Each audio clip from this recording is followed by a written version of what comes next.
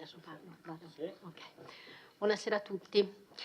Allora inizio con l'appello. Bagliana Mirella. Presente. Bassetto Paolo. Presente. Bevilacqua Silvia. Presente. Bortolotto Giulia, assente giustificata. Braido Fabio. Presente. Braido Giovanni. Presente. Caldarta Antonella, assente giustificata. Carnelos Graziano. Presente. Cutifani Irene. Daregian Antonio. Assente. Ok. De Bastiani Alessandro Giuseppe. Presente. Denardi Marta. Errante Lorenzo. Posocco Gianluca. Toffoli Thomas. Tonò Roberto. Uliana Antonella.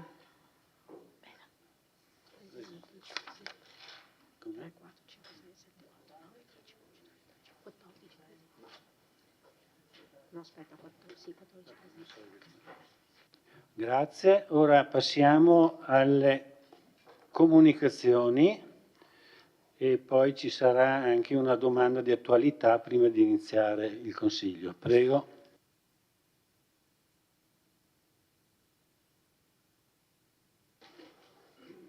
Grazie. Buonasera a tutti. Prima di iniziare i lavori dell'odierna seduta del Consiglio Comunale, desidero, a nome di tutta l'amministrazione, e penso di interpretare anche il sentimento di tutti i consiglieri comunali presenti in aula e anche quelli assenti, rivolgere a tutti i nostri concittadini un augurio di buon termine dell'anno in corso e gli auguri più sentiti per un sereno anno nuovo. Un pensiero speciale va a tutte quelle persone che in questo momento stanno vivendo un periodo di difficoltà e penso che grazie al contributo che ciascuno di noi può mettere in campo ci possiamo unire come comunità per far fronte a queste difficoltà. Permettetemi anche un ringraziamento particolare e un augurio speciale a tutti i volontari delle associazioni, al personale del nostro ospedale, al personale del Cesana Malanotti, che quotidianamente con il loro operato sono vicini alle persone più fragili. Grazie. Grazie Sindaco. Vediamo se ha altre comunicazioni. Allora c'è una domanda di attualità presentata dal consigliere Giovanni Braido. Prego consigliere. La domanda è basata sui fatti che abbiamo letto sul giornale in relazione al Cesana Malanotti e appunto volevo chiedere al sindaco Lumi in merito a questi fatti se aveva conoscenza di qualcosa in più, tenendo in considerazione che in primis il Cesana è un fiore all'occhiello della residenzialità degli anziani, molto importante per quello che riguarda la città.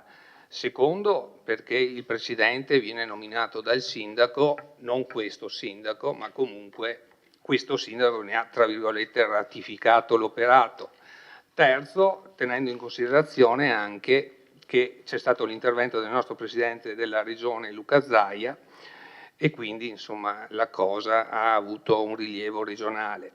Concludo chiedendo eventualmente al sindaco che chieda al presidente del Cesana, se già non lo ha fatto, di fare un'indagine interna e dopo magari che venga in questa sede a comunicarci qualcosa. Grazie. Grazie consigliere. Risponde il sindaco.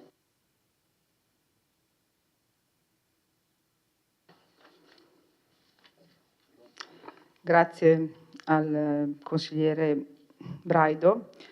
Cogliendo l'occasione della domanda di attualità presentata appunto dal consigliere Giovanni Braido in relazione ai gravi fatti, se confermati, che si sono verificati all'Istituto Pubblico di Assistenza e Beneficenza Cesana Malenotti, ci tengo a precisare che era comunque mia intenzione comunicare nella seduta odierna a voi consiglieri le informazioni che ho potuto acquisire confrontandomi col Presidente del Consiglio di amministrazione, l'Avvocato Giuseppe Maso.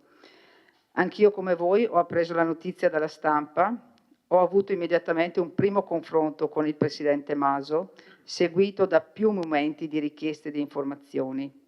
Il giorno di Natale stesso mi sono recata di persona assieme al presidente del Consiglio Comunale De Bastiani presso l'istituto per manifestare la vicinanza dell'amministrazione, che è molto preoccupata per il fatto accaduto. Il presidente Maso ci ha comunicato che a tutt'oggi alla IPAB non sono arrivate comunicazioni da parte degli organi giudiziari e che in questi giorni è stato ricostituito il comitato dei familiari. Ribadiamo massima fiducia nella Procura e restiamo in attesa di sviluppi che ci auguriamo arrivino presto. Se dovessero essere confermati i fatti annunciati dagli organi di stampa, saremo di fronte a una situazione di gravità inaudita. Ribadiamo inoltre che ai nostri anziani devono essere assicurate tutte le cure necessarie che quotidianamente sono prestate da tutto il personale del Cesana, al quale va il nostro ringraziamento. Il benessere psicofisico degli anziani si lega al benessere psicofisico degli operatori e per questo sosteniamo sia fondamentale che all'interno della struttura siano posti in essere tutti quei strumenti per supportare l'operato del personale. Ho inoltre chiesto e ottenuto la promessa del Presidente Maso di venire a incontrare la Giunta e il Consiglio Comunale per esporre di persona e per conto del CDA su quanto accaduto e sui provvedimenti adottati finché i fatti di questa gravità non possano accadere mai più. E inoltre vorrei aggiungere, consigliere, che faccio riferimento alle sue richieste, quindi rispetto all'indagine interna io penso che stiano già quantomeno provvedendo e quindi penso che tutto il CDA e tutta la direzione del Cesana Malanotti si stia operando al fine appunto di capire l'origine di quanto accaduto e eventualmente di riuscire a risolvere la questione.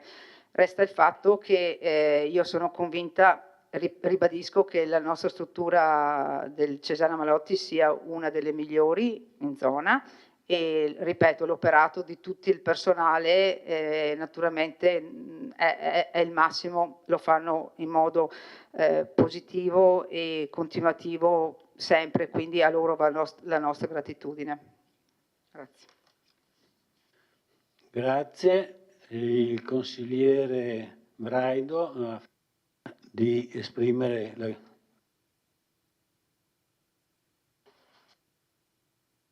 Grazie consigliere. Adesso prima di iniziare i punti dell'ordine del giorno nomino gli scrutatori Posocco Gianluca, Toffoli Thomas e Denardi Marta. Va bene, grazie. Allora, primo punto dell'ordine del giorno. Determinazione delle aliquote dell'imposta municipale propria, IMU, di cui alla legge 160 per l'anno 2025 e seguenti. Relaziona l'assessore De Antoni.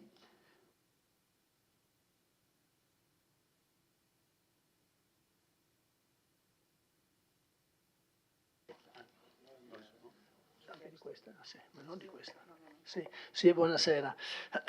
Quindi illustro velocemente la delibera all'ordine del giorno. In pratica, diciamo, leggendo il dispositivo finale con il quale proponiamo che di stabilire, confermando per gli anni 2025, 2026 e 2027 le aliquote della nuova IMU, così come disciplinata dagli articoli che sono citati, in pratica confermando quindi gli importi e le percentuali che sono previste attualmente. Preciso che abbiamo ragionato su questo tema in giunta e abbiamo alla fine stabilito di non procedere ad alcuna revisione sia per l'aumento delle spese correnti previsto per il 2025, in particolare per il personale, per le polizze assicurative, per i costi dell'energia, per lo spending review e una serie di altre cose in cui sarò più preciso poi nell'esaminare il bilancio, sia per la necessità di verificare il reale gettito dell'attività di accertamento dell'evasione IMU. Infatti la previsione di entrata per tali accertamenti nel bilancio 2024 era prevista in 1,5 milioni e a fine dicembre l'importo incassato è pari a 220.000 euro. Quindi è necessario, al di là diciamo, di quelle che sono le previsioni, gli importi che vengono messi in bilancio, procedere con una certa cautela. Quindi diciamo, l'impegno che noi prendiamo è di approfondire il tema una volta capito bene qual è l'andamento dell'IMU in corso e anche capendo se diciamo, è possibile intervenire in un primo tempo magari con una, come abbiamo scritto anche nel DUP, con un'attenzione su alcune categorie di fabbricati, in particolare per gli esercizi commerciali di prossimità, chiamavano in città, che come sapete subiscono una grave crisi, sono per una buona parte chiusi. Il tentativo sarebbe quello, ecco, però non, è non prevede importi rilevanti, ma comunque prevede la possibilità di ridurre l'IMU per quanto riguarda gli esercizi che oggi sono sfitti e che potrebbero poi essere occupati e dati in affitto, e questo potrebbe essere un incentivo per favorire per quanto possibile diciamo, l'apertura di nuovi esercizi. Al momento quindi la Giunta propone al Consiglio di confermare le aliquote negli importi definiti dalla precedente amministrazione. Grazie Assessore.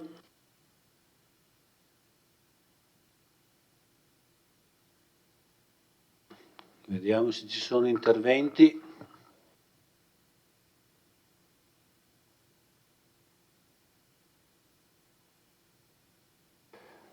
Prego, consigliere Posocco.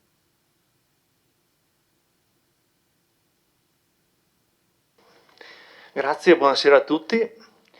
Niente, aspettavo perché di solito quando si parlava di IMU era sempre il collega Tonon che interveniva per primo, quindi mi aspettavo un suo intervento. Riguardo alle aliquote io capisco, Assessore, il mantenimento dell'aliquota che proporrete, che andremo a approvare questa sera. Mi sembra appunto che l'amministrazione si sia reso conto quanto è difficile far tornare i conti con le entrate che ci sono e soprattutto con le uscite, e anche l'aumento dei costi che negli ultimi anni senz'altro si sono avuti, specialmente per quel che riguarda la spesa corrente. Lo sapete, io sono stato quello che, avendo le ultime 5 rate importanti di derivati da pagare, l'ultima rata del 2024 mi sembra montasse la dottoressa Da Parè, che vedo mi sembra quasi 1,7 milioni, okay? Quindi erano veramente cifre importanti che appunto quei derivati fatti molti anni fa, che però in quel sistema lì si andavano poi a pagare nell'ultimo periodo della durata del mutuo, fra virgolette. Quindi non è stata una scelta facile, ma una scelta ponderata alle risorse che c'erano, nel senso non si poteva fare altrimenti. Non voglio fare la polemica sui 5 anni di polemiche avute da parte del PD, soprattutto del gruppo del PD in Consiglio Comunale, che ogni volta mi rifacciavano l'aumento dell'IMU. C'era anche una signora da Genova che chiamava sempre il vice sindaco per dire che pagava l'IMU sulla seconda casa, arrabbiata, cioè, cose sentite e risentite, ma non voglio, ognuno si è assunto la responsabilità delle parole che ha detto e la gente poi capisce. Detto questo, non ci sono più i derivati, quindi c'è un po' di respiro e credo che comunque la cifra che viene introitata permetta un bilancio, una gestione ordinaria un attimo del bilancio, quindi anche gli uffici sono più facilitati. Certo è che abbiamo fatto in passato una gran opera con gli accertamenti, l'ultimo anno poi è stato pesante e ringrazio anche gli uffici per quello che hanno fatto per cercare appunto di far quadrare il bilancio. Sì, non ci sono, li avevamo comunque già svalutati, fra virgolette, penso del 50%, credo che comunque adesso in questi giorni un po' di entrate si avranno, anche perché mi sembra che l'ultimo accertamento sia stato fatto a ottobre, quindi diamo un attimo il tempo di vedere cosa entra. Invece quello che non concordo, e per questo non avrete il mio voto favorevole alla delibera, è non essersi impegnati un attimo, come da tante promesse fatte anche in campagna elettorale, nel cercare un attimo di agevolare quei settori in città che stanno soffrendo, come le attività commerciali. Lei, Assessore, ha detto cercheremo di fare, ma sì, posticipa. Era già il momento di intervenire. C'era già un qualcosa, un lavoro fatto. Come sa, abbiamo fatto degli 2 o 3 anni abbiamo tentato di agevolare i negozi sfitti, abbiamo tentato di agevolare l'IMU a chi affittava coppie che arrivavano in città sotto i 40 anni o giovani che arrivavano in città sotto i 40 anni. Quindi uno sforzo, secondo me, doveva essere fatto già da subito. Uno sforzo è stato fatto, i risultati non ne sono avuti, qualcosa è arrivato. Certo è anche grazie a un bel piano comunicativo che adesso l'ente ha e che prima non aveva, secondo me già partire con un lavoro già fatto, poi come ha detto non c'erano tante risorse da mettere a disposizione, secondo me era già un segnale di vicinanza verso le attività produttive della città, che comunque tanto si erano scagliate contro il sottoscritto al momento dell'aumento dell'IMU e adesso che invece vedo star tranquille. Mi auguro che questo a giugno venga subito corretto, Assessore, e qui mi fermo, grazie. Grazie, consigliere Posocco.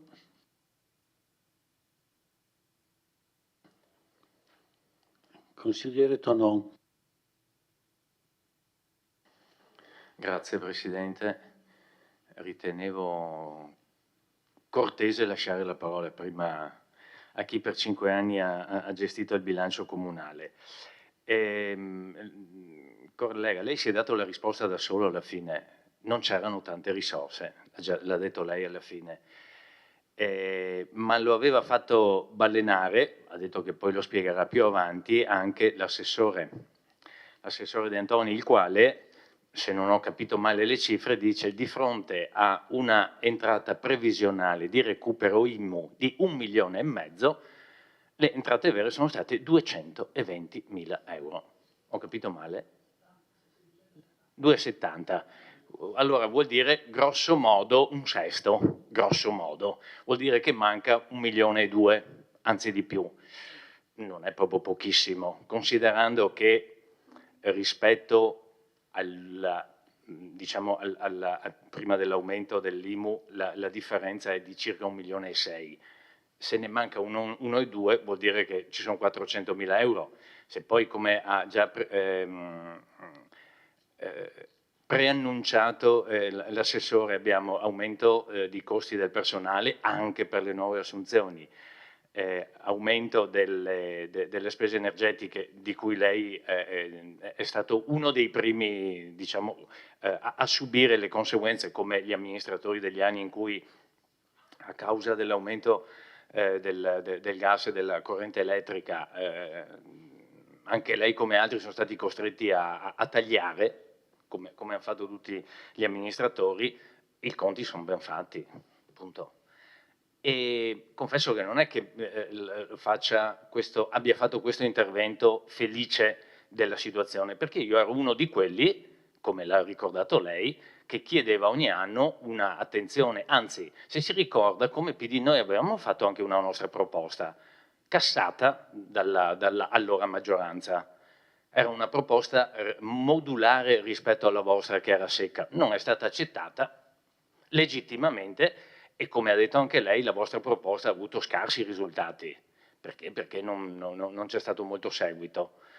Io spero che con il prossimo bilancio ci sia la possibilità perlomeno di limare, dando una mano soprattutto alle categorie che sono più come dire, colpite dalla crisi, anche perché se i dati dell'Istat sono veri, credo più a quelli che a quelli del governo, se devo essere franco, non sono previste, diciamo, epoche prossime venture di splendide economie sia nell'Eurozona che soprattutto in Italia. Per cui una mano soprattutto al commercio di vicinato credo che sarebbe opportuno che l'amministrazione riuscisse a darlo. Aspettiamo i prossimi conti e soprattutto la verifica da parte degli uffici e della Giunta di quante saranno effettivamente le entrate. Ricordo, se non ricordo male, prima si prevedevano circa 500.000 euro l'anno. Se sono 2,70 siamo più della metà. Se invece i 2,70 sono a fronte di 1,5 milioni previsionali, siamo molto molto molto lontani. Grazie. Grazie consigliere Tonon. Vedo una richiesta di replica del consigliere Posocco.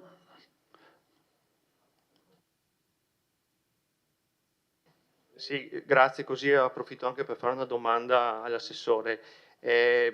A fronte di 1 milione di euro di accertamenti rientrava, no, a fronte di 1 milione di euro prima, pre-2024, rientravano circa 500.000 euro.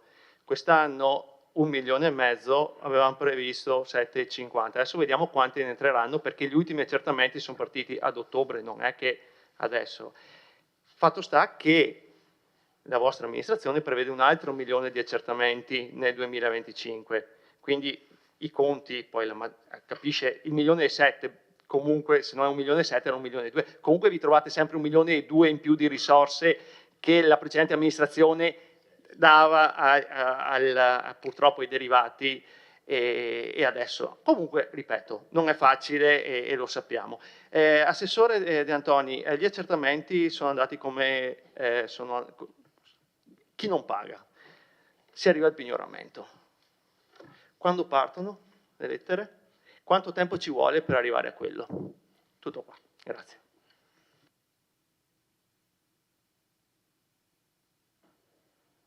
La parola al consigliere Carnelos, prego.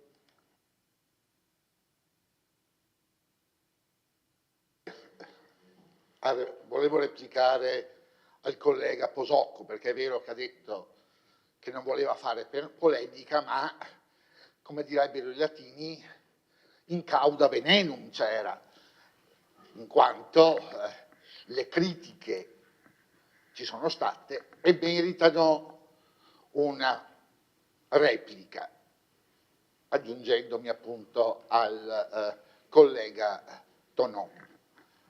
È indubbio che prevedere 1,5 milioni di recupero e poi ce ne sono 2,70, io mi auguro che, come dice lei, alla fine del periodo di bilancio effettivamente quelle previsioni si verifichino esatte, ma è indubbio che un'amministrazione oculata deve assolutamente fare i conti intanto con la situazione attualmente esistente.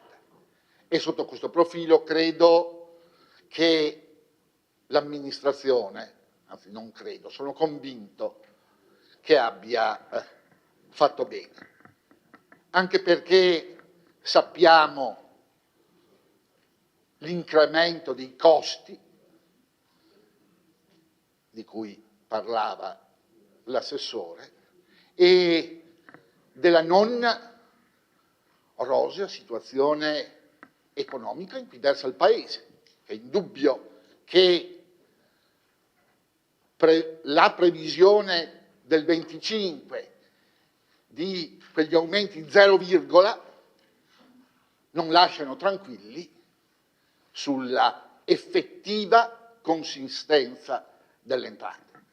Poi sappiamo tutti, ci mette lo zampino anche il governo, come sappiamo tutti, che ha previsto dei tagli di trasferimento agli enti locali.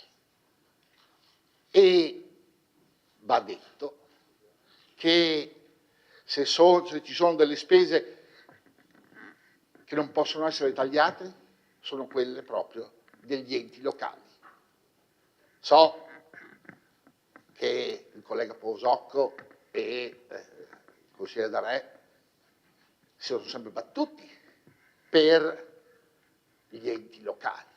Peccato che al momento delle scelte, nel momento in cui tutto è cambiato, in realtà per gli enti locali ancora lacrime e sangue.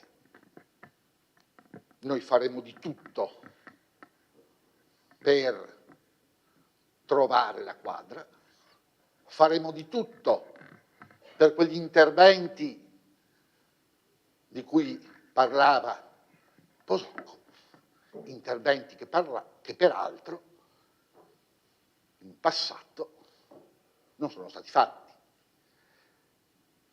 e è rimasto tale e quale la situazione e quindi credo che sotto questo profilo nessuna doglianza possa essere rivolta all'amministrazione. Ripeto, mi auguro che ci possa essere una ripresa economica nel nostro Paese, perché sappiamo tutti che una ripresa economica, se ci fosse, si riverbera su quella che è la tassazione, rendendo più tranquille le amministrazioni dei nostri enti locali. Ho finito. Grazie. Grazie consigliere Carnelos. Ha chiesto la parola il consigliere Gian Antonio D'Arè, prego. Grazie Presidente, buonasera a tutti, scuso il ritardo, ma arrivo giustamente come il consigliere Carnelos dice, effettivamente il governo centrale ha fatto i tagli alle regioni, alle province, ai comuni, però lo sappiamo che, e lei sa benissimo la mia fede politica per la vecchia Lega Nord, e già diciamo l'area geografica è ben identificata, non è Lega Sud, adesso magari Salvini l'ha trasformata in prima gli italiani, ma sarebbe meglio dire prima qualche regione verso l'equatore.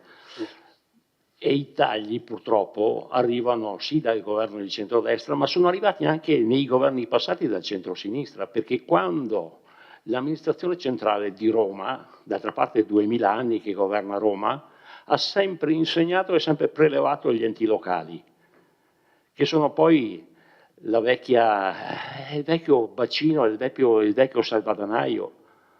Ma sull'IMU, se mi permettete, io qua ho siccome ormai sono tanti anni che giro su questo Consiglio Comunale e questo è il 21esimo anno, altri 7-8 li ho fatti a Cappella Maggiore, ma non importa, c'è qualcuno in aula che mi batte che è il consigliere di Rimpettaio Tonon e quindi qualcosa abbiamo visto. Ma nell'IMU, e qua vado a cosa diceva il PD il 16 dicembre di qualche anno fa, nel 2005. Questi sono i volantini che voi avete fatto quando noi abbiamo aumentato l'IMU, che è la stessa aliquota che avete adesso, che non avete più, diciamo, i soldi per poter, cioè potevate toglierla, potete così abbassarla, potevate fare tante cose. Qua c'è scritto grazie Lega, difendo la Lega anche se magari, no, ovvero sono ancora della Lega Nord perché mi hanno dato la tessera a fine dicembre, mi hanno dato anche la tessera, quindi mi riconoscono l'anzianità, probabilmente non mi hanno cancellato dagli albi. Grazie Lega, ma di questo regalo di Natale avremmo fatto volentieri a meno, 130 euro in più di IMU l'anno all'anno per ogni vittoriese, per pagare i debiti fatti nel 2005 dalla giunta leghista. I debiti sono stati pagati, non ci sono più quelli. E questi sono i volantini vostri. Allora, se eravate coerenti allora, dovete essere coerenti adesso. scusate, vedo il mio consigliere davanti che sorride perché insomma fa parte del gioco. Questi sono i 6x3 che avete pubblicato a Vittorio Veneto. A parole la Lega è contro le tasse, nei fatti la Lega aumenta le tasse 6x3. Vicino, questo era situato vicino lo stadio Barison. Aumento dell'IMU, questo è il volantino, no, mi sono documentato perché ogni tanto metto via qualcosa, no? E poi perché non si sa mai, nella vita poi torna buono. Aumento dell'IMU con scadenza del pagamento del 16 dicembre, i cittadini di Vittorio Veneto stanno mettendo mano al portafoglio e si stanno rendendo conto cosa significa l'aumento dell'IMU deciso dalla Giunta Miatto, sul quale ci siamo opposti in tutti i modi. Sono quindi sempre i cittadini a dover pagare alla fine. In sintesi, ho bisogno di risorse, le faccio pagare i cittadini e in questo modo faccio bella figura. Ecco quindi dove vanno le tasse dei vittoriesi, a pagare i debiti contratti. Non bisogna dimenticare che con l'aumento dell'IMU ci saranno 1.600.000 euro in più di entrate, l'aumento medio del 20%, ma in questo caso, ad esempio, se si tratta di un locale affittato, per il fatto della Tasi, che è inglobata nell'IMU, l'aumento sale fino al 29%. Ecco i regali di Natale della Lega ai vittoriesi in questo momento difficile per tutti, in particolare per tante attività commerciali, artigianali, dei servizi, eccetera. Altro che aiuti alle imprese, un appello ai vittoriesi, fateci sapere le vostre testimonianze dirette di quanto è stato l'aumento che avete dovuto pagare in più rispetto agli scorsi anni. Noi vorremmo fare sintesi e pubblicare un resoconto su questa pagina. Questo è il PD, non aggiungo altro.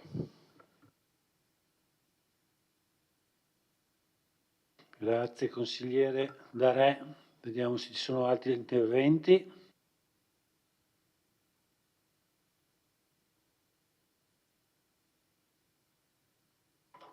Chiede la parola il consigliere Fabio Braido, prego. Buonasera a tutti. Volevo fare un intervento relativamente al costo dell'IMU per gli spazi commerciali. Per gli spazi commerciali l'IMU rappresenta l'1% del costo di un dipendente, quindi bisogna un po' basare, diciamo, gli interventi anche un po' sui fatti e sui numeri, nel senso che il tentativo che era stato fatto anche dalla precedente amministrazione di andare incontro alle attività commerciali di fatto non aveva raccolto grande adesione, no? E ci sarà pure un motivo, quindi evidentemente i commercianti non hanno ritenuto che fosse un tipo di intervento che fosse, diciamo, di interesse attraente, quindi ci sta che la nuova amministrazione non sia andata su quella via. Quindi perché dico l'1%? Fondamentalmente un dipendente che prende 1.800 euro al mese costa al negozio 50.000 euro. Uso questi numeri perché così possiamo fare i conti a mente abbastanza facilmente. Uno spazio commerciale di 50 metri quadri paga 500 euro di IMU, quindi rappresenta l'1% del costo di un dipendente, quindi non c'è diciamo, particolare interesse o comunque non fa quasi alcuna differenza il fatto di intervenire in quella modalità. Quello che penso invece possa incidere in maniera più utile e interessante per gli esercizi commerciali è probabilmente lo snellimento della burocrazia, quindi il fatto di dare più velocemente un permesso per ristrutturare, mettere fuori un'insegna, mettere fuori i tavolini del bar in maniera più veloce, questo è un impatto sicuramente più significativo per un esercente rispetto ad abbattere di qualche centinaio di euro il costo dell'IMU che appunto non ha un impatto di fatto sul fatturato. E mi pare che in questo senso l'amministrazione stia lavorando bene perché sta cercando di mettere in moto e rendere più efficiente la macchina amministrativa. I il fatturato e l'aiuto che si può dare alle attività commerciali dipende più dalla vivacità della città rispetto all'abbattimento delle tasse locali. E quindi si tratta più che altro di favorire l'avviamento di eventi culturali piuttosto che mercatini o feste locali che aumentino il flusso, soprattutto pedonale, all'interno della città, e anche in questo senso mi pare che l'amministrazione durante le festività si sia mossa particolarmente bene.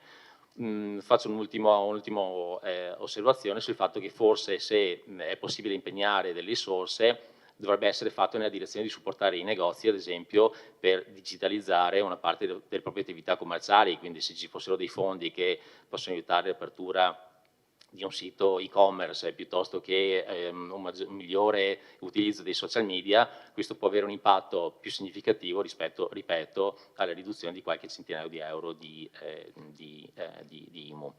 Quindi in conclusione penso che l'azzeramento o anche la riduzione dell'IMU per gli spazi commerciali non sia una strada da perseguire. Mi pare che l'amministrazione diciamo, abbia colto questo aspetto. Grazie. Grazie consigliere Braido.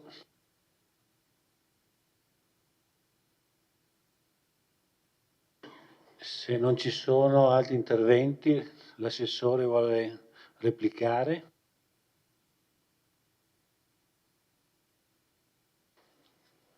Sì, come ho cercato di spiegare forse frettolosamente prima al consigliere Posocco, abbiamo fatto delle simulazioni per capire quale poteva essere l'impatto, come diceva anche adesso il consigliere Braido, l'impatto sugli esercizi commerciali. Abbiamo fatto fare delle verifiche sia a esercizi commerciali utilizzati, diciamo, sia a esercizi commerciali non utilizzati per i quali appunto i proprietari continuano a pagare l'IMU.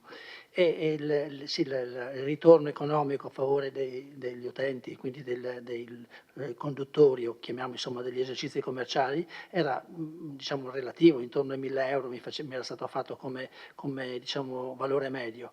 E quindi fare degli annunci così, diciamo, che la volontà dell'amministrazione abbiamo detto che stiamo valutando come fare, ma vorremmo capire anche quali possono essere i risultati da questo tipo di intervento, e diciamo dai primi dati che abbiamo il ritorno è molto relativo, quindi un discorso più ampio potrebbe essere fatto, come forse suggeriva anche il consigliere Braido, ma è da capire come.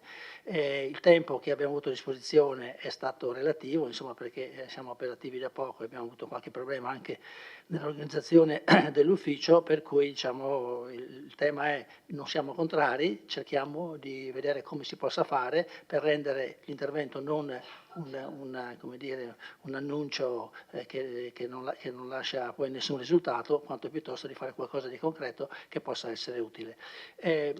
Volevo chiarire sempre sul discorso dell'IMU, il consigliere ha ripreso il discorso 1,5 milioni, adesso 1 milione. C'è anche un altro aspetto, diciamo, che non è secondario. La previsione di incassi IMU annuale, diciamo quello vero, no? Che nel 2024 era di 3.701 erotti, nel bilancio 2025 l'abbiamo portato a 3.555.000 euro, cioè abbiamo ridotto la previsione di 146.800 euro, perché anche l'IMU, quello chiamiamolo corrente, anche quello sta calando, contrariamente a quanto si diceva.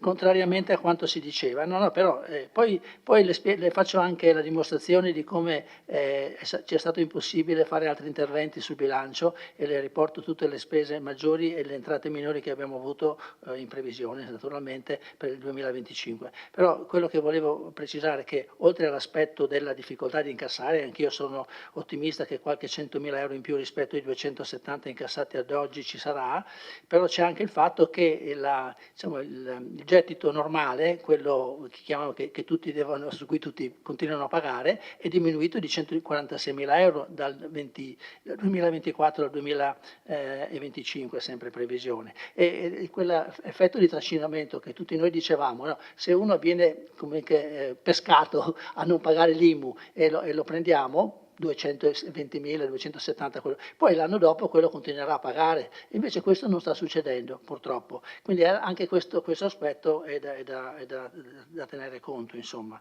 E per quanto riguarda l'attenzione da parte dei nostri, dell'azienda che ci sta appoggiando in questa attività di accertamento e poi anche di recupero dei soldi, dico che sono, da quello che mi dicono gli uffici, sono molto incisivi, diciamo, non guardano in faccia a nessuno, naturalmente non sono di qua, sono di fuori, ma sono molto incisivi e già stanno entrando sia sullo stipendio, sul quinto dello stipendio, sia sulle pensioni, sia sui conti correnti, dove riescono. Quindi è un'azione molto incisiva, no? Mi diceva la responsabile dell'ufficio, sono molto incisivi e quindi contiamo che ci sia questo recupero. Al momento, diciamo, anche per gli anni precedenti facevamo questo, al momento non si nota, però l'attenzione è quella diciamo, comunque di prevedere nei prossimi bilanci o anche durante l'anno, se riusciamo a capire meglio quello che è l'andamento effettivo delle spese, vediamo di poter intervenire, ecco, su questo tema, ma senza fare inutili enunciazioni, ma cercando di fare cose concrete che possono poi portare un effettivo beneficio alle persone nei cui confronti interveniamo.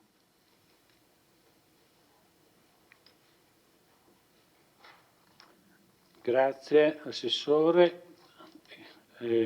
Do la parola al Sindaco. Grazie. No, intervengo perché l'attenzione è stata focalizzata sul discorso delle attività commerciali, no? E quindi mi rifaccio un po' all'intervento del consigliere Braido, Fabio Braido, nel senso che se andiamo a attenzionare appunto le criticità che ci sono a livello così del commercio, sono molteplici le motivazioni e in effetti quello che volevo sottolineare anche al consigliere Posocco è che per esempio il discorso del contributo che era stato dato dalla precedente amministrazione relativamente al progetto Cofidi e però non ha avuto buon esito, nel senso che purtroppo, no, sto dicendo, non hanno usufruito molte aziende di questi finanziamenti, tanto è vero che adesso stiamo chiedendo chi non ha gli enti che non hanno praticamente, voglio dire, non sono state fatte le richieste, ci sarà un ritorno. No, c'è più di uno, guardi, adesso le cifre esatte non sono, ma si parla di più di 30.000 euro, insomma, di ritorno minimo.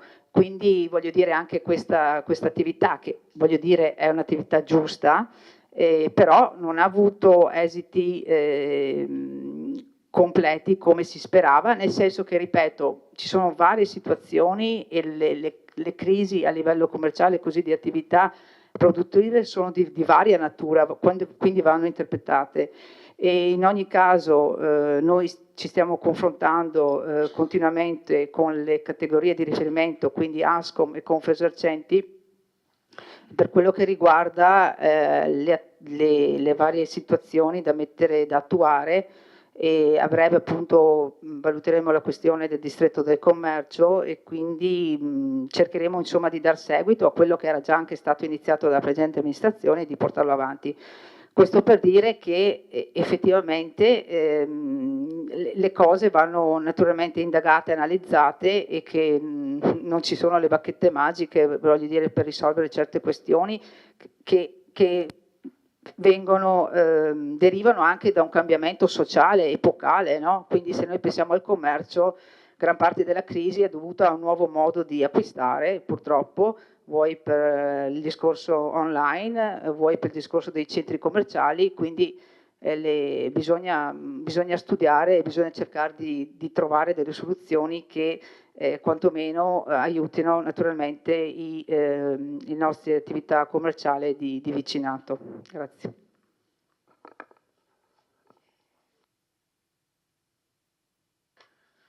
Grazie.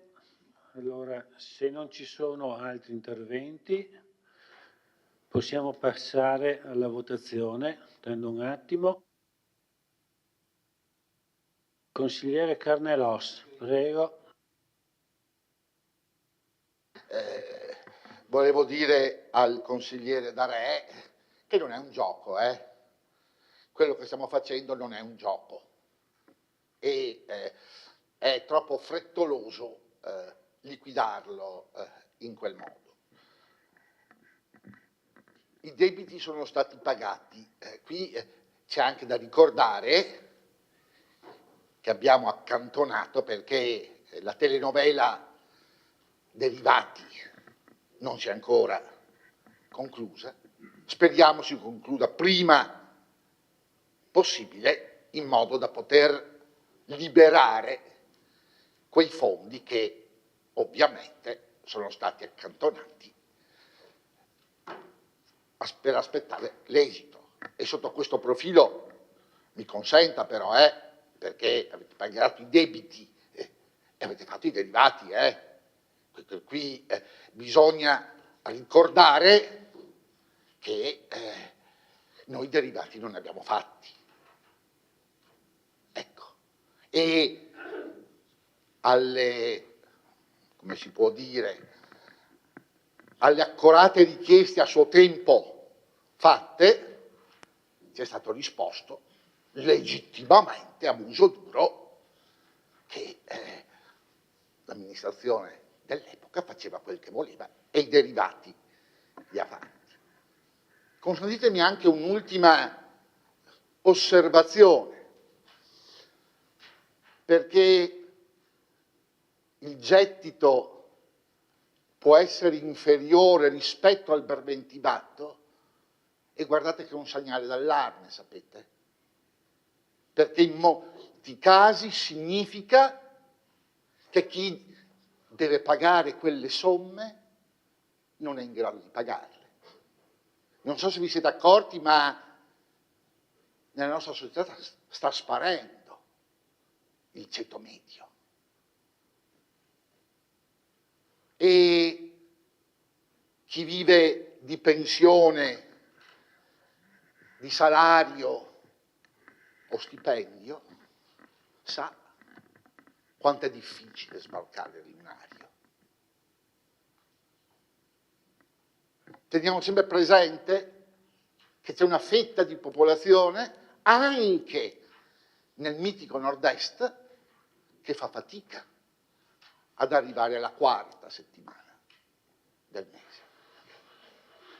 E sotto questo profilo vorrei ricordare che probabilmente, al di là appunto del grosso cambiamento che il mondo commerciale ha avuto, in realtà la fetta più grossa di minori introiti è dovuta al fatto che i consumatori non consumano più.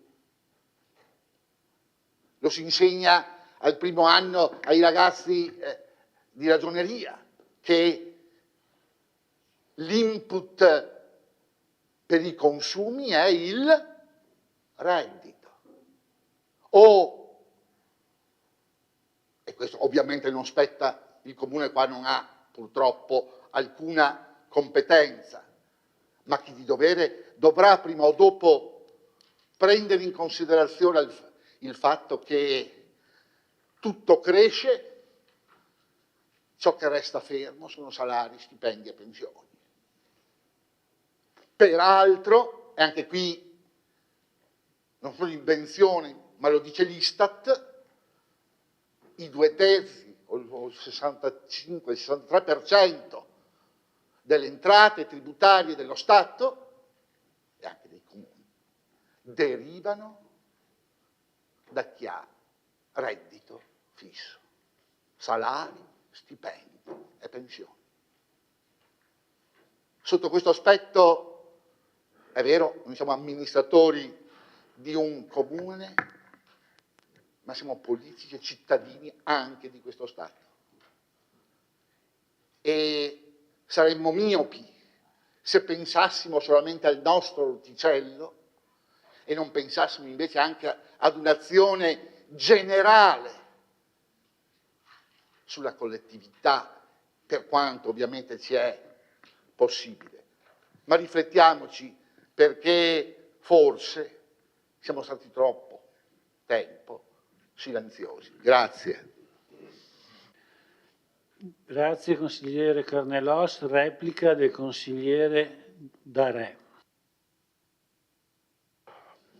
Ma il bilancio non è certamente un gioco, i debiti vanno sempre onorati, ma i debiti in un'amministrazione comunale vengono fatti per un bene comune e poi saremo più chiari magari quando andremo a passare poi sul bilancio, perché ha ragione che ci sono magari quelli che vengono definiti i vari quei finanziamenti, quei derivati, che poi sono altro che finanziamenti possibili a quel periodo, che poi hanno prodotto però magari la scuola a San Giacomo o la scuola a Nord. Allora, se noi andiamo a verificare queste cose, andiamo a verificare, diciamo, come sono stati spesi, e lei aveva sempre un'espressione molto, molto caratteristica, i cotillon. Non sono stati i cotillon, consigliere, sono stati investimenti fatti sul territorio a favore dell'amministrazione e non certamente per fare le sagre o le feste paesane. Ritorno invece a quello che ha detto la sindaca, ha ragione, va sostenuto soprattutto il piccolo commercio e se noi pensiamo agli alimentari, che sono poi il centro, diciamo, in cui la popolazione del territorio va a rifornirsi per le cose e che servono soprattutto non alle persone, ma servono alle persone anziane. Sono quelle i veri posti in cui l'amministrazione comunale si dovrebbe far carico magari anche dell'IMU. Perché? Perché quel tipo di commercio serve al territorio, soprattutto a quelle persone che sono in difficoltà, che non hanno magari la macchina e che sono su posti magari anche un po' strani. E quindi questo è il vero, cioè il senso civico, diciamo, di un bilancio o comunque di una cosa. Io non entro nel merito su cosa, come ogni amministrazione ha le proprie idee, ha il proprio programma, ha il proprio contratto con i cittadini che deve poi onorare. Ripeto, è vero, ci sono stati grossi investimenti da parte delle amministrazioni passate, però adesso ci troviamo con i debiti saldati. Una parte l'ha fatta l'amministrazione Tron, ha finito l'amministrazione Miatto, adesso ci troviamo a gestire un bilancio sicuramente molto buono, ci sono dei soldi in cassa, consigliere, credo che ne possa andare tranquillo e sereno, e quindi vuol dire che l'amministrazione che ha preceduto ha avuto, diciamo, l'idea e il buon senso di gestire il patrimonio pubblico del comune di Vittorio Veneto in maniera oculata. Per questo io, ripeto, faccio questo sottolineo su questa cosa dell'IMU.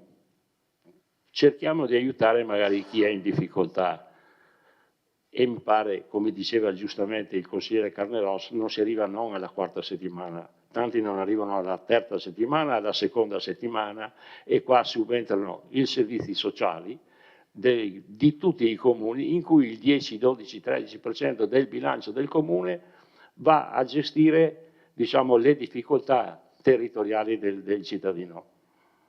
Quindi il mio voto sarà contrario proprio per queste cose. Grazie. Grazie consigliere Darè. Allora non vedo altre prenotazioni, chiudo la discussione e passiamo alla votazione.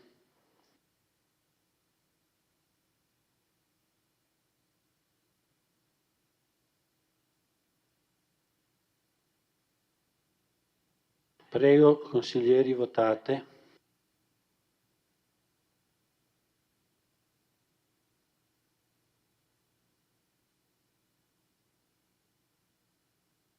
Hanno votato tutti.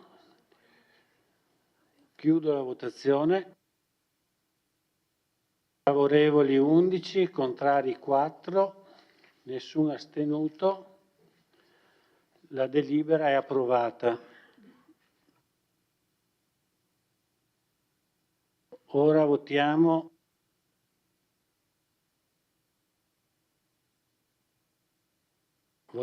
l'immediata esecutività.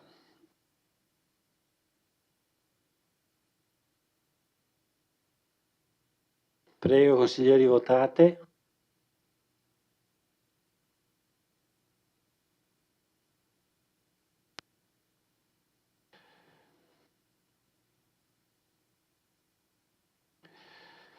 Favorevoli 11, contrari 4. La delibera è approvata e adesso possiamo passare al prossimo punto dell'ordine del giorno.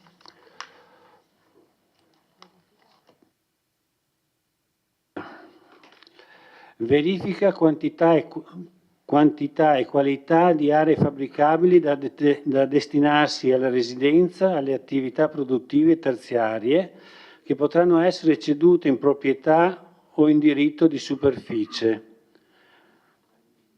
Relaziona l'assessore Denardi. Grazie Presidente, buonasera a tutti. Questa delibera ormai da diversi anni ha il medesimo contenuto, è una delibera che ogni anno il Consiglio Comunale è chiamato a approvare. L'attuale situazione è quella per la quale il Comune di Vittorio Veneto non ha in proprietà aree e fabbricati da cedere e destinarsi alla residenza, alle attività produttive e terziarie in relazione alle normative del 62, del 71 e del 78 che prevedono appunto queste disposizioni atte a favorire le aree fabbricabili per l'edilizia popolare, ovvero per il settore dell'edilizia residenziale agevolata e convenzionata.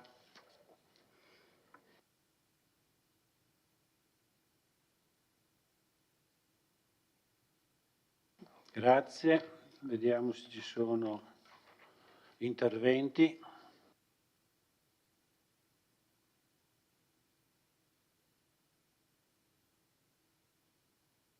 Non vedo nessun intervento, perciò passiamo alla votazione. Chiudo la discussione.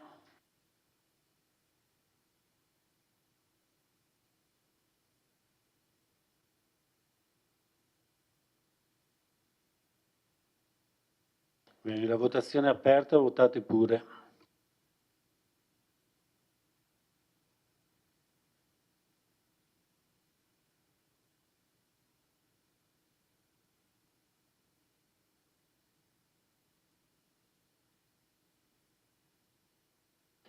Chiusa la votazione, che è approvata con 14 voti favorevoli e un voto contrario.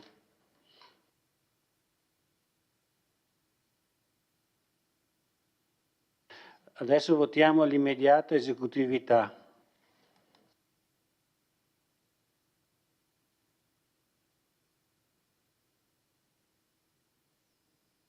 Prego.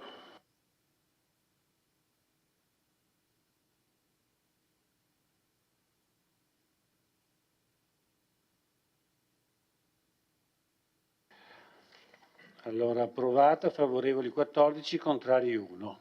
Grazie. Possiamo passare al prossimo punto dell'ordine del giorno.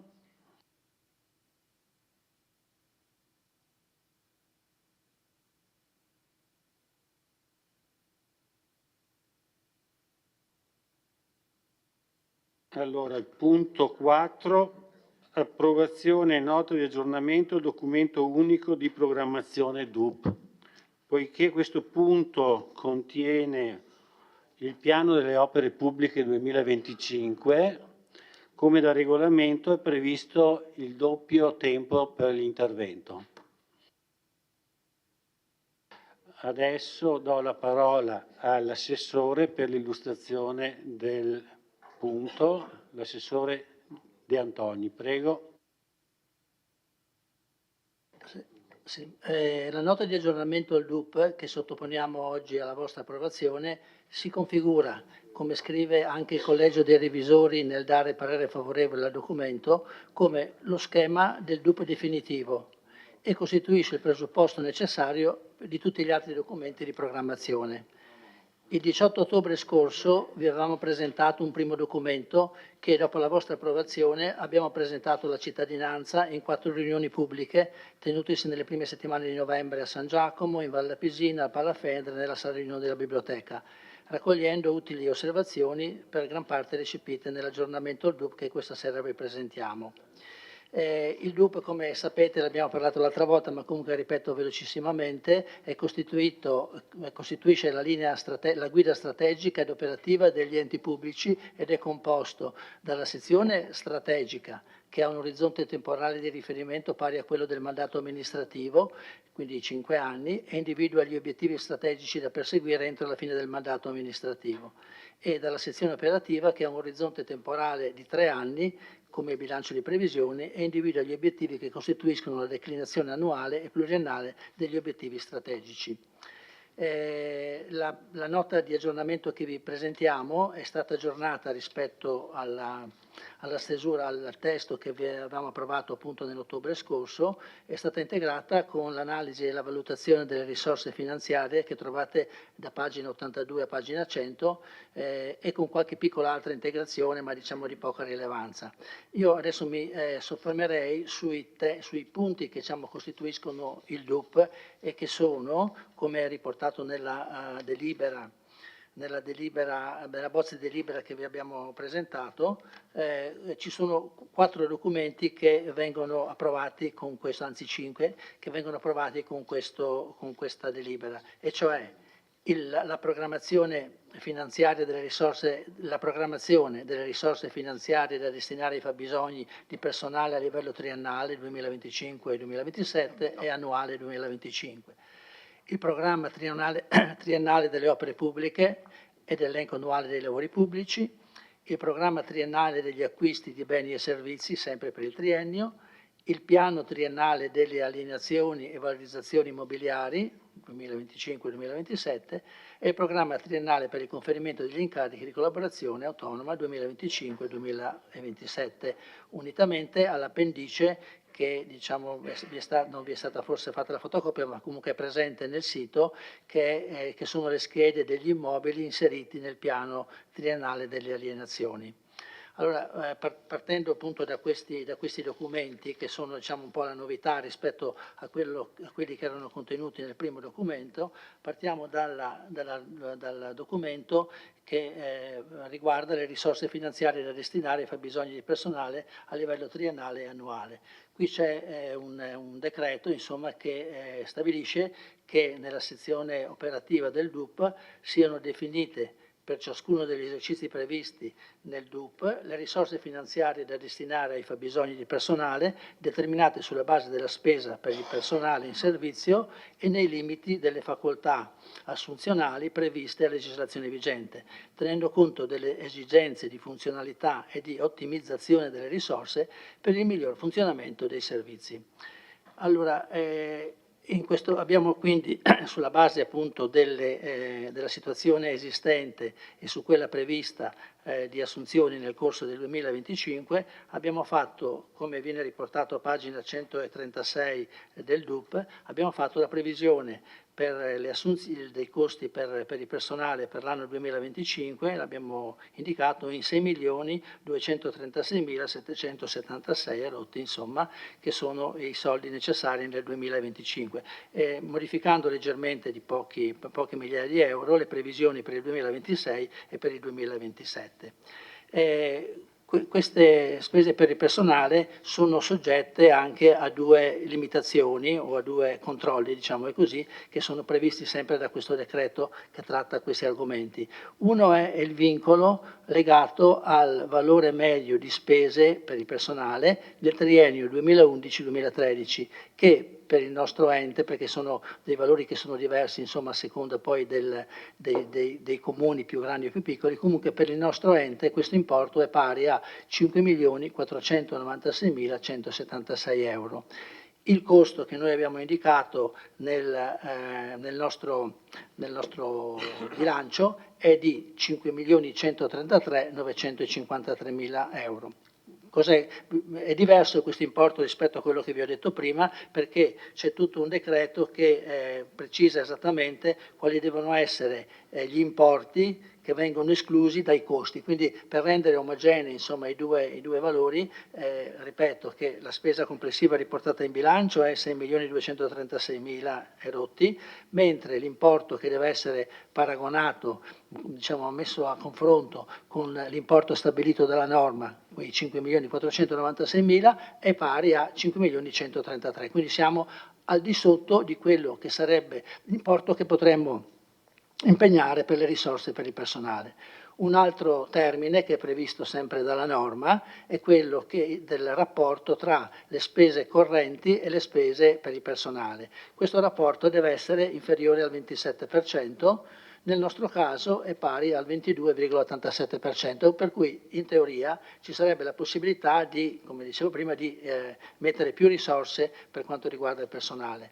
Noi abbiamo cercato di, poi vi posso dare anche i termini di paragone con l'impegno dell'anno precedente, abbiamo investito parecchie risorse in più, circa 376.000 euro per le assunzioni di personale, basandoci sulle assunzioni già programmate e tra l'altro molte delle quali si sono fatte entro il 30, entro oggi, perché c'era sempre il problema di quello che era paventato dai giornali, che ci fosse una limitazione delle assunzioni nel 2025, quindi diciamo al 30 dicembre abbiamo assunto insomma, in questi ultimi giorni praticamente 9 o 10 unità che sono, tanto per conoscenza, insomma 3 operai, 3 agenti di polizia locale, 2 funzionari tecnici, un funzionario amministrativo e poi c'è l'assunzione del nuovo dirigente dei servizi tecnici che è l'architetto Madalosso, che stasera non è qui ma che comunque diciamo, nei prossimi giorni sicuramente vi presenteremo. Quindi c'è le risorse da destinare al fabbisogno personale sono rilevanti, sono in grosso aumento rispetto all'anno precedente, sono comunque inferiori ai limiti che sono stabiliti dalla norma. Andando avanti negli altri punti che sono inseriti nel piano, il secondo punto è il programma triennale delle opere pubbliche 2025-2027 e l'elenco annuale dei lavori pubblici. Se riusciamo a mettere... non lo leggo, sì, andiamo un attimo avanti, comunque la pagina è... La pagina che commenterò è quella della pagina 145, io ho la dimensione più grande che doveva esserci. Ok. Tu leggi e Marco qui. Ok. Volevo partire prima di tutto non c'è la pagina precedente, Marco? C'è quella precedente che riporta il quadro delle risorse necessarie alla realizzazione del programma. È un investimento, diciamo, complessivamente molto importante perché prevede complessivamente nel triennio una spesa di 27.882.000 euro. Questi soldi sono in parte già presenti nel nostro bilancio, adesso mi manca un pezzo di carta, non ce l'ho più, va bene. Ci sono un importo di circa 600.000 euro è diciamo, già presente nel bilancio, poi ci sono delle risorse che vengono diciamo, legate alle alienazioni per circa 2.400.000 euro, c'è questa roba qui, grazie, questa. E così vi dico i numeri esatti che avevo persi. Ok, allora dicevo che dei 27.800.000 euro diciamo, di risorse complessivamente necessarie, 4.700.000 derivano da fondi propri, 7.600.000 da contrazioni di mutuo, 2.900.000 con risorse derivanti da alienazioni e 11 milioni da contributi regionali, statali e europei. Anche questo diciamo, sono diciamo, valori, progetti insomma, che abbiamo previsto, è sicuramente diciamo, un programma ambizioso che naturalmente per quanto riguarda le risorse che non sono attualmente disponibili potrà essere realizzato solo se riusciremo a ottenere questi finanziamenti. Oltre a queste ci sono tra l'altro ci è arrivato un finanziamento proprio in questi giorni che era previsto quindi nella parte delle alienazioni, dei contributi, che è il finanziamento di 800.000 euro per la realizzazione dell'efficientamento energetico della scuola Crispi. Era un lavoro ancora di quelli vecchi che non era ancora stato avviato, a febbraio sono state mandate avanti le carte per ottenere il contributo e proprio in questi giorni abbiamo avuto comunicazione del contributo concesso da Avepa. Per completare le risorse disponibili, quei 27 milioni, ci sono anche i 200.000 euro che sono stati promessi da privati, in particolare per la realizzazione della strada che porta a Sant'Augusta, del sentiero di Sant'Augusta. Andando nel dettaglio degli interventi, volevo precisare come alcuni interventi che sono inseriti nel piano sono legati a iniziative che erano partite ancora lo scorso anno, che non erano arrivate alla conclusione un po' per i ritardi burocratici, un po' per la mancanza di risorse finanziarie. Questi progetti sono stati completati, per alcuni sono state avviate anche le procedure per l'appalto e per quelli che non avevano il finanziamento, alcuni di questi sono stati finanziati con i fondi dell'avanzo di amministrazione e completati per altri sempre con queste risorse. Quindi vado a leggere l'elenco che abbiamo, che adesso dovrebbe essere riportato nel foglio A3. Il primo intervento è proprio il miglioramento delle prestazioni energetiche della Crispi. Abbiamo ricevuto il finanziamento di 805.000 euro circa, quasi superiore a quello che avevamo chiesto, per qualche migliaio di lire. Quindi questo è un intervento progettato finanziato, pronto per l'appalto. Il secondo punto è il sottopasso di via Callarga.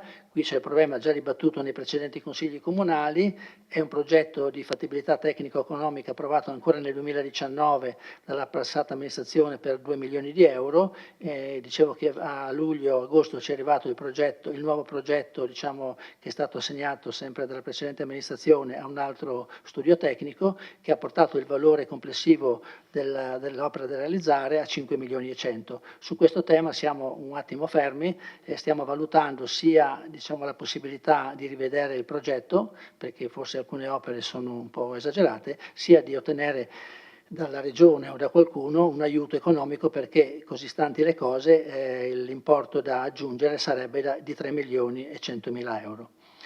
Poi abbiamo mantenuto la previsione del percorso pedonale protetto lungo la strada provinciale 35 della Vallata, quel tratto di marciapiede che dovrebbe collegare la chiesa di Longhere al supermercato che c'è sopra, sulla quale abbiamo 250.000 euro di risorse nostre accantonate. Era previsto un finanziamento della provincia che al momento non è stato confermato. Poi sul palazzetto dello sport abbiamo messo un investimento di 600.000 euro per l'adeguamento degli impianti antincendio. Poi c'è il discorso della piscina. Qui abbiamo inserito per la piscina due possibilità: o la riqualificazione delle piscine comunali esistenti, per i quali era previsto nel piano un investimento di 1.370.000 euro, sia poi, come vedremo nei punti successivi, la realizzazione della nuova piscina. Su questo tema abbiamo affidato ad un tecnico una valutazione delle diverse possibilità, progettuali, e in relazione all'esito di questa valutazione stabiliremo che cosa fare. Quindi se dalla valutazione che verrà fatta e verrà dimostrata con numeri, sarà più opportuno proseguire nella riqualificazione, procederemo alla riqualificazione. Se, come si ritiene, conoscendo un po' la struttura che abbiamo, sarà necessario realizzare una nuova opera, vedremo come ottenere il finanziamento. Qui pensavamo sia di ricorrere a quei interventi per le periferie che fa lo Stato, sia eventualmente si poteva pensare a un mutuo con il credito sportivo, che potrebbe essere a tasso zero e quindi un intervento più facilmente realizzabile, ma è una cosa che potremo valutare solo dopo la presentazione di questo progetto di fattibilità. Un'altra cosa un progetto già esistente di cui abbiamo completato le procedure burocratiche e abbiamo diciamo, integrato il finanziamento è la realizzazione di un tratto della pista ciclabile Venezia-Monaco lungo la sponda nord-ovest del Lago Morto per l'importo di 770.000 euro. Le piscine comunali, nuove piscine comunali, quindi in relazione a quelle sopra che erano solo da ristrutturare, l'intervento complessivo previsto di 8 milioni di euro, noi prevediamo una ripartizione insomma, della spesa nei 3 anni, mettendo nei primi 2 anni, 2025 e 2026, 200.000 euro rispettivamente per anno e per realizzare il progetto esecutivo, prima lo studio di fattibilità tecnica e economica, poi il progetto definitivo e questo ci potrebbe quindi consentire, qualora scegliessimo questa soluzione, di arrivare nel 2027 all'appalto dei lavori. Analogamente per quanto riguarda la nuova biblioteca comunale, qui abbiamo valutato che il progetto che era stato predisposto non corrisponde a quelle che sono le esigenze e alle nostre anche diciamo, alle esigenze insomma, della città, per cui abbiamo pensato di realizzare la nuova biblioteca e in questo caso abbiamo previsto una spesa complessiva di 3 milioni, anche qui ripartendo in 100.000 euro nel 2025 e 100.000 nel 2026, le spese di progettazione per arrivare nel 2027 all'appalto. Ci sono poi 2 interventi di sistemazione e asfaltatura delle strade comunali di 300.000 euro l'uno. Diciamo, abbiamo approvato il progetto di fattibilità tecnico-economica e quindi sono pronti per l'appalto. Uno di questi interventi era già inserito nel vecchio piano delle opere pubbliche, il secondo, quello che riportiamo nell'elenco subito sotto il primo, è quello che abbiamo finanziato noi e che quindi diciamo, verrà appaltato nei primi mesi del prossimo anno. In mezzo c'è la sistemazione del parco di Villa Papadopoli, per il quale abbiamo previsto una spesa complessiva di 500.000 euro, anche questa diciamo, prevista in 2 anni, 60.000 il primo anno e 440.000 il secondo anno. Andando avanti c'è la previsione della realizzazione del nuovo campo da rugby, la spesa 500.000 euro, 60.000 euro nel 2025 e 440 nel 2026. La sistemazione della scalinata di Sant'Augusta, questo era un progetto che era già inserito nel piano delle opere pubbliche per 1.100.000 euro, che non era finanziato, c'era solo il progetto definitivo già approvato dalla precedente amministrazione. Noi abbiamo chiesto di fare 2 stralci di questo lavoro, quindi 700.000 euro è l'importo che abbiamo finanziato già con l'avanzo di amministrazione e quindi che potrà essere appaltato nei primi mesi del 2024 e il secondo stralcio che lo trovate più sotto verrà finanziato, dobbiamo trovare il finanziamento e una volta completato il primo stralcio potremo assegnare anche il secondo stralcio.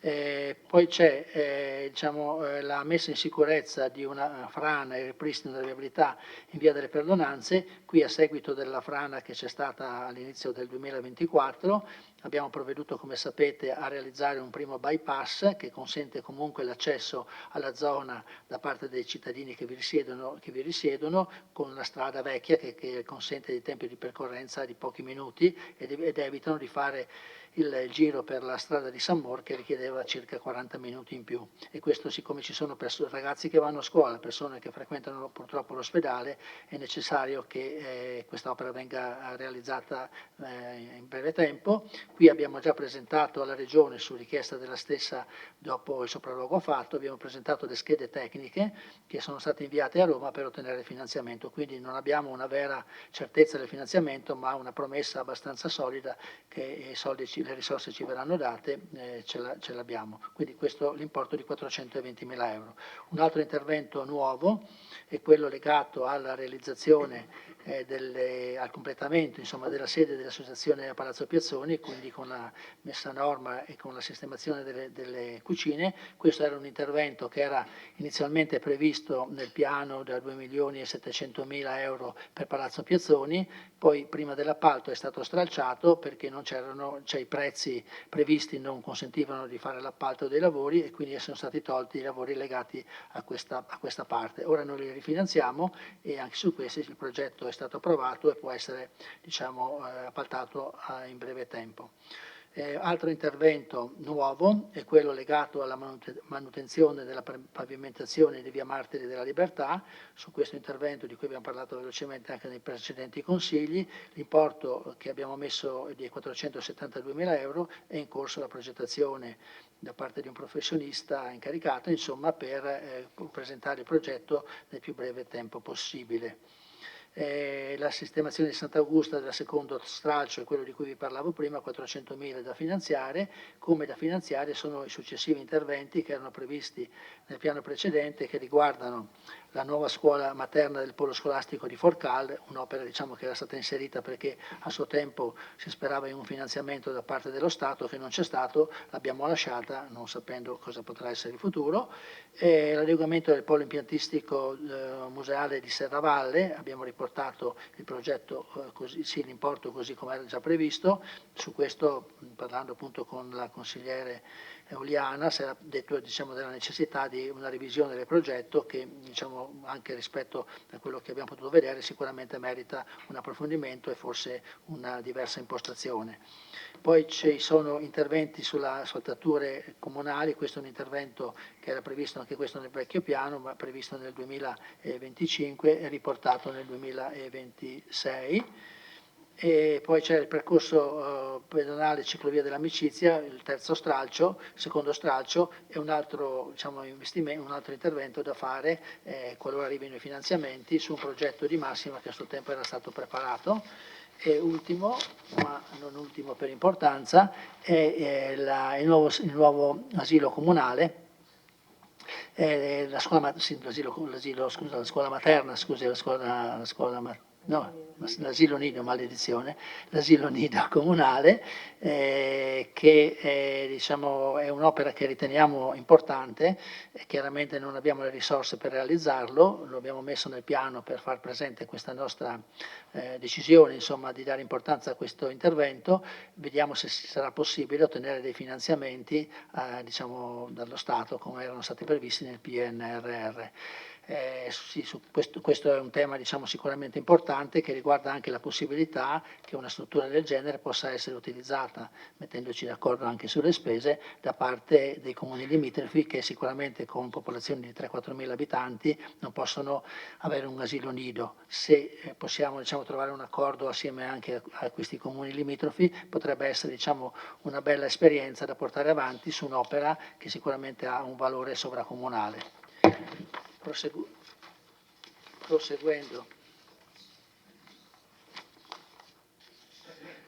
Proseguendo negli interventi, diciamo nei piani previsti nella delibera, a pagina 150 troviamo il programma triennale degli acquisti di beni e servizi 2025-2027. La normativa vigente prevede che le stazioni appaltanti adottino tale programma nel rispetto dei documenti programmatori e in coerenza con il bilancio, inserendo in detto piano gli acquisti di beni e servizi di importo superiore a 140.000 euro.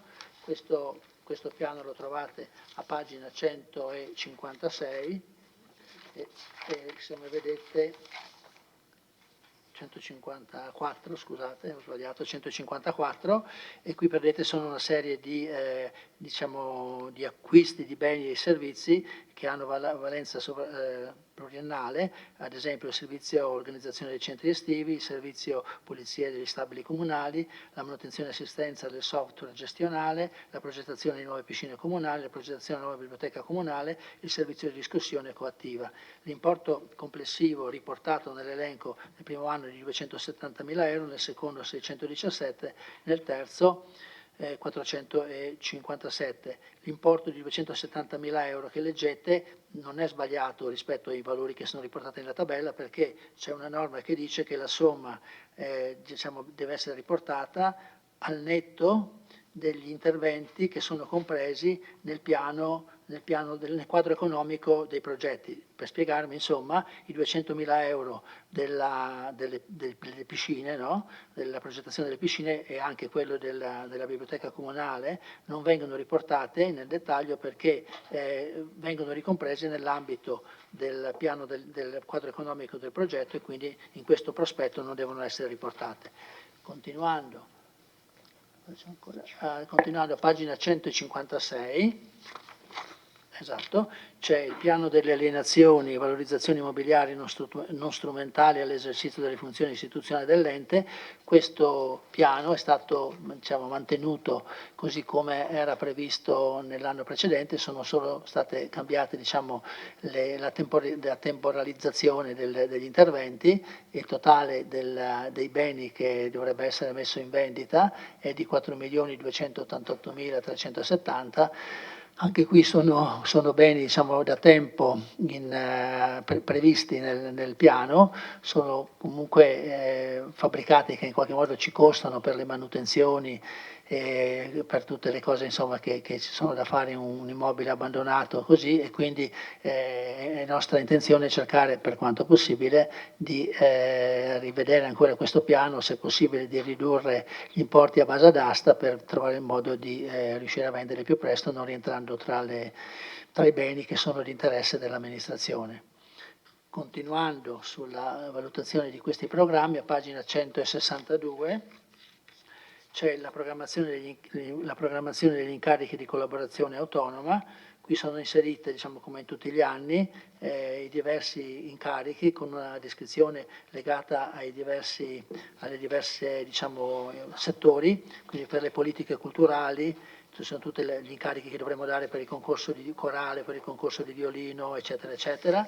Poi c'è le politiche educative e sociali, quindi incarichi professionali in ambito sociale, in ambito educativo, per attività di contrasto alle violenze di genere, le politiche territoriali, incarichi in materia urbanistica e ambientale, per le politiche di gestione e valorizzazione del patrimonio, incarichi per attività pratiche inerenti agli immobili, eventuali incarichi notarili per le vendite o per i diversi adempimenti che ci sono. Poi le politiche di gestione del contenzioso, incarichi di consulenza di tipo giuridico-legale, politiche di gestione economica, supporto specialistico per la risoluzione problematiche in ambito contabile, fiscale, eccetera, politiche di gestione della sicurezza legate eventualmente all'aggiornamento del piano di protezione civile.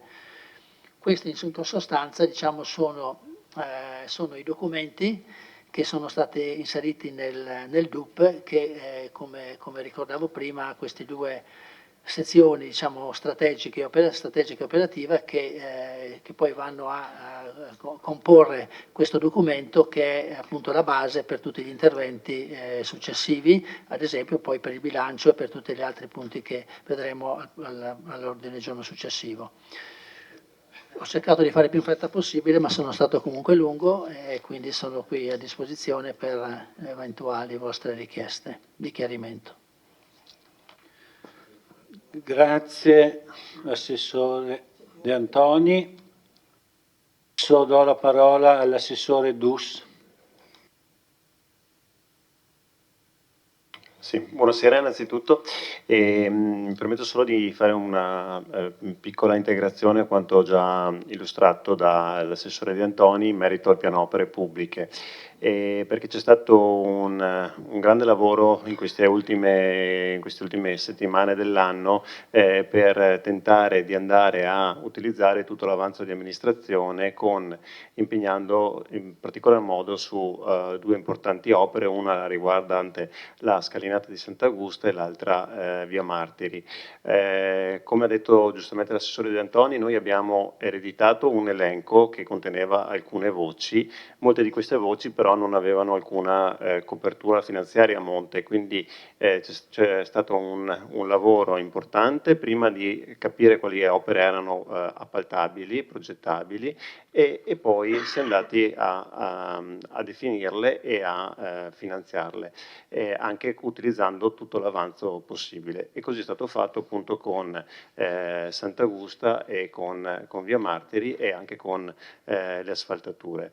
Il piano che è stato presentato è un piano molto ambizioso e speriamo di riuscire quantomeno a realizzare gran parte di esso, naturalmente compatibilmente con quelle che sono le risorse, come diceva appunto De Antoni prima. Però mi preme anche ringraziare gli uffici, perché appunto in questa ultima parte dell'anno hanno lavorato anche con i professionisti esterni appunto per ricevere nei limiti del tempo massimo consentito, cioè a fine dell'anno, i vari progetti, in alcuni casi anche anche rivisti e riadattati e un po' calibrati, diciamo, anche a quelle che sono le esigenze della nostra città. Grazie.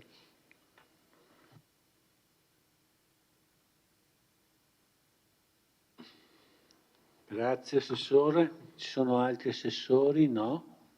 Quindi apro la discussione. Se i consiglieri vogliono intervenire, prego.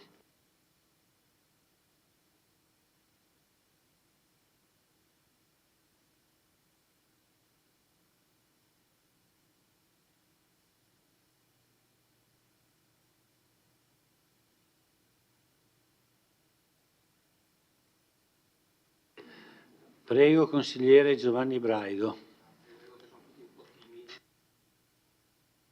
Do l'inizio. Sono entusiasta. Credo che dopo Pesaro nel 2024, Agrigento nel 2025, Vittorio Veneto potrà candidarsi come città della cultura, perché ho visto talmente tante opere che sono sbalordito dalla capacità con cui questa amministrazione sarà in grado di fare queste opere. Posso serenamente dirlo perché per 10 anni ho fatto l'assessore ai lavori pubblici, no pubblici, per cui ho ben chiaro cosa sia un piano opere pubbliche. E torno alla campagna elettorale, perché io sono sempre stato coerente con me stesso, a differenza di molti altri. E ho sempre detto, e qualche candidato mi dava ragione, che la città ha necessariamente bisogno di un grande piano di ordinaria manutenzione.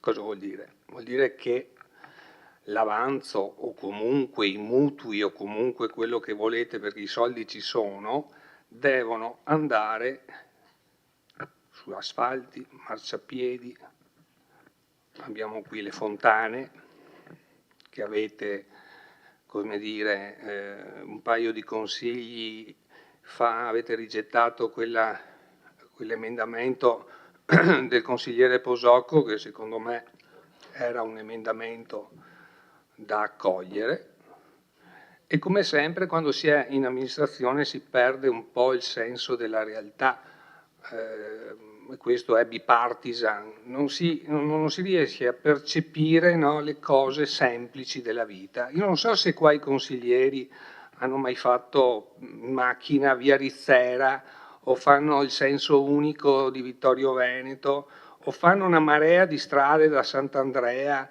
a Serravalle, per tutta Vittorio Veneto, saranno, a parte i cosiddetti tacon, saranno almeno 20 anni che non si fanno delle asfaltature degne di tal nome, non si fanno dei marciapiedi, sempre via Rizzera, vado a memoria, e andiamo poi a perderci, a mettere su un piano opere pubbliche cose che sappiamo che non faremo, Assessore. Diciamoci la verità, non le farete mai.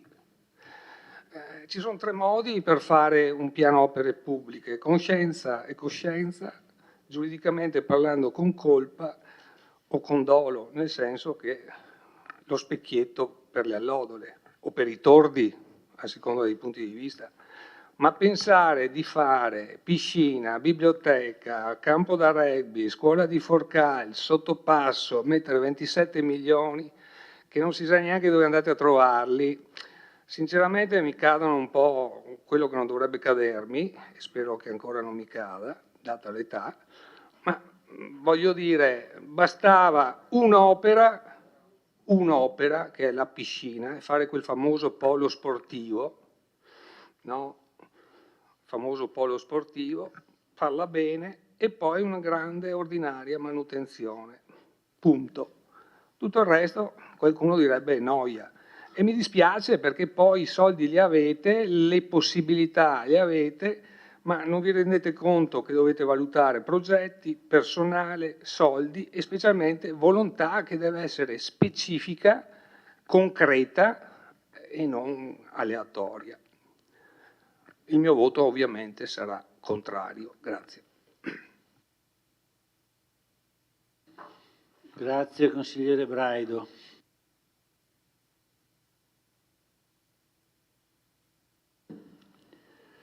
Prego consigliere Posocco. Sì, a me la presentazione è importante, il piano opere pubbliche è importante, però vorrei capire alcune cose. Tempi e modi. Piscine, dove?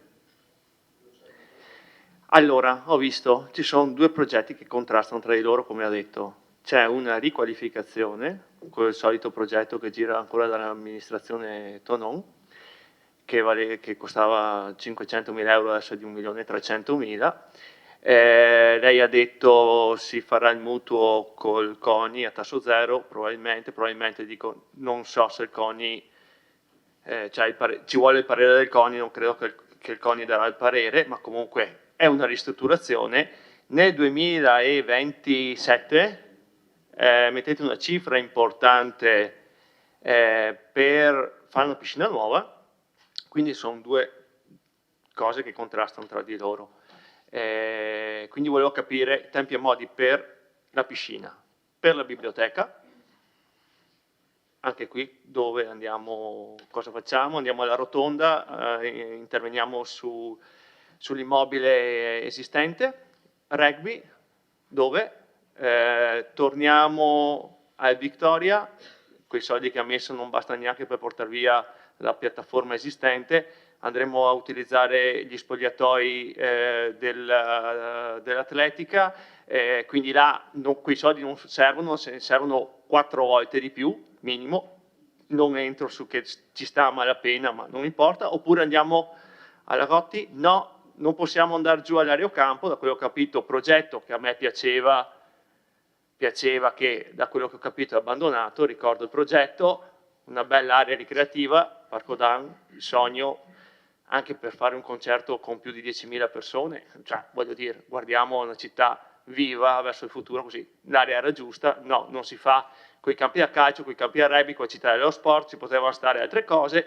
Il progetto Areocampo, da quello che ho capito, è abbandonato, l'area ricreativa veniva nella nostra visione veniva finanziata con la vendita del Parco Dan, per cui mi risulta ci siano 3 richieste e una verbale, ma questo poi magari con Accesso Atti lo approfondirò, e quindi l'Areocampo, qua non c'è scritto nel DUP cosa andremo a fare di quell'area di 88.000 metri quadrati. Non vorrei che l'ideologia di non vendere il Parco Dan fermasse la città.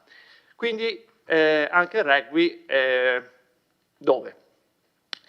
Mi interessava, intanto il vice sindaco ha ragione nel suo intervento, sottolineo il fatto che avete ereditato anche i progetti, quindi non erano finanziati, ma c'erano i progetti. Sant'Augusta, se vi mettevate a fare il progetto, andavamo a finanziarlo fra 2 o 3 anni come minimo, quindi vediamo un po' le cose. Poi sono d'accordo con lei che tipo la ciclovia Amicizia, quel tratto secondo me di 2 chilometri, lo dico a tutti, sono soldi buttati via, ok? Perché un progetto deve essere, cioè non si può limitare a un 2 chilometri con 700.000 euro, ma qua non è colpa dell'assessore, del vice sindaco o dell'assessore al bilancio, senz'altro, è una visione, i problemi sono altri.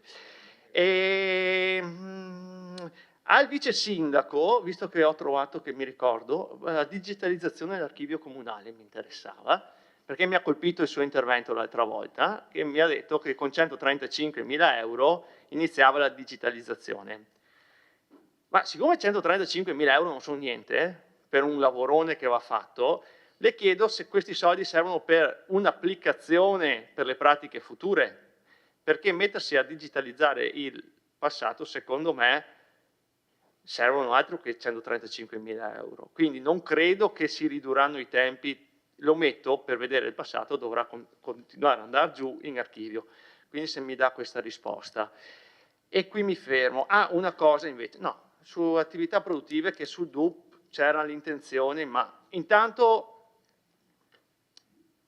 avevamo dato il suggerimento sui parcheggi, e qua mi parlo col Presidente della Commissione Bilancio, che i suggerimenti all'interno del DUP devono essere, cioè la minoranza deve fare proposte che la maggioranza accoglie, magari. Ho visto che questa non è stata accolta. Ecco, quindi il discorso il pacchetto dei parcheggi liberi, non a pagamento, era un'idea da valutare e ho visto che non è stata inserita e fa parte di un pacchetto che può essere per le attività produttive. Tra l'altro siamo entrati nel distretto del commercio, quindi ci saranno persone senz'altro più esperte di noi che daranno i giusti consigli all'amministrazione per procedere a fare qualcosa per il commercio. Però, Sindaco, il progetto Cofidi, io so che è servito a dare prestiti garantiti per oltre 1,5 milioni in città. Non può dire che non è servito a niente. Cioè, è stato un bel progetto, tra l'altro anche suggerito e condiviso con l'allora minoranza. Quindi l'IMU è poco, ma è una goccia. Che ci mettiamo insieme a un plateatico, una riduzione del plateatico, all'occupazione del suolo pubblico, la tassa sulla pubblicità. Sommiamo le cose, facciamo una progettualità e arriviamo a una serie di interventi a dare un aiuto. Capisco che l'intervento dell'IMU è limitato ai 500.000, chi però anche ai 6, 7, 10.000 euro, dipende dalla dimensione del fabbricato. Quello più una serie di interventi. Quello dei parcheggi era una possibilità, per quello che in cassa del comune era un ragionamento da fare. Ho visto che non è stato inserito e quindi penso che il discorso sia abbandonato. In più c'è anche l'idea di qualcuno di dire possiamo anche pensare, eventualmente se vogliamo mantenere i sali blu, di farla gestire la nostra partecipata Vittorio Veneto Servizi. Un'altra idea che secondo me non è tanto da buttare via. Intanto mi fermo. Grazie. Grazie consigliere Posocco. Do l'intervento al consigliere Darè, prego.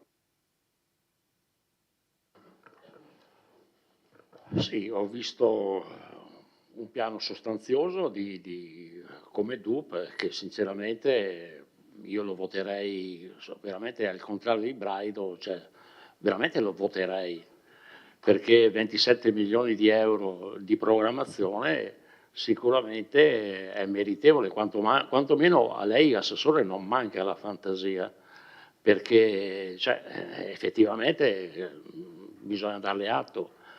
Però non vedo in tutte queste voci, non vedo la parola aerocampo, dove insomma c'era un'idea, un qualcosa di così pensato e così anche magari anche strutturale abbastanza buono, che poteva essere sportivo, ricreativo.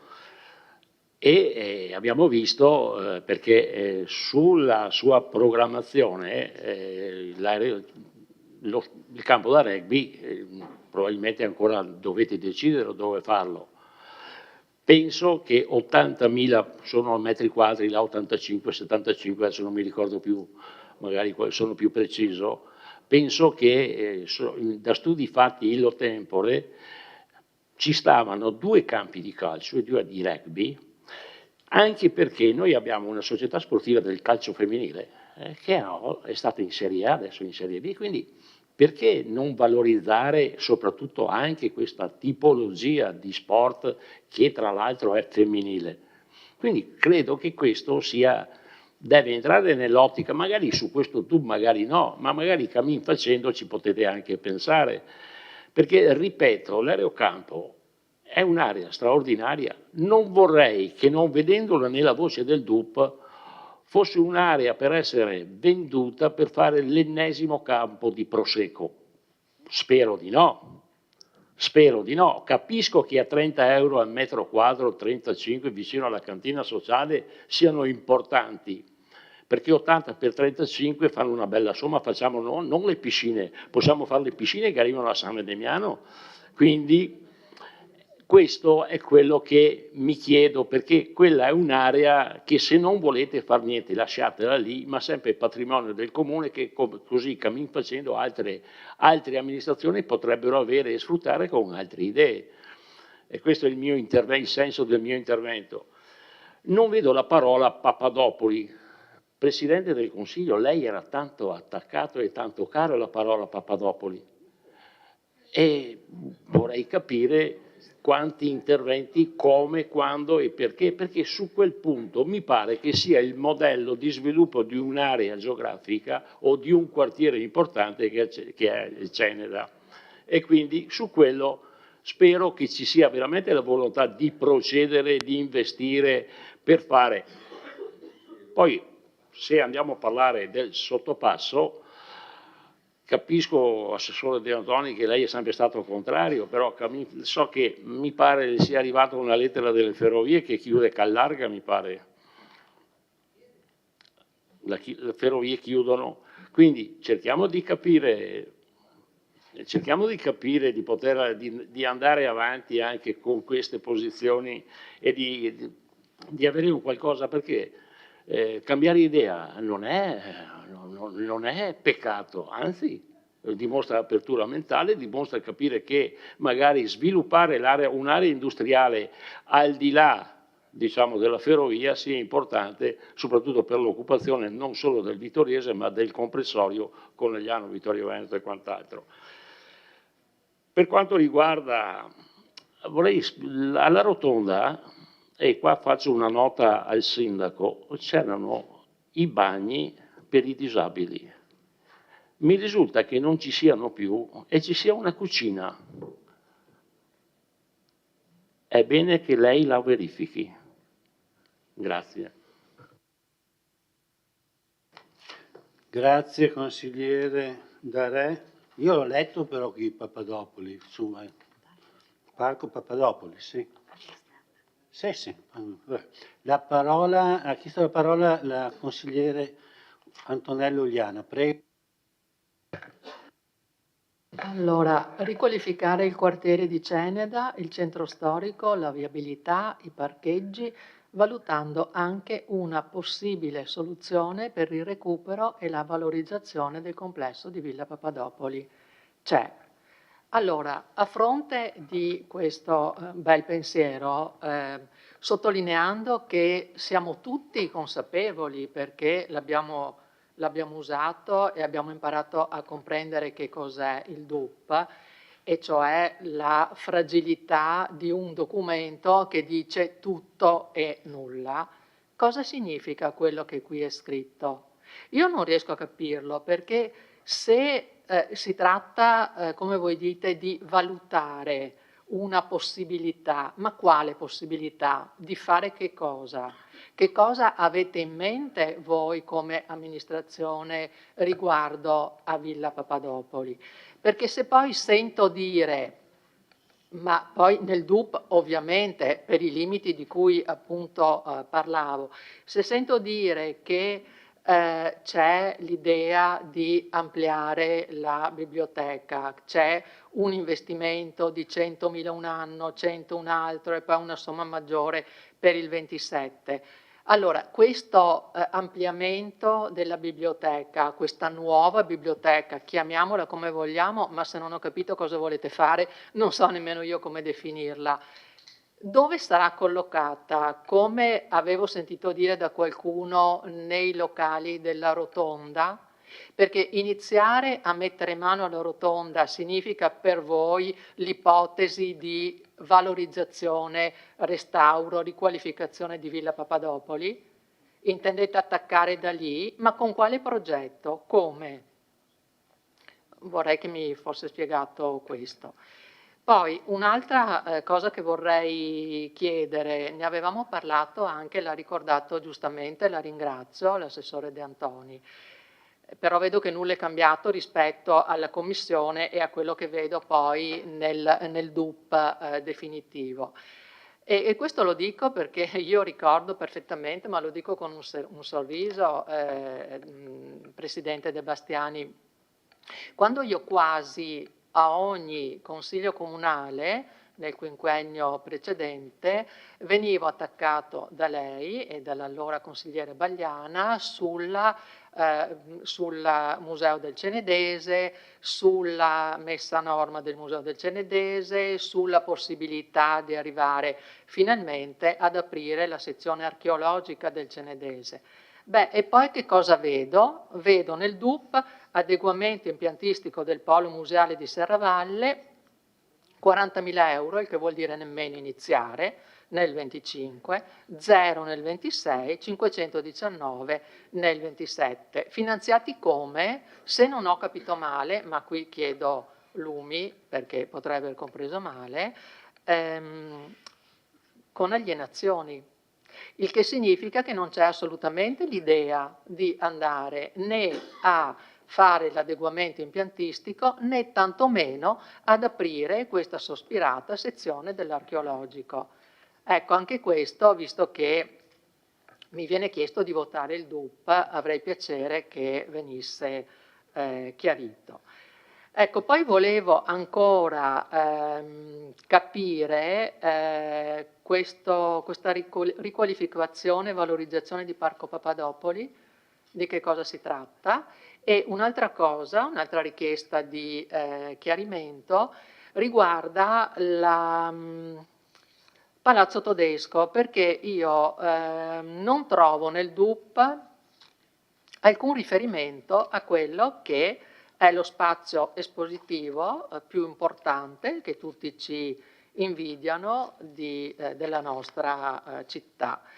E trovo, e quindi non so se è stato infilato lì, ma appunto chiedo che mi venga spiegato, trovo nella missione 5, valorizzare il patrimonio e gli spazi culturali, rilanciare spazi comunali e musei cittadini quali luoghi deputati ad eventi culturali caratterizzanti diversi siti. Vabbè, cioè questo è il classico abito che va bene per tutte le stagioni, dice tutto e assolutamente nulla. Allora, di fronte al nulla, io vorrei capire che cosa si è deciso per Palazzo Todesco, perché c'è una mostra che a breve finisce, e che progettazione c'è per il 25?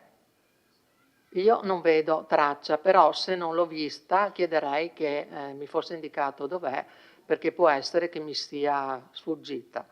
Ecco, a fronte di questi come anche degli argomenti che sono stati già posti sul tavolo da chi mi ha preceduto, io avendo letto il DUP devo dire che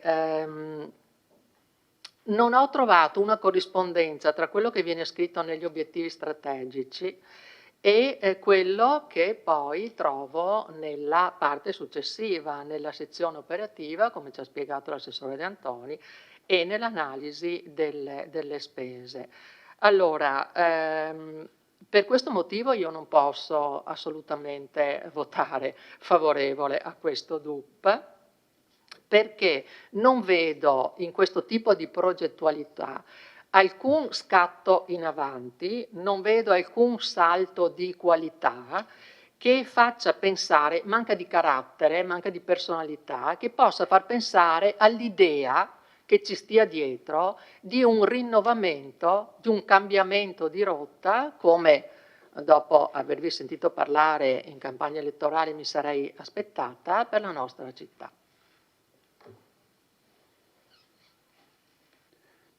Grazie consigliere Uliana.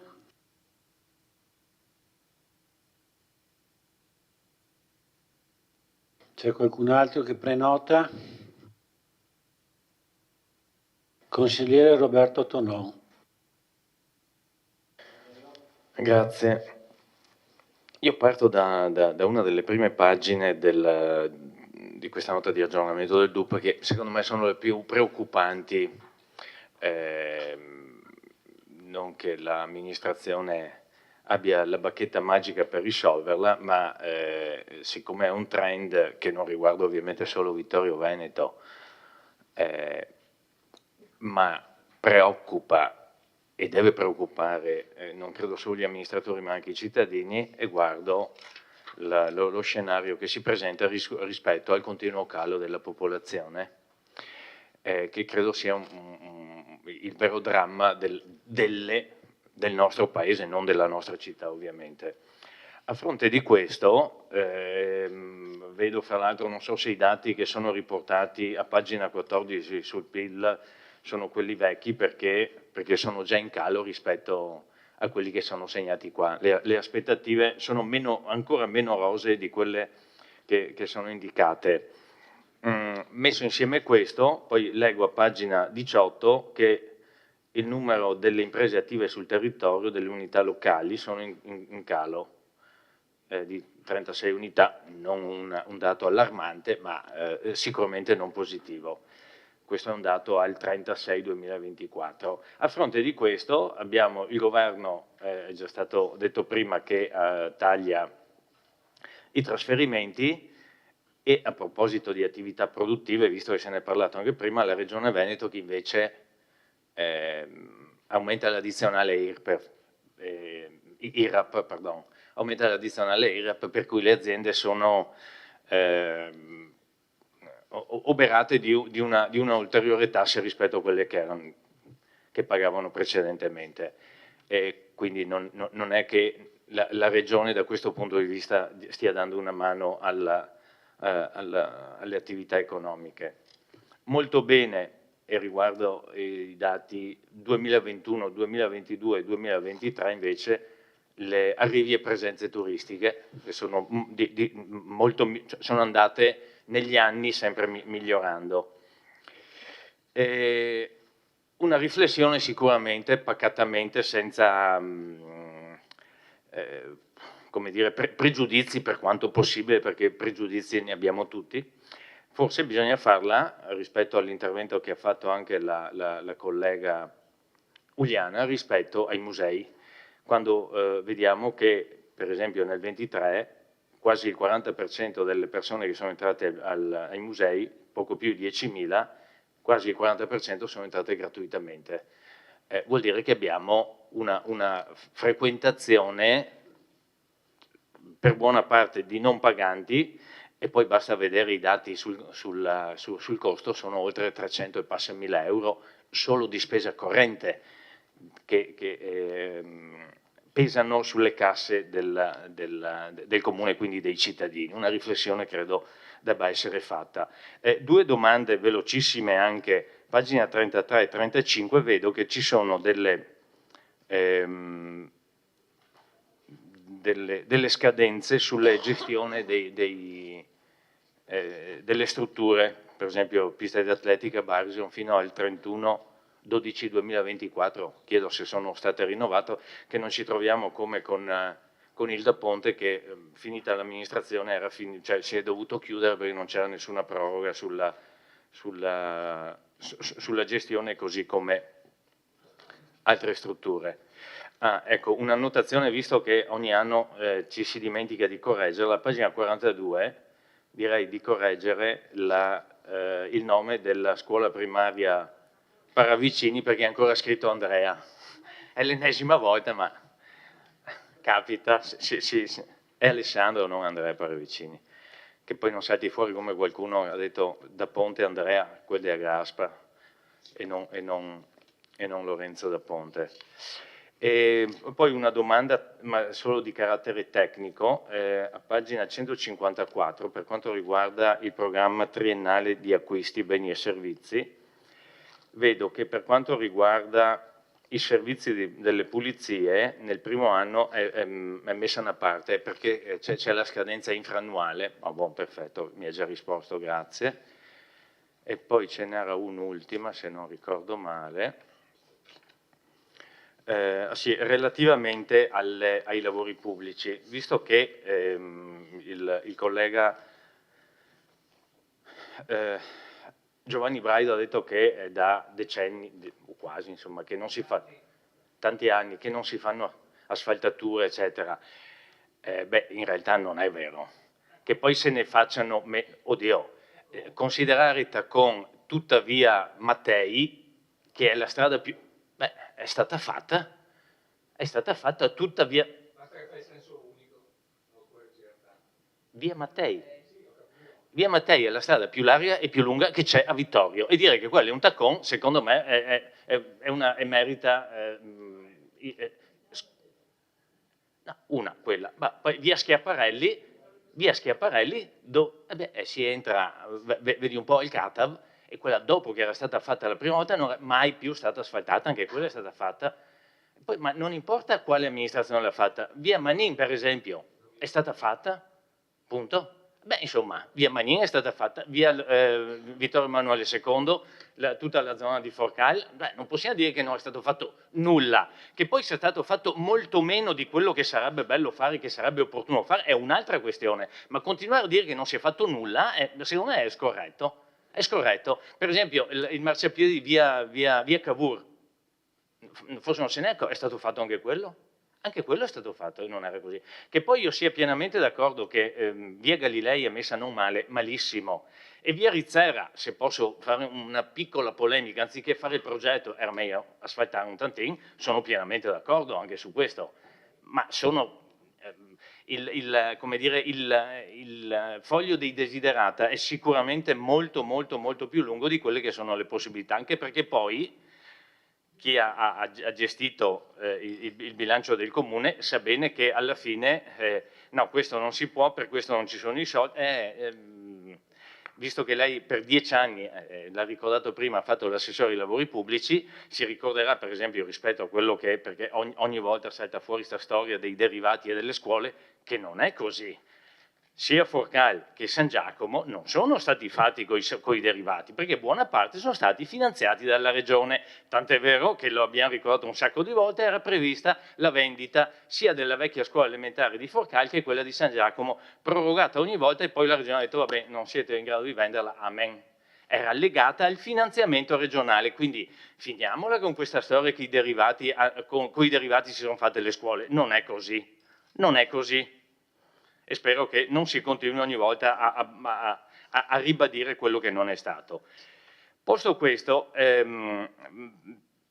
tutto questo come dire, preambolo quasi per dire che è vero, concordo anch'io che buona parte bisognerebbe metterli sulle manutenzioni, tanto è vero che l'assessore De Antoni, proprio in questa linea, se lei ha notato, ha inserito le asfaltature con fondi propri, non con alienazioni come era molto spesso prima, non con alienazioni, e addirittura, fra virgolette, lo dico, anticipato quelle, visto che c'era la possibilità, alcune asfaltature che teoricamente potevano essere programmate ed eseguite successivamente. Questo perché?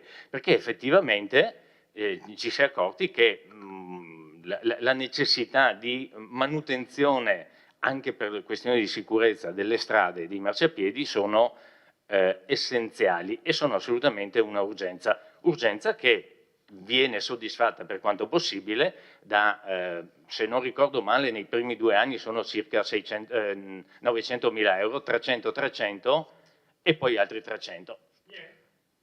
Oddio, 1 milione di euro, niente proprio.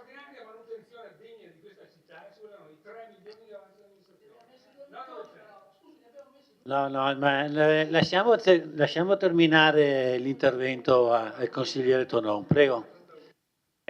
Sì, allora, i lavori si possono fare quando ci sono i progetti. Lei sa meglio di me, avendo fatto anche lei l'assessore, che anche solo per asfaltare non è che, appunto, non è che basta dire asfaltiamo domani.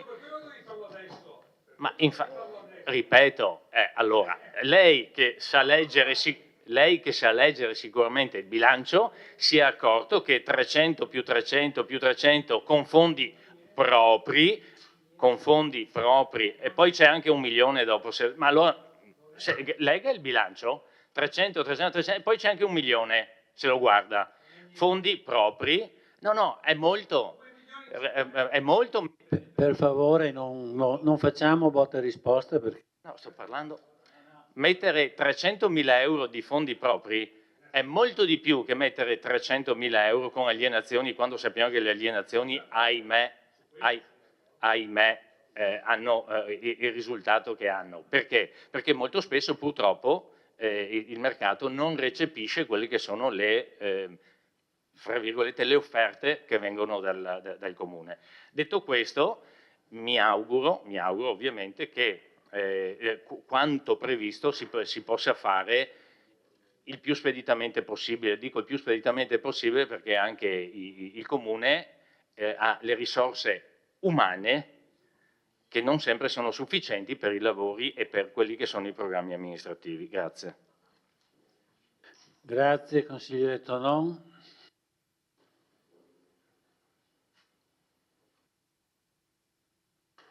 Ha chiesto la parola il consigliere Carnellos, prego. Dunque, premetto che io non sono stato assessore ai lavori pubblici di questa città nemmeno un anno, ma a dire la verità una replica al consigliere Braido, che c'è stato 10 anni, credo sia doverosa, perché certamente se Via Rizzera l'avesse fatta in quei 10 anni, adesso l'avremmo fatta. Se tutti i marciapiedi di cui ha parlato li avessi fatti nei lunghi 10 anni di assessorato, probabilmente oggi non saremo in questa situazione. Se in questi 10 anni avessi cominciato a fare la grande manutenzione che noi adesso, dopo 6 mesi, dobbiamo fare immediatamente, sicuramente non ci troveremmo in questa situazione. E 10 anni sono lunghi, se ci pensa, peraltro senza avere nemmeno la difficoltà di dover passare la mano da un assessore all'altro, ma aveva perfetta carta bianca, fra l'altro con la possibilità di riprendere quello che non aveva fatto nei primi 5 anni.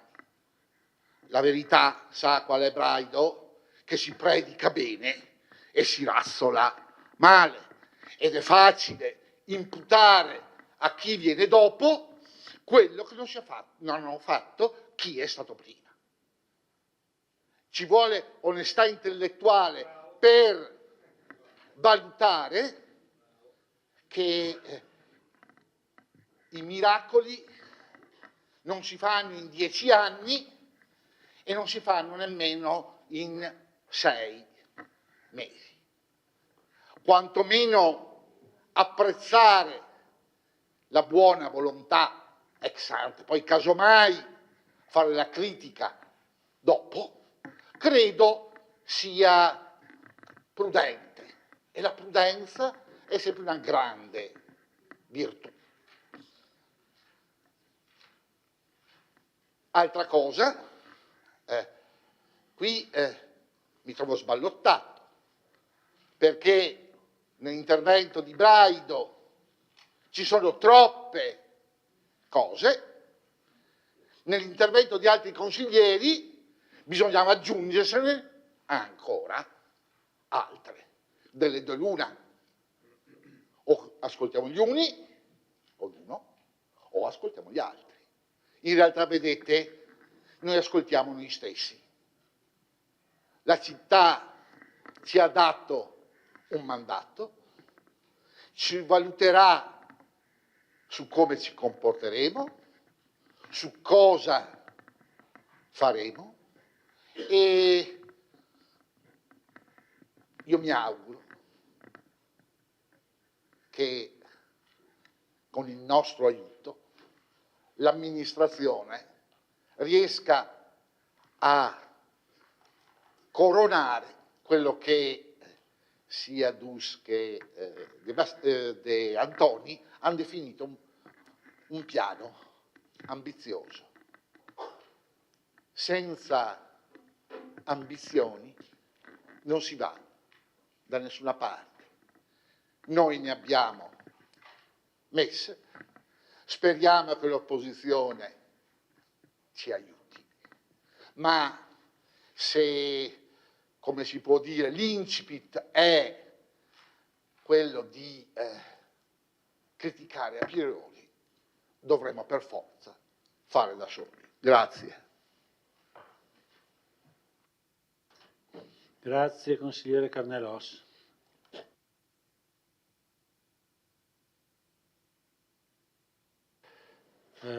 Chiesto la parola al consigliere Paolo Bassetto, prego.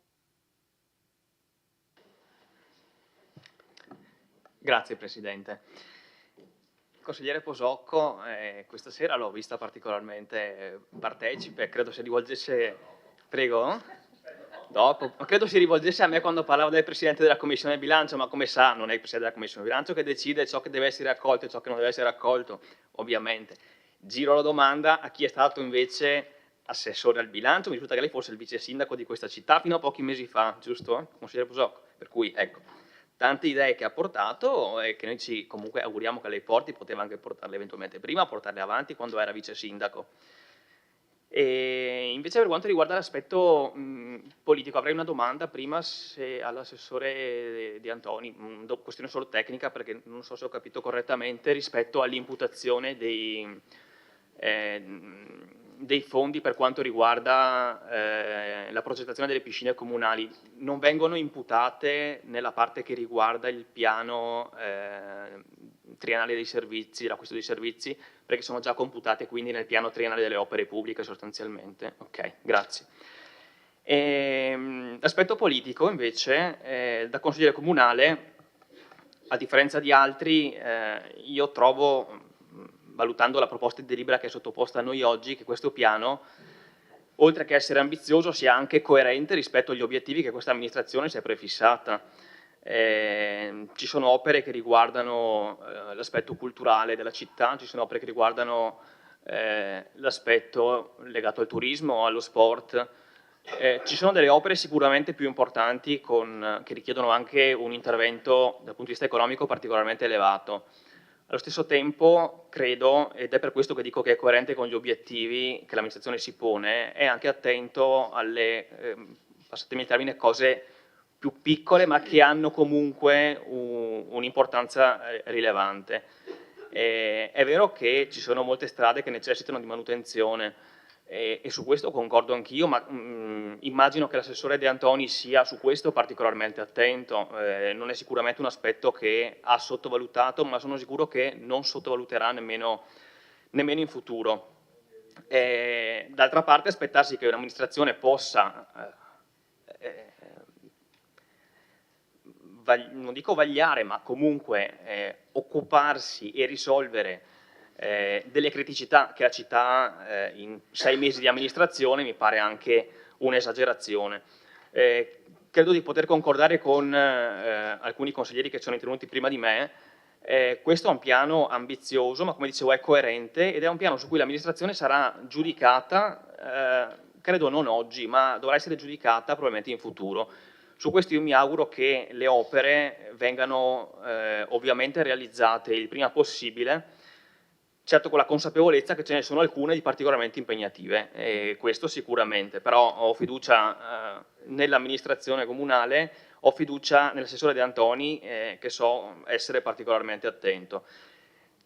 Sono felice che l'amministrazione abbia deciso di investire molto sull'ambito sportivo in particolare, per cui faccio riferimento alle piscine, faccio riferimento al campo da rugby, perché quando penso alle piscine, penso al campo da rugby, più che alla struttura penso alle persone che frequentano quei luoghi e penso a tanti giovani che li frequentano e che in quei luoghi si formano e so benissimo quanto è importante l'attività di tanti dirigenti di piccole associazioni o grandi associazioni e quanto è importante anche l'attività che gli allenatori e gli istruttori sportivi svolgono tutti i giorni con i loro ragazzi e hanno un'importanza centrale nella formazione dei più giovani.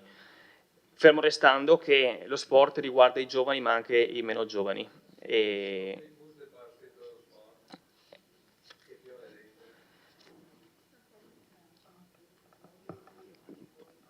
Posso continuare? Ecco.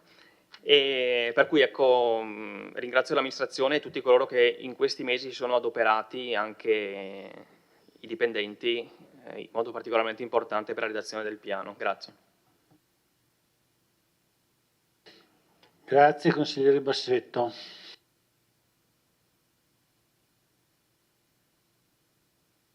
Se non ci sono altri interventi, forse l'assessore vuole rispondere.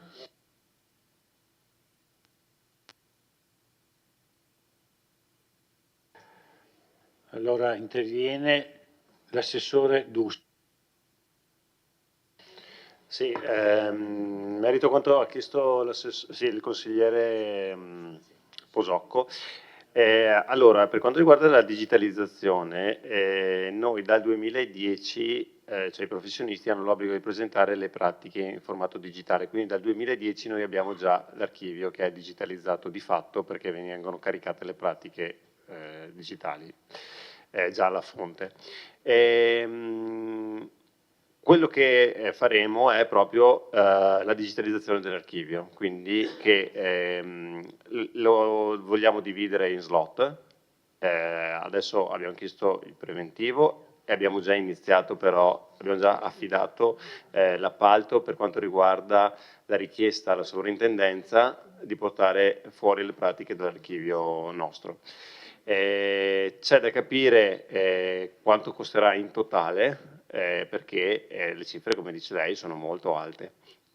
Noi abbiamo l'ulteriore ambizione, oltre ai 27 milioni presentati prima, di aggiungerci anche altri soldi per fare la digitalizzazione. Adesso ne abbiamo messi 140 di lavori concreti, quindi lo faremo. C'è da capire se andiamo dal 2010 a ritroso o dal primo sorvolo che è stato fatto su Vittorio Veneto in poi, quindi questo dobbiamo ancora parlarne un po' con l'azienda.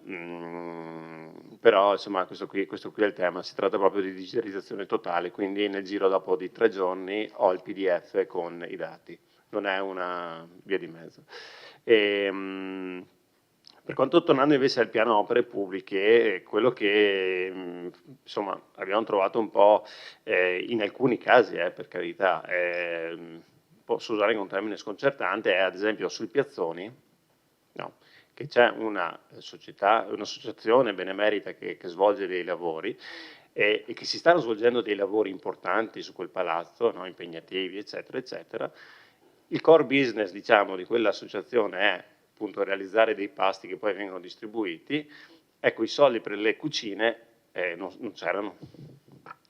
Allora, il core business di quella società, che è appunto un'associazione che è fare dei pasti, doveva fare dei pasti con niente, perché i soldi non c'erano. Quindi abbiamo dovuto mettere i soldi, abbiamo dovuto rivedere il progetto iniziale che era stato presentato, eccetera, eccetera. E Sant'Augusta, quello sì, era un progetto molto ambizioso in totale, anche noi l'abbiamo ereditato, l'abbiamo rivisto in alcune parti, perché secondo noi c'erano degli interventi estremamente importanti e anche di rilevanza, però ovviamente economicamente parlando erano impattanti sul nostro bilancio, e quindi anche lì abbiamo cercato di capire non tanto sul primo stralcio che dovevamo appaltare, quindi avevamo un po' tra virgolette le mani legate, ma sul secondo stralcio cosa possiamo fare. E dopo sul resto invece magari lascio lo spazio all'assessore D'Antoni. Dopodiché è chiaro che le tempistiche valgono per qualunque tipo di amministrazione. Noi avevamo in mente di intervenire con le asfaltature già a fine ottobre, è iniziato a piovere, non si è riusciti ad asfaltare, poi c'è stato il freddo, eccetera, eccetera, quindi delle asfaltature che erano programmate e previste appunto per fine ottobre, ereditate, non siamo riusciti a concluderle entro quest'anno e andremo a farle il prossimo anno. La stessa cosa dicasi delle strisce pedonali, no? Che sono uno degli oggetti maggiormente richiesti in città, giustamente, no? Perché sia dal punto di vista della sicurezza che della viabilità sono rilevanti. E anche lì c'è un problema di tempistiche legate al clima, il meteo, eccetera, eccetera, che tutti noi conosciamo e che ci impedisce in questo momento di intervenire oggi. Però sono lavori che sono stati già appaltati. Ecco, grazie.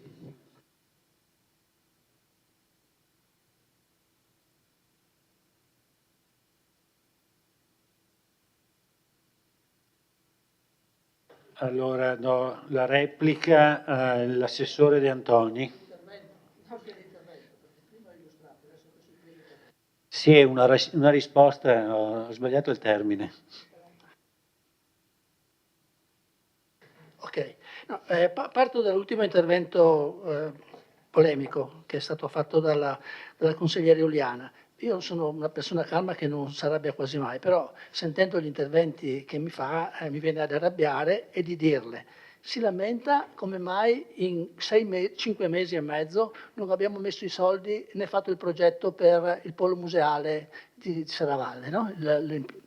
Sono 5 anni che è lì quel progetto fermo e in 5 anni non avete detto che cosa fare, non avete messo un euro, anzi no, 40.000 euro avete messo. E poi si lamenta che non siamo riusciti a fare in 5 mesi con i problemi che abbiamo avuto e che non sto qui adesso a ripetere, che non siamo riusciti a fare una proposta per quello.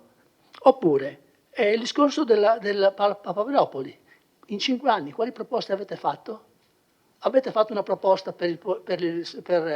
una volta era comparsa l'idea di vendere e basta. Altre proposte di come utilizzare Villa Papadopoli io in 5 anni non le ho sentite. Poi, biblioteca, progetto di un architetto importante che nella presentazione fatta nella sala della biblioteca, diciamo da un gruppo civico che quella volta si era occupato di questo tema, alla presenza del sindaco Miatto. Dopo una serie di osservazioni negative su questo progetto è intervenuto il sindaco Miatto e il relatore gli ha chiesto: ma lei che cosa ne pensa? Sono perfettamente d'accordo con voi, ha detto il sindaco Miatto, cioè ha detto che tutte le critiche che erano state fatte quella sera sul progetto della biblioteca lui le condivideva e vuole che noi ci mettiamo a fare quel progetto che anche il sindaco che allora l'aveva stiamo cercando un'altra soluzione in 5 mesi sempre, stiamo parlando di 5 mesi. E poi vengo al primo intervento del consigliere Braido. Io mi sento offeso dal suo intervento, Assessore, perché speravo che avessi ancora un minimo di, come dire, che mi considerassi ancora una persona seria. E parla di scienza, coscienza, dolo o colpa grave. Io non so se lo faccio con scienza, ma sicuramente con coscienza sicuramente sì. E a questo punto deve avere la pazienza di sentire i numeri che io le do, che sono quelli riportati non nella mia testa, ma sono riportati nei documenti che lei ha la possibilità di leggere sul sito del Comune. Allora, nella variazione di bilancio che abbiamo fatto in tre variazioni di bilancio da quando siamo, dal 27 luglio la prima, abbiamo inserito 600.000 euro per manutenzione di asfaltatura di strade, 600.000, i cui progetti sono stati approvati, già approvati i progetti. Non c'era niente, approvati i progetti. Abbiamo messo 472.000 euro per via Martiri della Libertà, non so se quella per lei è manutenzione ordinaria, straordinaria o che cosa, però è sulle strade, sul decoro della città, perché è il primo lei a dirlo che quando passa con la macchina e lasciamo stare. Ok, 700.000 per la scalinata di Sant'Augusta, sempre con i fondi dell'avanzo di amministrazione, che erano in tutto 3 milioni di euro. Abbiamo messo quello, lei dice che non è una cosa importante perché è un bene che tutti i cittadini di Vittorio credo apprezzino e fare questo intervento sicuramente, secondo noi, era un intervento prioritario. Abbiamo messo 420.000 euro per la frana che c'è delle perdonanze. Tutti dite che dobbiamo tenere conto delle borgate sparse, della gente che abita fuori città, abbiamo fatto anche questo. È un intervento che forse non si vedrà, certo, però dà una risposta a quelle persone che quando la strada era chiusa ci mettevano 40 minuti per venire giù. C'era qualcuno che andava ogni giorno in ospedale, c'era qualcuno che andava a scuola e questi facevano i 40 minuti anziché i 10. A me sembra che questo sia una prima parte, perché adesso le dico tutte le altre opere che abbiamo fatto. Allora, inserito nel piano delle opere, con l'utilizzo dell'avanzo di amministrazione di 3 milioni che abbiamo ereditato dalla precedente amministrazione. 150.000 euro per adeguamento degli edifici pubblici, 19.000 euro per la manutenzione ordinaria di immobili, manutenzione straordinaria di immobili ancora ad uso non abitativo 20.000, 50.000 euro per interventi cimiteriali, e questi sono tutti interventi di manutenzione o di necessità di cose ordinarie da fare per mantenere il decoro e una risposta adeguata alle esigenze dei cittadini che aspettano anche 2 anni per avere l'oculo e per tutte quelle cose legate all'attività dei cimiteri. Lavori e interventi vari 62.000 euro, manutenzione straordinaria strade 20.000, manutenzione straordinaria a Teatro da Ponte 125.000. Manutenzione biblioteca 20.000, manutenzione cimiteri 27.000, manutenzione aree verdi 15.000, manutenzione straordinaria strade 200.000 euro, manutenzione straordinaria via Dalmazia 60.000 euro, manutenzione straordinaria semafori 30.000 euro, arredo urbano 25.000 euro, 50.000 per le perdonanze che forse era già inserito nell'elenco che ho detto prima. Questi, se lei fa la somma che avrà fatto mentre io velocemente leggevo, sommati ai 4 interventi di prima sono 3 milioni di euro. Abbiamo messo tutti i soldi che c'erano per fare interventi di manutenzione.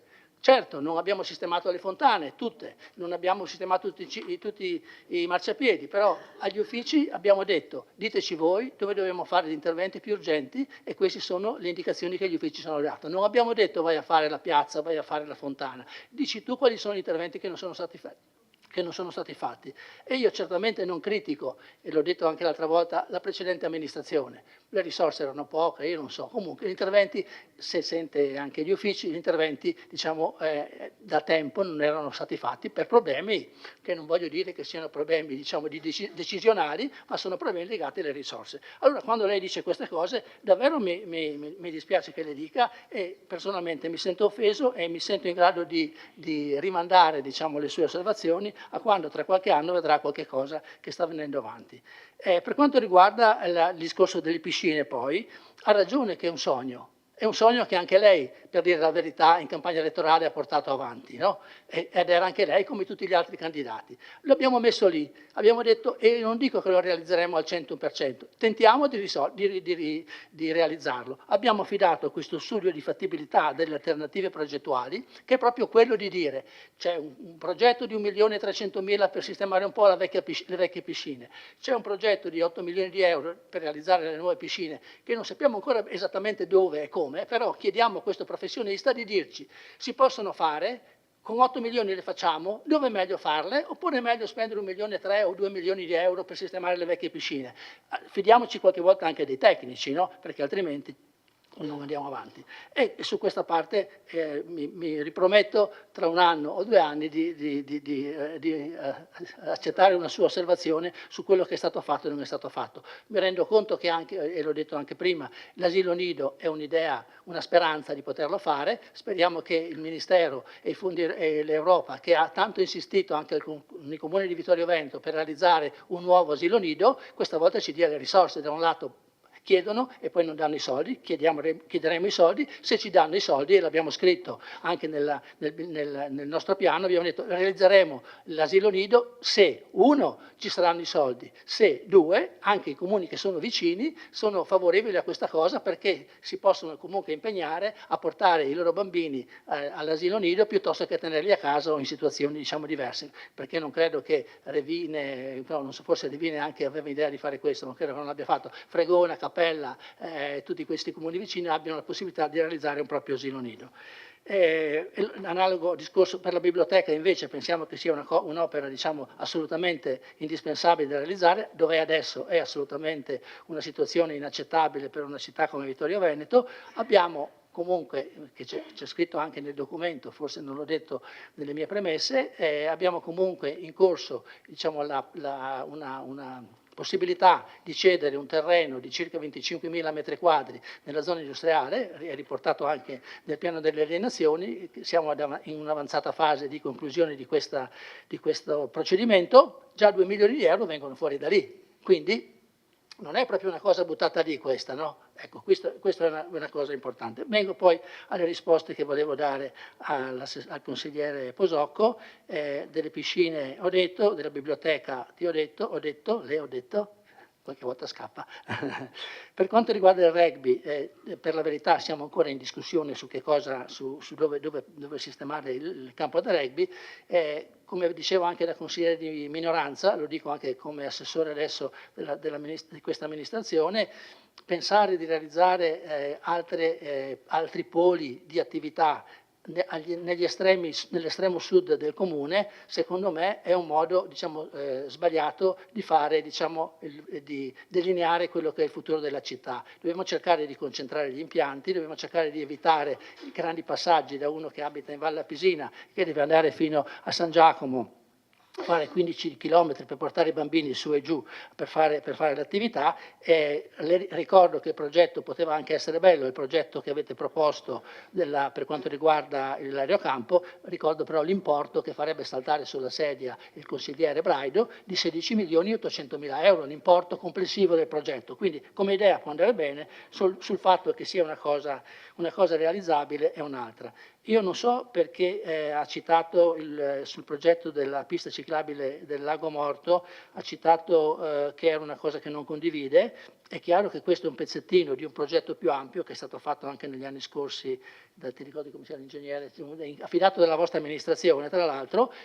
Qui noi abbiamo semplicemente preso atto che c'era un finanziamento ottenuto dalla precedente amministrazione di 500.000 euro e noi abbiamo messo 270.000 euro per completarlo. Quindi cosa facevamo? Rinunciavamo al progetto di 500.000 euro oppure era più opportuno mettere 270.000 euro per realizzarlo? Quindi anche su questo non riesco a capire.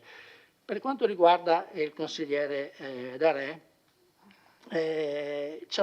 questi sono gli interventi che noi abbiamo indicato. Anche lei ha detto che è un progetto, un piano faraonico, insomma molto ambizioso quello che vogliamo portare avanti. Io dico che noi vorremmo fare questi interventi e riteniamo che si possano per gran parte realizzare, compatibilmente con le risorse che adesso andremo a cercare in qualche modo. Quindi non è detto che tutto possa essere fatto, ma c'era bisogno dalla parte della nuova amministrazione di mettere in campo, mettere sul tavolo le carte e dire: noi vorremmo fare in questi anni queste opere. Le facciamo? Non le facciamo? Tra 5 anni diciamo la risposta, perché anche su questo, per esempio sulla piscina, l'abbiamo detto anche in altre occasioni, sulla piscina sarebbe un intervento che chiaramente in 5 anni difficilmente verrà completato, però se potesse essere avviato sarebbe bello che partisse con l'accordo di tutti. Non è un'opera che puoi fare, butti lì e finita, no? Cioè sulla piscina, prima di partire, sapendo che poi ci impegniamo per un po' di anni a pagare l'eventuale mutuo e sarebbero a occhio almeno 400.000 euro all'anno, è giusto che ci sentiamo tutti e ci mettiamo d'accordo tutti per evitare che poi succeda cosa che noi non abbiamo fatto, quella di dire: questo progetto non mi piace, lo butto via, questo progetto non mi piace, lo butto via, e gli altri li porto avanti. Noi per ora, consigliere Posocco, nonostante la testa che gira, abbiamo preso atto di tutti gli interventi che potevamo finanziare, li abbiamo rifinanziati, li abbiamo leggermente modificati se era il caso, li abbiamo completati, ma sentirmi dire che non abbiamo ancora realizzato i progetti, che non abbiamo realizzato tutti i progetti, quando per il progetto di Via Galilei, su cui tutti siamo d'accordo, ricordo che in questo Consiglio Comunale un anno fa è stato detto che il direttore dei lavori di Via Galilei aveva fatto presente la necessità di mettere altri soldi per completare qualche cosa. Okay? Non c'era neanche il progetto di fattibilità tecnica e economica che abbiamo fatto fare noi e che abbiamo appena mandato per la validazione. E allora quando poi mi protestate su queste cose mi devo un po' arrabbiare, perché non potete dire queste cose, non è possibile fare queste cose qui. Scusate, perché sì, abbiamo messo i soldi, vabbè, ma 200.000 euro alla fine sono 500.000 di euro che mettiamo come comune, con i vostri più i nostri, che sono poi sempre quelli del comune, e 300.000 solo dell'ambito. Quindi rispetto a queste cose qui, un minimo di attenzione alle parole che si dicono, perché poi se uno ascolta solo l'intervento dell'uno o dell'altro, dice: ma questi qui sono in dolo o in colpa grave, come diceva prima l'assessore, perché se fanno queste cose qui senza avere un minimo di coscienza, non dico di scienza, solo di coscienza, sono persone che devono andare a casa subito, senza aspettare i prossimi 5 anni, perché se facciamo queste cose così è meglio che andiamo a casa subito. Io forse ho capito male. Grazie Assessore De Antoni. C'è una richiesta di replica del consigliere Uliana. Allora, Assessore De Antoni, non si arrabbi, stia tranquillo e anche, soprattutto, non vada a definire un intervento polemico, un intervento come il mio, che era semplicemente la richiesta di avere dei chiarimenti su quelle che possono essere le idee e le progettualità di un'amministrazione che chiede di votare un DUP triennale ad una minoranza che ha bisogno di capire che cosa sta votando, che cosa andrà a votare. Io ancora non ho capito che cosa voi avete in mente per Villa Papadopoli, non ho capito che cosa avete in mente per l'archeologico, non mi è stata data una risposta su Palazzo Todesco. Allora, Le dico che queste sono richieste di chiarimenti e si rassegni perché questa è la democrazia.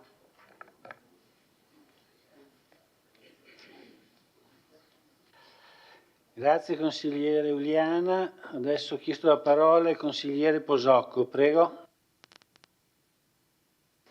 Sì, grazie. Anch'io la invito a non arrabbiarsi così, perché per 5 anni verrà attaccato e verrà poi ricordato per quello che non ha fatto, non per quello che ha fatto. Quindi per 5 anni stia tranquillo e cerchi di lavorare al meglio, quindi questo lo invito a fare, perché poi arrabbiarsi così non fa neanche bene.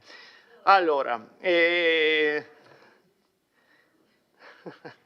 riguardo la biblioteca mi interessa, concordo con lei che quel progetto era... Sì, l'ha detto il sindaco Miato stesso, non è possibile. Però, voglio dire, un'idea, mi presentate il DUP e mi presentate una cifra, ok, poi nel bilancio, che sono 7 milioni e 6 più 2 milioni e 8.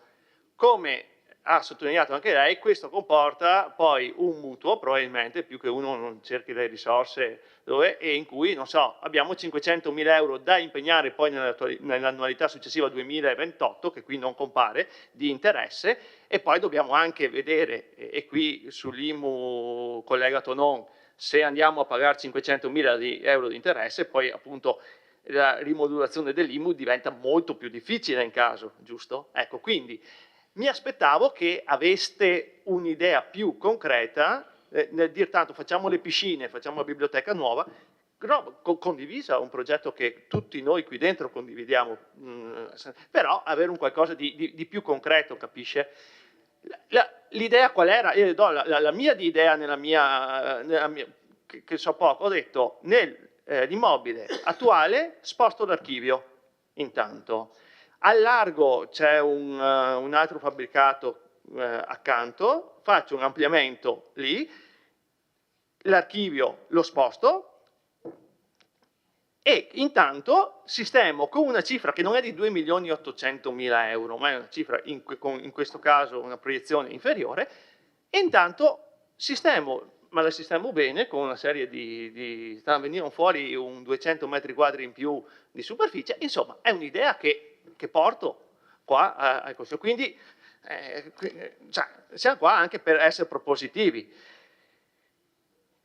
Piazzoni, vice sindaco, sì, però ci siamo trovati anche a recuperare un finanziamento che andava perso, ancora i vecchi contratti di quartiere, nel 2007, già è stato fatica a recuperare, poi è vero con le cucine siamo un po' impiantati, aumento costi, eccetera, eccetera. Ricordiamo, sì, non per dire, ma i 2 anni di Covid sono stati il pre-Covid e il post-Covid, è significato costi energetici e costi comunque dei lavori che sono aumentati del 30-40% dopo. Quindi, da un punto di vista, è come mettete in bilancio oggi una cosa per 1 milione e dopo 2 anni, dove tutto è rimasto fermo, quella stessa opera costa 1,5 milioni. Capite che andate un po', cioè, da un punto di vista amministrativo è un po' ti sballa. Dovrebbe esserci una donazione di 50.000 euro per le cucine da parte di un privato. Non so se vi risulta. Dovrebbe esserci una donazione di 50.000 euro da parte di un privato per le cucine del piazzone. Verificate. Verificate. Sì, no, così. Asfaltare ha ragione. Il collega Tonon sulle asfaltature, sì. Erano finanziate con bla bla bla bla, ma per asfaltare soprattutto serve una cosa, servono i progetti. Okay? Quindi ha detto bene qua l'assessore, noi prima di tutto abbiamo fatto i progetti, poi ovviamente si finanziano, poi se qualcuno vuole capire quello che ho detto adesso lo capisce, altrimenti no. Basta? Sì, polemiche si potrebbero farne, consigliere Bassetto, io potrei fare polemiche qua su tutto, dico avete abbandonato il PEB, no, non vale la pena. Lei mi ha detto noi siamo trasparenti, la partecipazione, ho detto mettiamo nel DUP l'obiettivo di avere i parcheggi gratuiti a Vittorio, inseriamo? Mi ha detto lei, siete fatti così trasparenti, bla bla, avete fatto? No, allora se come noi altri prima, stessa cosa, ecco, tutto qua.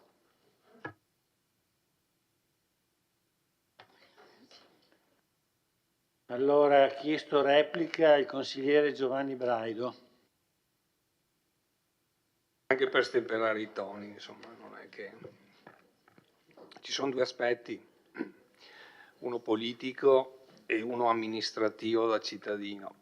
Politicamente mi può anche andare bene come state lavorando. Da un punto di vista come cittadino che vive la città, tra l'altro vedo solo lei di solito in giro per la città e il sindaco, però la mia, tra virgolette, critica sta nel fatto che chi è stato per 5 anni in minoranza e oggi ha il dovere di amministrare, secondo me doveva avere, specialmente su determinati progetti, le idee chiare, cioè giusta la critica, ma ci deve essere una critica costruttiva. Io quando ero in campagna elettorale l'ho detto subito, non parliamo neanche di Villa Papadopoli, ma non perché ce l'avessi su con Villa Papadopoli, ma lo dicevo anche al sindaco Bagliana, 15 milioni di euro, li troverà mai? Se non senso scherzi a parte, voglio dire, no? Il senso della mia è questo, di essere, e su certe cose le do atto, che è stato concreto, però proprio perché la città, se uno gira, parla con il cittadino, sappiamo tutti, inutile dico io, di cosa si lamenta. Allora perché dico una grande spesa sull'ordinario e un po' meno idee fantasiose? Proprio perché quando tu vai a investire nell'ordinario oggi, tu fra 2 anni hai i frutti visibili. Cioè, investire in ordinario oggi, quei 3 milioni che dopo, giustamente dopo sono andati su vari rivoli, su varie scelte politiche, ma anche di più di 3 milioni, sono quella manutenzione che il cittadino ti chiede. Perché il cittadino, sì, è felice se c'è il sottopasso, se c'è la biblioteca, se ci sono il campo da rugby, se c'è la scuola di Forcal, ma poi alla fine della fiera, al cittadino, e io parlo del cittadino, ha interesse, vede, poi sono i punti luce, i marciapiedi, le strade, queste sono le cose. Poi, e chiudo, quello che volevo dire, anche qui, Assessore, proprio perché siete stati all'opposizione, capisco che vi siete trovati in amministrazione e sapete anche chi dovete ringraziare, ma al di là di quello dovevate avere le idee chiare, cioè io sapevo che se fossi diventato sindaco a me non interessava niente tutta sta lista della spesa, io avevo in mente la piscina e io il giorno dopo ero il sindaco e la piscina la volevo, cioè non so se capisce cosa intendo dire, ha capito? È un po' come parlavo dell'area ex Carnielli, diciamocelo, è inutile che stiamo qui a fare le commissioni, diciamo che non siamo in grado di farcela, chiudiamo quel capitolo e diamo delle priorità, 1, 2, 3, le altre chi sarà vedrà. Tutto qua, grazie. Grazie consigliere Braido.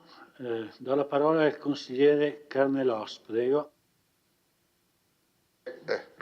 Prendo atto del ravvedimento operoso di Braido, gli dico anche che noi il ringraziamento, e l'amministrazione il ringraziamento lo fa ai cittadini che sono i nostri sovrani.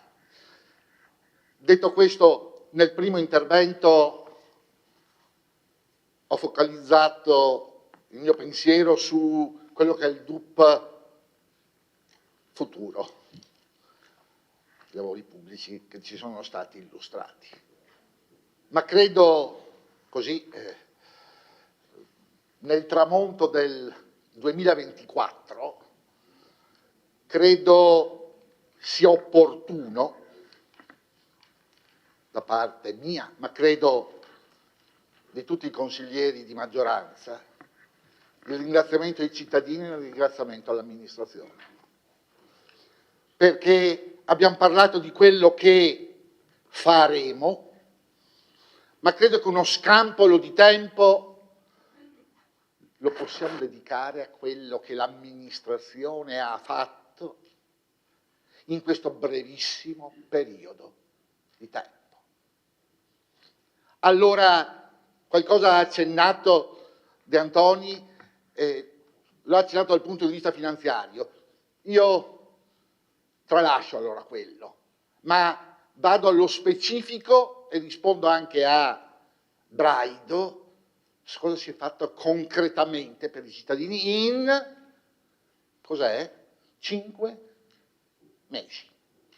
Allora, si è detto, le perdonanze avevano o non avevano il diritto gli abitanti di quelle zone dell'intervento? Sì, avevano il diritto. Crocetta, fatto. Frana e Valla Pina avevano il diritto, quei cittadini, di un'amministrazione attenta a risolvere prima possibile quel problema? Crocetta, fatto. Sì, cimitero di Cena, vi ricordate tutte le che hanno riempito i social, quelle porcherie? Fatto. Tanta gente va in cimitero. Ora sarà un taccone, ma fatto. Via Dalmazia, vi ricordate? Quante alti lai su quella roba? Fatto. Le cucine del piazzone non c'era scheggia, trovati in poco tempo.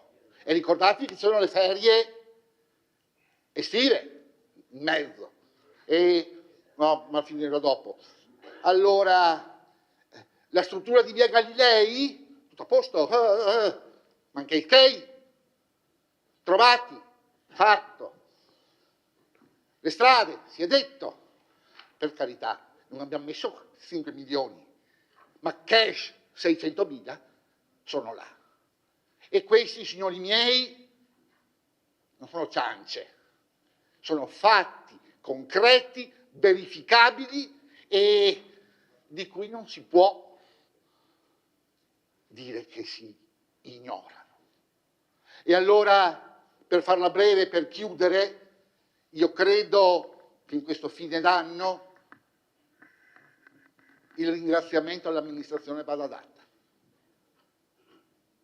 Allora, ed è giusto che i cittadini lo sappiano, a me capita tante volte, io prima delle 8:30, 9, ma quando vengo in centro a prendere il caffè, sono venuto tante volte, l'assessore D'Antonio è sempre là alle 8 e la sera c'è la luce e io gli dico grazie.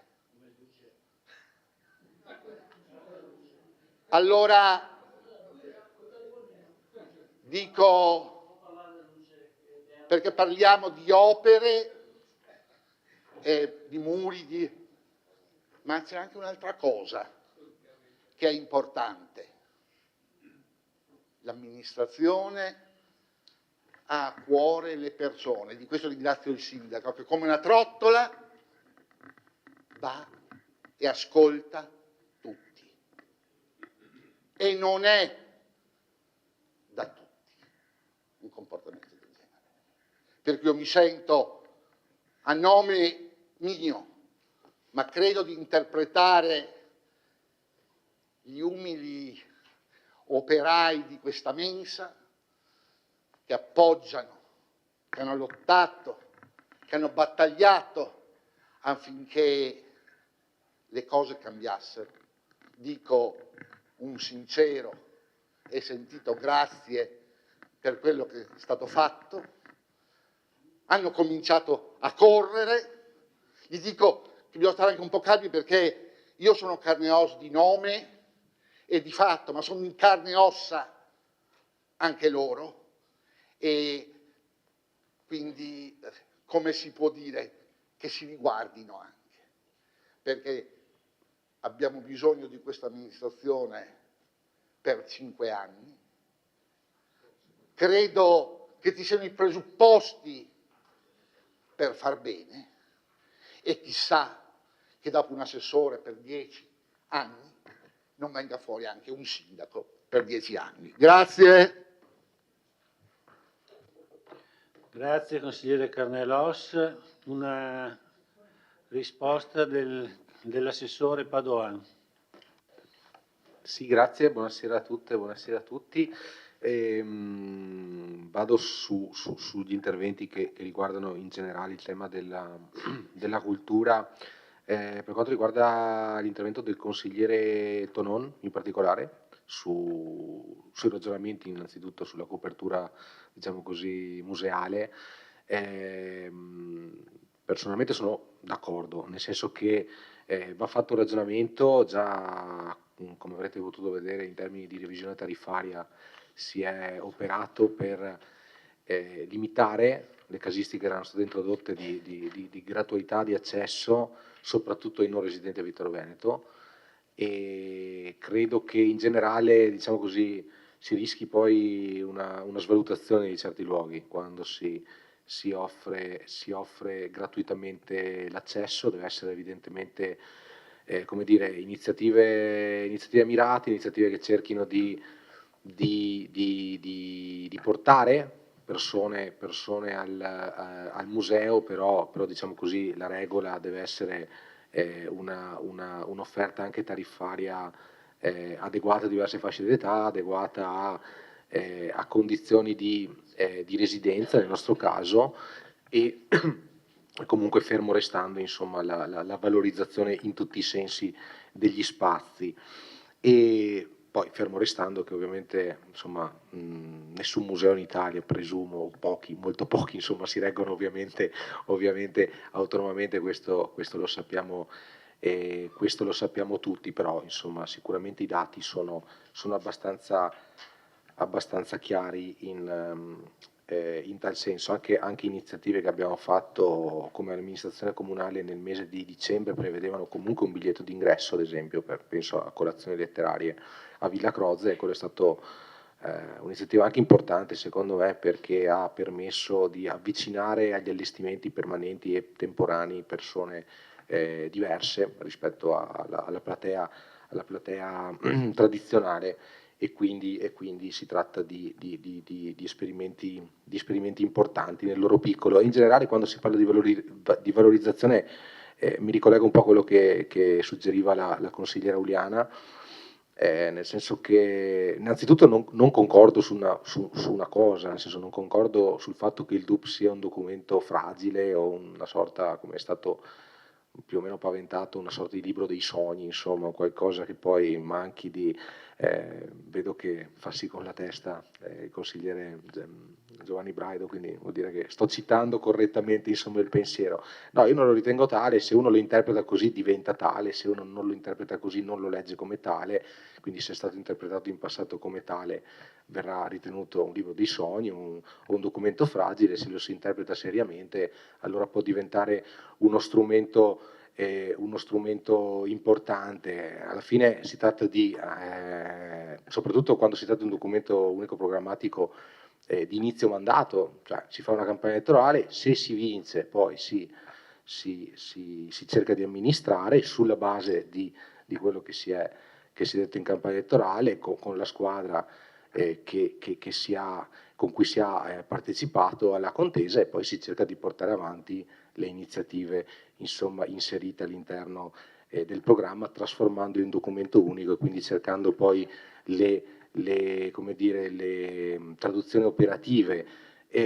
Penso ad esempio al discorso che è stato fatto relativamente a Palazzo Tedesco, che lei ha inserito giustamente e correttamente all'interno di quella voce che parlava di valorizzazione, no, degli spazi comunali museali.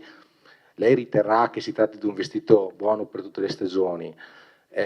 Io ritengo che la valorizzazione degli spazi museali, degli spazi comunali, quindi evidentemente spazi comunali si riferisce anche a Palazzo Tedesco, è un qualche cosa che non è scontato, non è scontato perché poi si deve tradurre in obiettivi operativi che si traducono nel bilancio si vedrà se sono destinate delle risorse ad esempio per valorizzare con eventi il Museo della Battaglia, con eventi Villa Croze, con eventi Palazzo Tedesco, ci sono poi, voglio dire, a cascata delle conseguenze che si possono o non si possono portare avanti, però se uno è coerente ha un'idea in testa e quindi prima scrive qualcosa nel DUP e poi le porta avanti e vedrà poi che nel bilancio insomma queste cifre tornano. E per quanto riguarda poi la sua preoccupazione specifica su che cosa succederà a Palazzo Tedesco fra un mese o fra 2 mesi, le rispondo. Primo, che il DUP ha una valenza triennale, c'è un altro tipo di proiezione in termini temporali, quindi è ovvio che queste cose non possono essere oggetto di discussione all'interno del DUP, qualora si volesse spostare la discussione in un termine molto più breve, evidentemente stiamo valutando diverse proposte, abbiamo insomma delle idee anche molto interessanti e è chiaro che finché non si arriva a delle conclusioni certe al 100%, manteniamo l'obbligo riservo, ma questo non vuol dire che non vi sia una programmazione, anzi si cerca per quanto possibile, per quanto sia anche consentito a un'amministrazione appena insediatasi, perché queste comunque sono proposte, come lei ben saprà, che richiedono un determinato tempo, non si può, a meno che non siano progetti, voglio dire, relativamente circoscritti, non si può pretendere di avere appunto ex novo una programmazione eccessivamente lunga, soprattutto perché, ripeto, servono dei tempi anche tecnici per ricevere proposte, per allestirle, per valutarle, però in realtà abbiamo già portato avanti diverse cose, già implementato in altre sedi, non al Tedesco, cose nuove valutate ex novo e proseguiremo su questa strada a brevissimo per tutti gli spazi preposti. Poi per quanto riguarda insomma, in generale la biblioteca, concordo con quanto già detto dal collega De Antoni, per cui non mi sento di spendere altro tempo. Grazie. No, una cosa, ecco, ci tenevo a dirlo, una cosa, chiedo scusa. È giusto criticare, io credo che sia giustissimo criticare, è giusto anche rispondere alle critiche, insomma, democrazia è criticare, democrazia è rispondere alle critiche e quindi è giusto anche ricordare il passato, ricordare quello che è stato fatto, quello che non è stato fatto, cercare di far meglio evidentemente, ricevere le critiche, così come le critiche alle precedenti amministrazioni erano legittime, lo sono quelle che arrivano qui e sono altrettanto legittime le repliche che vengono fatte a queste critiche, a queste sollecitazioni che giustamente arrivano dalle opposizioni. Grazie mille. Grazie. Una replica del consigliere Darè. Grazie anche giustamente mi aggancio all'assessore che mi ha preceduto. È giusto ricordare il passato, ma per rispondere al consigliere Carnelos, le perdonanze sono perennemente franose e gli interventi dei sindaci che si sono succeduti sono sempre state fatte nei tempi e nei modi possibili. Ricordo che nel mio mandato nelle perdonate c'è stata una frana in cui abbiamo dovuto addirittura evacuare un'abitazione. Quindi quelle sono cose di ordinaria amministrazione che è giusto e che si deve fare. La frana in Favalto ha franato in 2 punti nella mia amministrazione, è stata la stessa cosa anche per l'amministrazione Tonon e lei sa benissimo che ci sono delle difficoltà perché la statale 51 di Alemagna non è competenza del comune, ma gli abitanti che ci passano sono spesso del comune. Il muro del cimitero, qua purtroppo mi dà l'assist per un altro intervento contro la sovrintendenza, no? Che giustamente ogni volta in maniera propria e soggettiva del sovrintendente decide o non decide l'intervento. Mi ricordo che gli scalini del municipio sono stati rotti per 8-9 mesi perché il sovrintendente non dava il via. lasciamo in mano a questi enti che dovrebbero avere un senso più pratico che politico, e sottolineo politico. Ma non mi interessa sta cosa, sinceramente. Assessore De Antoni, non ho capito cosa fa dell'aerocampo, perché l'amministrazione precedente, che ha portato a casa l'aerocampo, che era un demanio militare, e la Gotti, vorrei capire se ha intenzione, cosa avete intenzione, perché è una sua cosa, spero sia solo soggettiva, quella di dire che gli impianti sportivi devono essere in centro. E le spiego perché, perché se lei va a Treviso, la Benetton è, diciamo, la Ghirava, il campo, l'impianto sportivo della Benetton Basket è a Villorba, Conegliano, la Zopas Arena, mi pare, e tutti i campi da rugby non sono in centro a Conegliano. Quindi credo che queste cose, insomma, cercate di fare un ragionamento su un'area così importante, non a priori dire, perché non ho capito se avete intenzione di intervenire oppure no.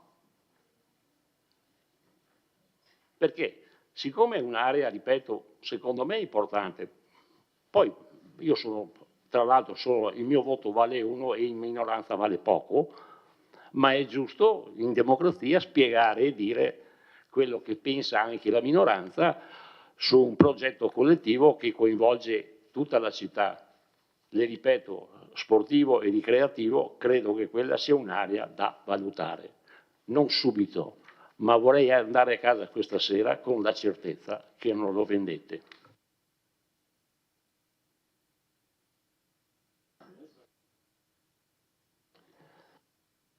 Bene, non vedo altre prenotazioni, quindi...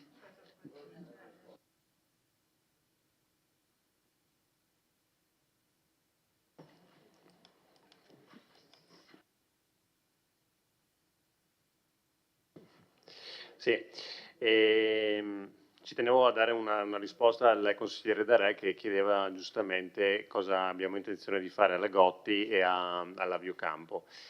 Allora, sulla Gotti devo dire che è in corso un PNR, un progetto importante,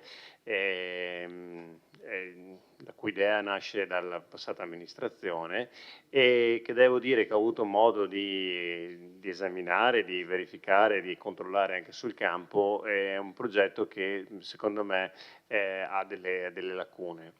Io avrei fatto qualcosa di diverso, devo essere sincero. L'area è molto ampia, è molto degradata e anche dal punto di vista urbanistico, però sappiamo si inserisce in un contesto assolutamente importante perché è in centro città. C'è tutta una parte che non è ancora di nostra proprietà e sulla quale stiamo continuando a ragionare con chi di dovere a Roma fondamentalmente.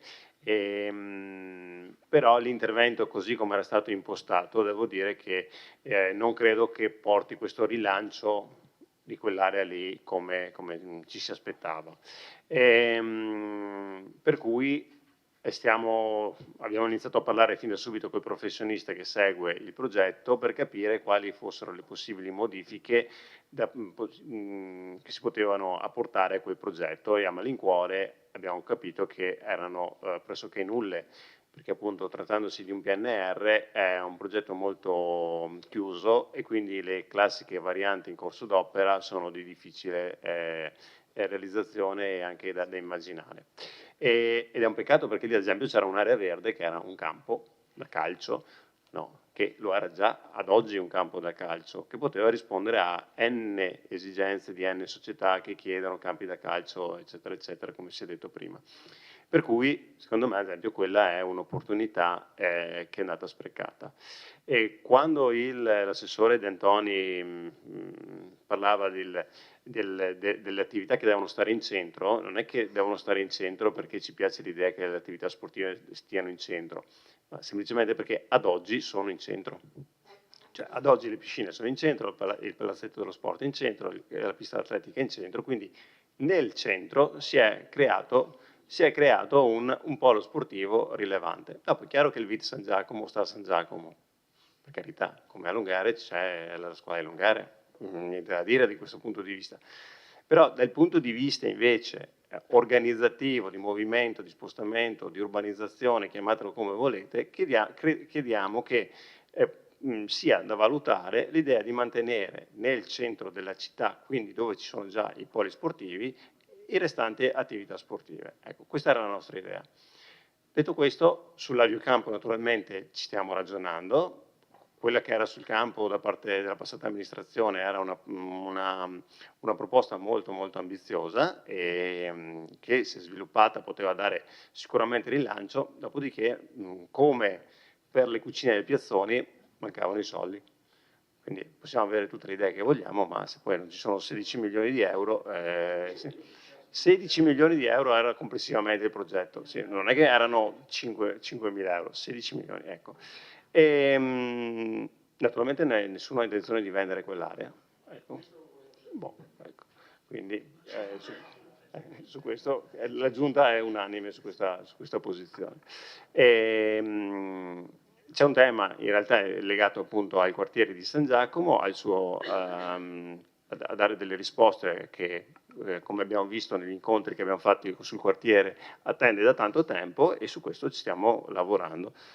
Abbiamo tanti fronti aperti e speriamo di chiuderne qualcuno, insomma, da qui ai prossimi 5 anni, non nei prossimi 5 mesi.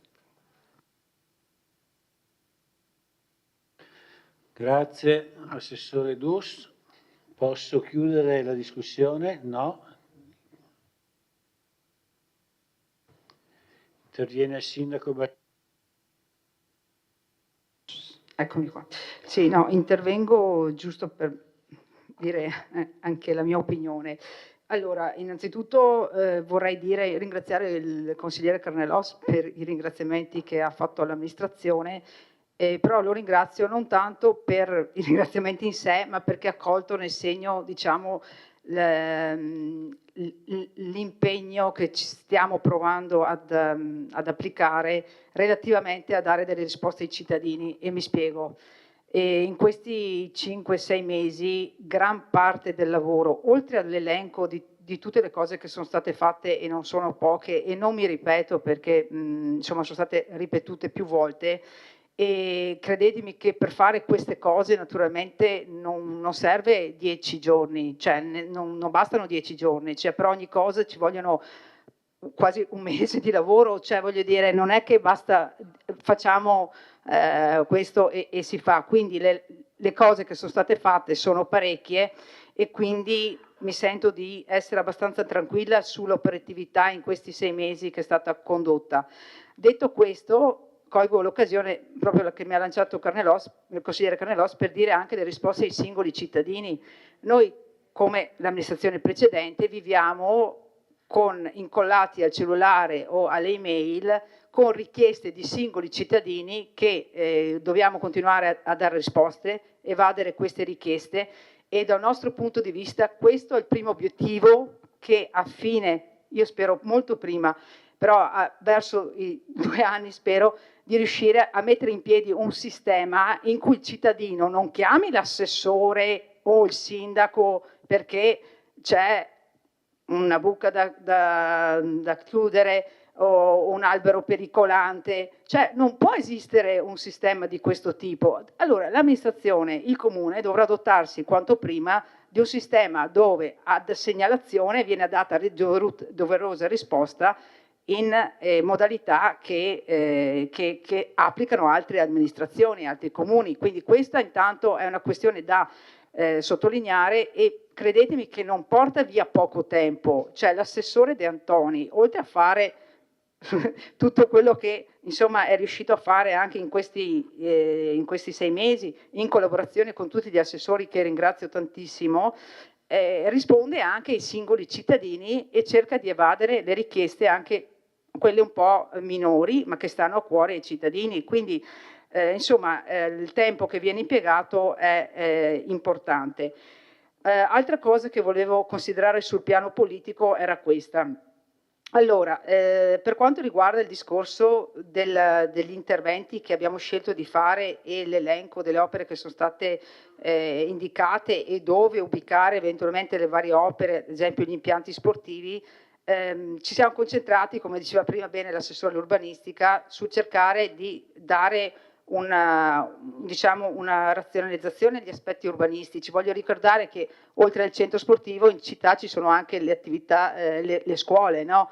Quindi gran parte delle scuole alle volte hanno necessità per le proprie attività di andare negli impianti sportivi per fare le proprie attività, no? Quindi c'è anche una questione dal punto di vista urbanistico legata anche ai servizi che ci sono in città. Quindi anche questo è un elemento da tenere in considerazione.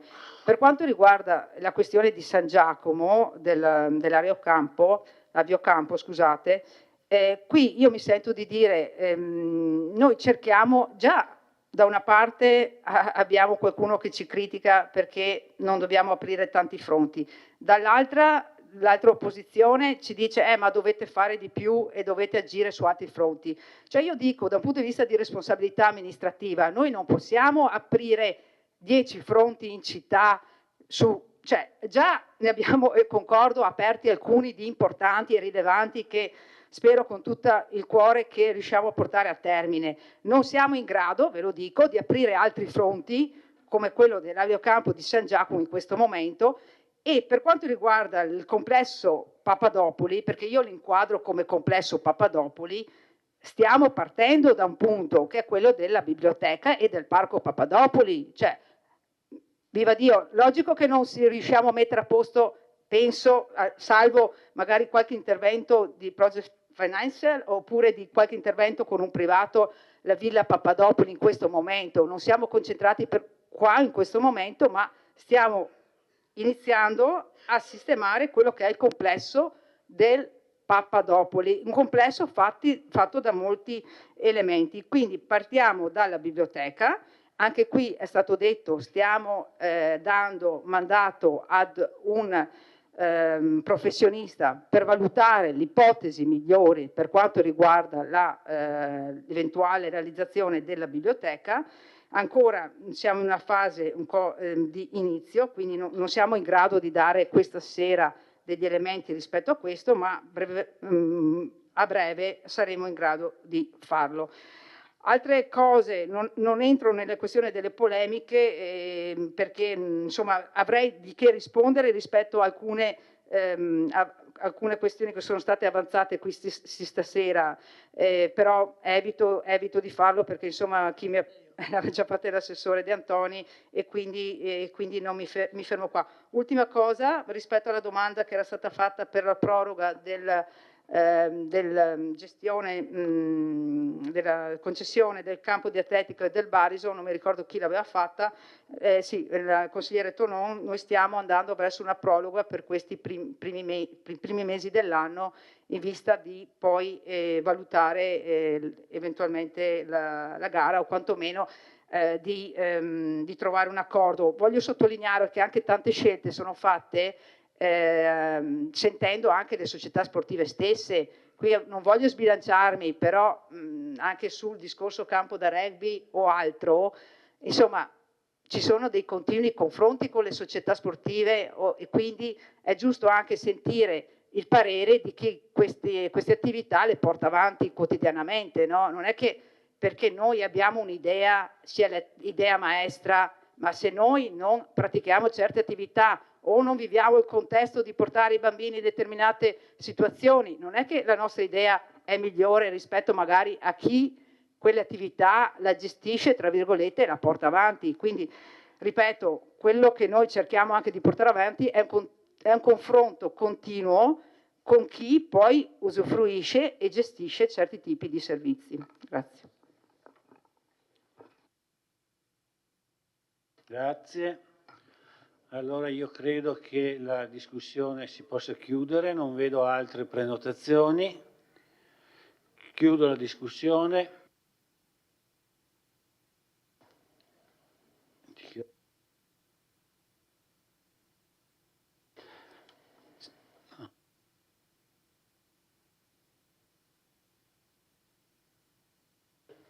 Mettiamo al voto.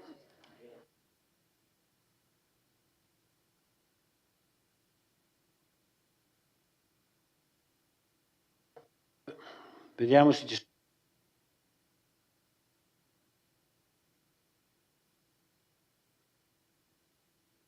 Il voto naturalmente è contrario, perché insomma, come potrei votare, d'altra parte sì, è talmente ambizioso che sì, le piscine e quant'altro, bisognerebbe fare magari qualcosa in più su quell'area di San Giacomo che per noi, ripeto, è una voce della minoranza che conta meno e anche poco, però è giusto ribadire, quindi il nostro voto è contrario.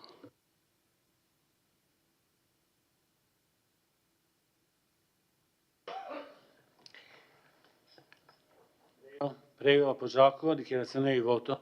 Grazie. Allora, tante idee, però bisogna decidere. Quello che manca qui è la capacità di decidere. Va bene ascoltare tutti, ma a un certo punto il tempo passa, bisogna decidere. E questo è il motivo, uno dei motivi per cui il mio voto sarà contrario. Grazie. Dichiarazione di voto di Roberto Tonon. Grazie. Noi invece votiamo a favore perché abbiamo visto delle decisioni già prese in meno di 6 mesi, delle decisioni prese con il preventivo.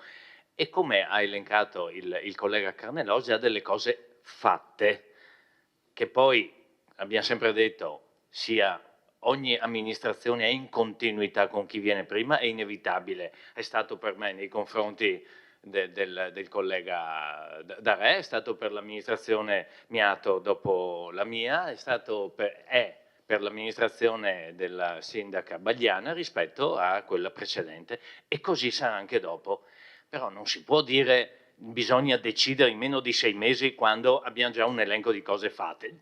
Diciamo piuttosto, non siamo d'accordo con quello che avete proposto, punto. Sarebbe molto più serio.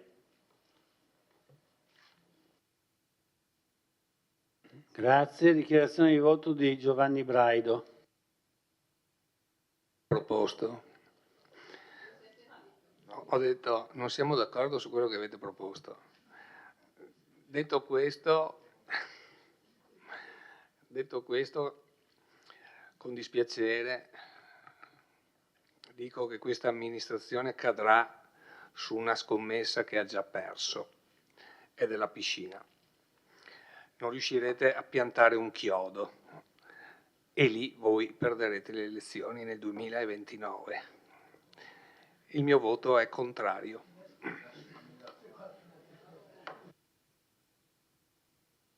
Grazie.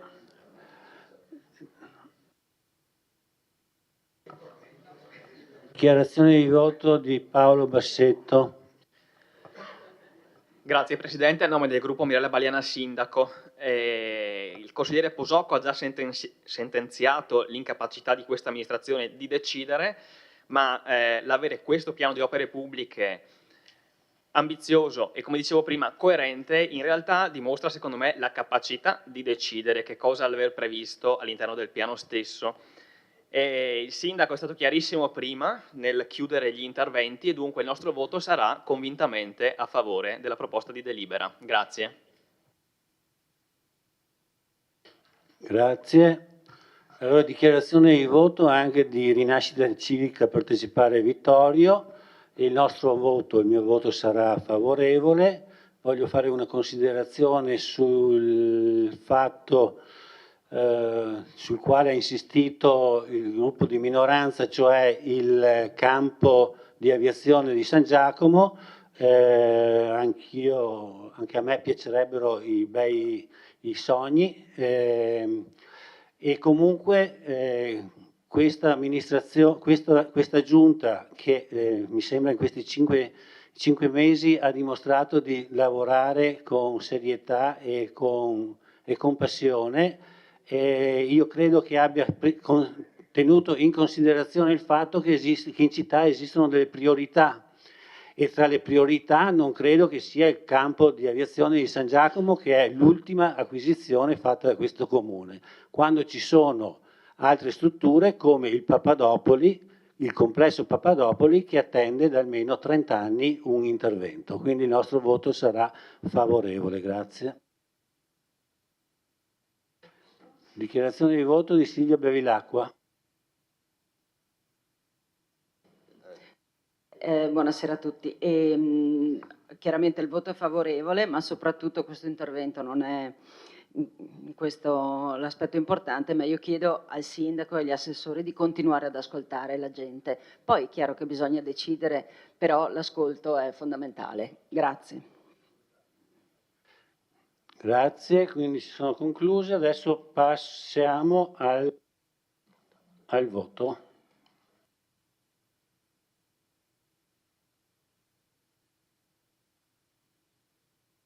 Prego, votate.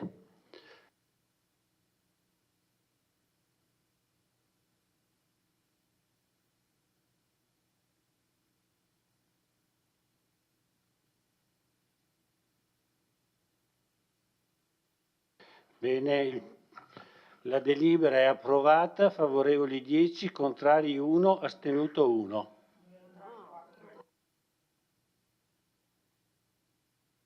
Contrari 4 e astenuti 1.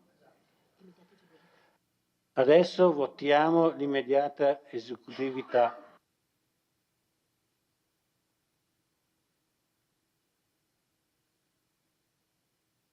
Prego, votate.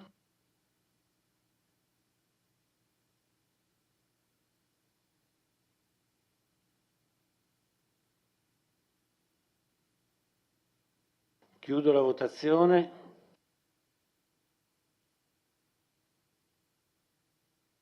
Allora, immediata esecutività approvata, favorevoli 10, contrari 4, astenuti 1. Bene. Adesso passiamo al punto numero 5. Approvazione del bilancio di previsione 2025-2027 e suoi allegati. Allora avremo l'intervento dell'assessore, poi la dottoressa Daparè e poi avremo anche il presidente della commissione del collegio dei revisori che si presenta questa sera per la prima volta.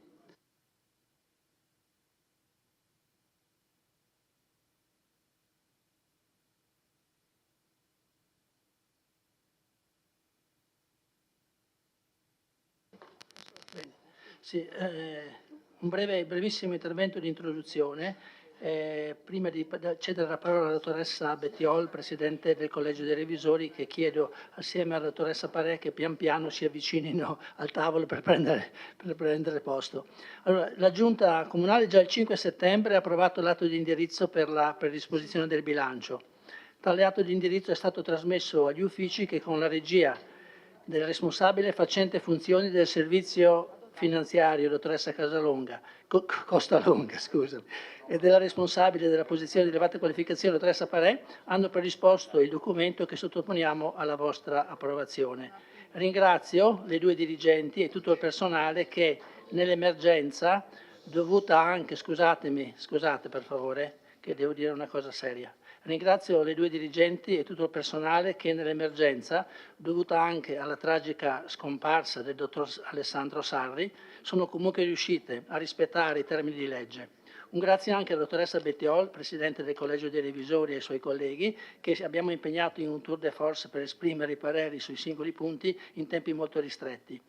Quindi cederei la parola alla dottoressa, che è qui al mio fianco, che ha preso l'incarico di Presidente del Collegio dei Revisori, non vorrei dire male, ma dal 30 settembre o dal 1 ottobre, siamo lì, ecco, e che comunque ci ha dato una grossa mano perché gli elementi, le cose da esaminare erano tante, soprattutto per un gruppo, diciamo, un collegio nuovo che non ci conosceva e quindi abbiamo dovuto, diciamo, farla lavorare parecchio per riuscire a rispettare i tempi stretti che avevamo. potrei cedere il mio posto, ma... Perché c'è di Antonio Giulio? Ah, vabbè, ok. Lei può andare. Scusi? Ok, un attimo che diventa...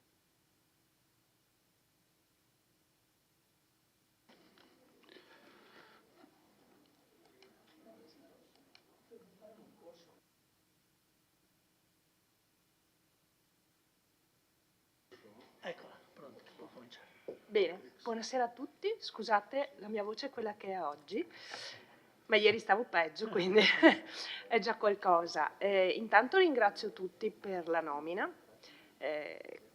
Come diceva l'assessore, siamo in carica con i miei colleghi da meno di 3 mesi e in questo periodo con la ragioniera Perazzetta e il dottor Gianbruno abbiamo cercato di conoscere l'ente, ovviamente per gli aspetti finanziari di nostra competenza. E insomma abbiamo approfondito diverse cose, abbiamo cercato di averne la migliore conoscenza possibile e continueremo in questo lavoro che ovviamente non è completato perché gli adempimenti che ci aspettano per le prossime settimane, i prossimi mesi con diverse novità sono molto sfidanti e quindi dovremo approfondire ulteriormente e continuare a lavorare. Io devo innanzitutto ringraziare tantissimo la dottoressa Costalunga e la dottoressa D'Apparè perché io credo di aver disturbato la dottoressa D'Apparè in orari veramente non ordinari più volte e lei è sempre stata molto disponibile, l'ufficio manca del dirigente per cui veramente ha lavorato la dottoressa tantissimo e insomma ci ha dato le informazioni, ci ha supportato e sopportato perché abbiamo fatto spesso richieste che non conoscendo l'ente hanno richiesto da parte sua tutta una serie di informazioni che ovviamente noi non potevamo avere. Detto questo, il bilancio di previsione 25-27 rispetta il pareggio finanziario di competenza e gli equilibri di parte corrente e capitale. Sono garantiti gli equilibri richiesti dalla legge, saldo di cassa non negativo, l'ente che noi abbiamo avuto modo di conoscere è un ente che sta bene da un punto di vista finanziario, non ci sono mai state anticipazioni di tesoreria, ci mancherebbe, non ci sono debiti fuori bilancio in questo momento da riconoscere, ci sono tutti quegli aspetti che derivano dal passato e che sono valutati e ben esposti nel bilancio e che comunque già voi conoscete prima di me perché esistevano già, provengono dal passato. La nostra, ovviamente, noi continueremo a monitorare, cioè il lavoro del Collegio dei Revisori sul bilancio di previsione è un lavoro di rilevare che ci sono gli equilibri, poi chiaramente questi equilibri che in questa fase sono esposti, noi continueremo a monitorare nel corso dell'esercizio che vengano sempre rispettati nelle varie fasi che la legge richiede e ovviamente la nostra raccomandazione è quella di monitorare il trend delle entrate in modo tale che le previsioni che sono state fatte siano effettivamente rispettate e che le spese vengano svolte in modo efficiente, in modo da rendere diciamo, l'attività dell'ente da un punto di vista finanziario migliore possibile e nel rispetto ovviamente di quelle che sono le norme che sono previste per gli enti. La dottoressa D'Apparè adesso può riassumere a grandi linee i numeri di questo bilancio, poi se c'è qualcosa sono qua.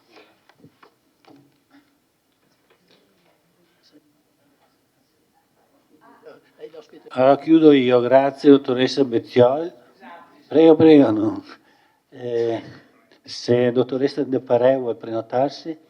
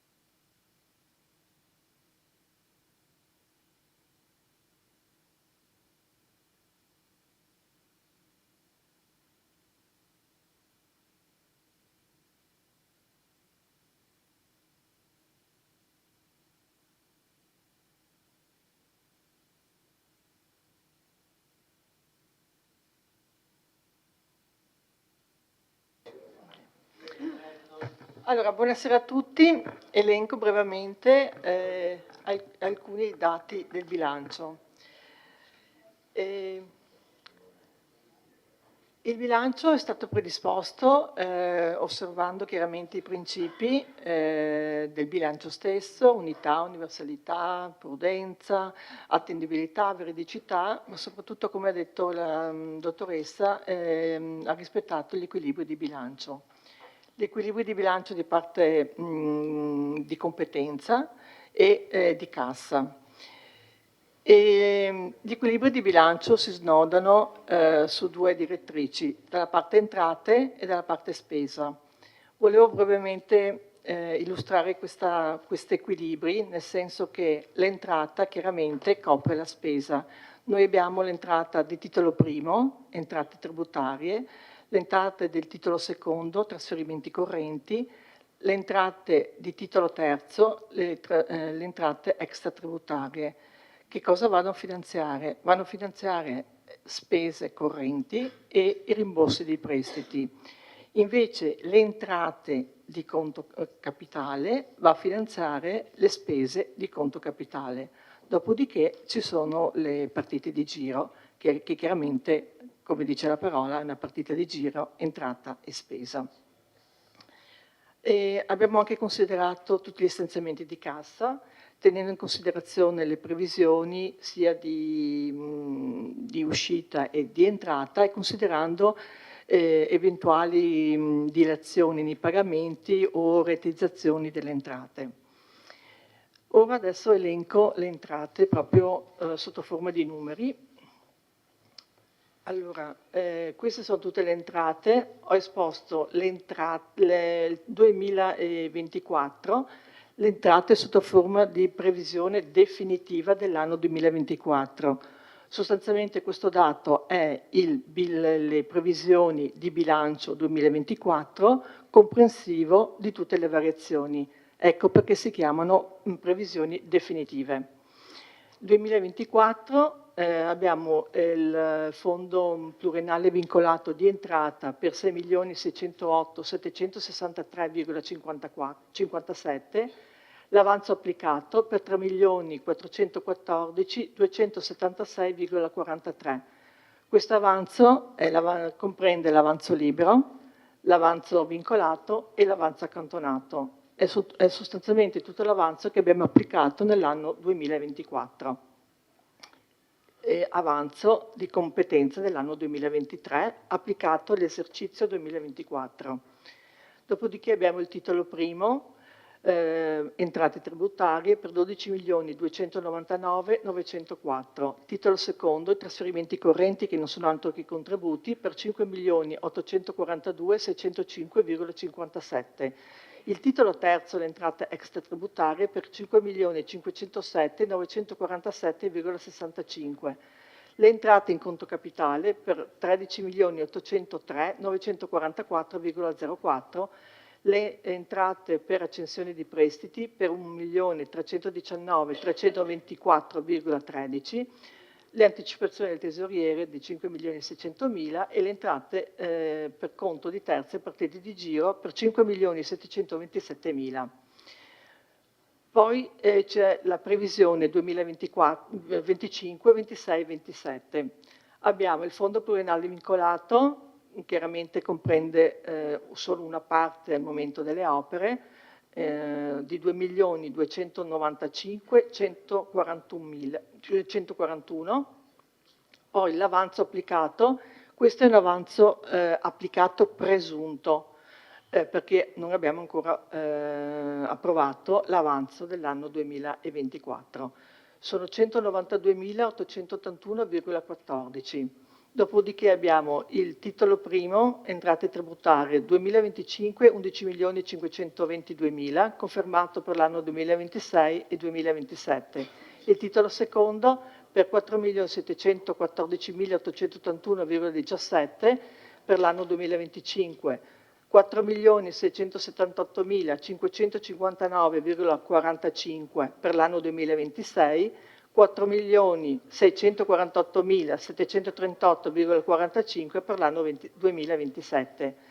Poi abbiamo le entrate extratributarie, anzi le entrate in conto capitale, nell'anno 2025 per 5.397.632,11, 2026 4.559.230, per l'anno 2027 7.346.900. E abbiamo l'accensione di prestiti. Per l'anno 2025 viene previsto un prestito per 1.319.324,13 e di questo prestito sono stati previsti i relativi interessi per l'anno 2026-2027. Per l'anno 2027 è previsto l'accensione di un prestito di 7 milioni e 6. Poi abbiamo l'anticipazione tesoriera di cui questo ente non fa mai ricorso e le entrate per conto terzi e partite di giro. Queste sono le spese. Chiaramente non abbiamo disavanzo, abbiamo il titolo primo di spese correnti per le 2024 23.741.095,77. Spese in conto capitale per 23.911.388,28, non abbiamo incrementi delle attività finanziarie, abbiamo il rimborso di prestiti per 1.144.281,34, viene prevista l'anticipazione da tesoriere e abbiamo le spese conto terzi. A bilancio 2025, 26, 27 sono previste nel titolo primo, quindi spese correnti, per 20.351.347,87. Per l'anno 2026 19.919.172,12. Per l'anno 2027 20.145.492,18.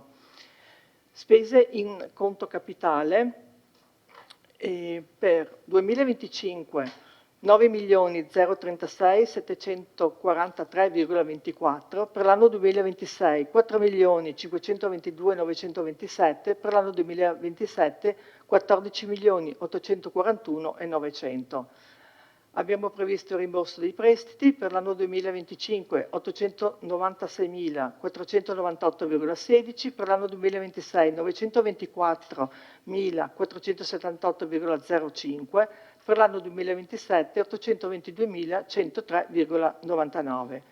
È previsto l'anticipazione tesoriere e le spese conto terze e partite di giro. Ho voluto fare un esploso anche delle principali entrate tributarie previste per l'anno 2025, 26, 27. Poi ho confrontato un altro dato, l'assestato 2023. Questo non è un dato previsionale, è un dato assestato che comprende gli accertamenti che abbiamo appunto accertato nell'anno 2023, proprio perché il 2024 ancora non è stato chiuso e quindi non è neanche stato approvato. Abbiamo l'addizionale comunale all'IRPEF. Assestato 2023 3.499.526,28, per l'anno 2025 3.555.000, che è confermato per l'anno 2026 e 2027. L'IMU, assestato 2023 6.844.925,16, nell'anno 2025 6.945.000, confermato anche per l'anno 2026 e per l'anno 2027. Gli arretrati IMU per l'assestato 2023 1.312.270, per l'anno 2025, 26, 27 invece abbiamo previsto attività accertativa IMU di 1 milione per tutti e tre gli anni. Non abbiamo per gli anni 2025, 26, 27 gli arretrati della Tasi e poi abbiamo l'imposta di soggiorno. L'assestato 2023 50.694,78, per l'anno 2025 viene previsto 52.000 anche per l'anno 2026 e 2027. Queste sono le entrate tributarie. Ho fatto uno excursus anche delle principali entrate extratributarie. Il canone unico patrimoniale. Per l'anno 2023 l'assestato è 356.000 177,69, che è stato portato nell'anno 2025 a 380.000 come per l'anno 2026-2027. Proventi fotovoltaici, assestato 2023 653.347,74, anche se in questa cifra comprendeva anche degli proventi straordinari. E poi per l'anno 2025 abbiamo previsto 450.000 sia per l'anno 2025, 26 e 27. Proventi codice della strada, assestato 2023 332.288,85, per l'anno 2025, 26 e 27, sempre confermato 320.000. Entrate in conto capitale. Abbiamo i proventi edilizi e sanzioni amministrative per l'anno 2023 181.519,52, per l'anno 2025 abbiamo previsto 200.000 anche per l'anno 2026 e 2027. I proventi permessi da costruire, che sostanzialmente sono gli oneri, per l'anno 2023 sono 447.940,87, per l'anno 2025 viene messo in previsione 450.000, così per l'anno 2026 e 2027. E poi ci sono le alienazioni che sono riportate nei vari anni. Ho fatto anche lo sviluppo della previsione di spesa corrente per macroaggregati. Le macroaggregati sono redditi da lavoro dipendente. In questa voce viene compresa tutti gli stipendi del personale dipendente, comprensivi di contributi assistenziali e previdenziali. Previsione 2025, 6.236.776,89, previsione 2026 6.278.967,96, previsione 2027 6.306.967,96. Abbiamo le imposte e tasse a carico dell'ente, qua dentro in realtà fa parte anche l'IRAP del personale dipendente. Allora, il 2025 viene messo in previsione 672.498,84, previsione 2026 603.868,21, per l'anno 2027 629.437,21. Abbiamo l'acquisto di beni e servizi, previsione 2025 9.792.202,50, previsione 2026 9.427.487, previsione 2027 9.635.387. Abbiamo i trasferimenti correnti, che sono sostanzialmente i contributi, 2.215.590, previsione 2026 2.143.720, previsione 2027 2.149.370. Gli interessi passivi per l'anno 2025 222.825,84, per l'anno 2026 258.674,95, per l'anno 2027 222.976,01.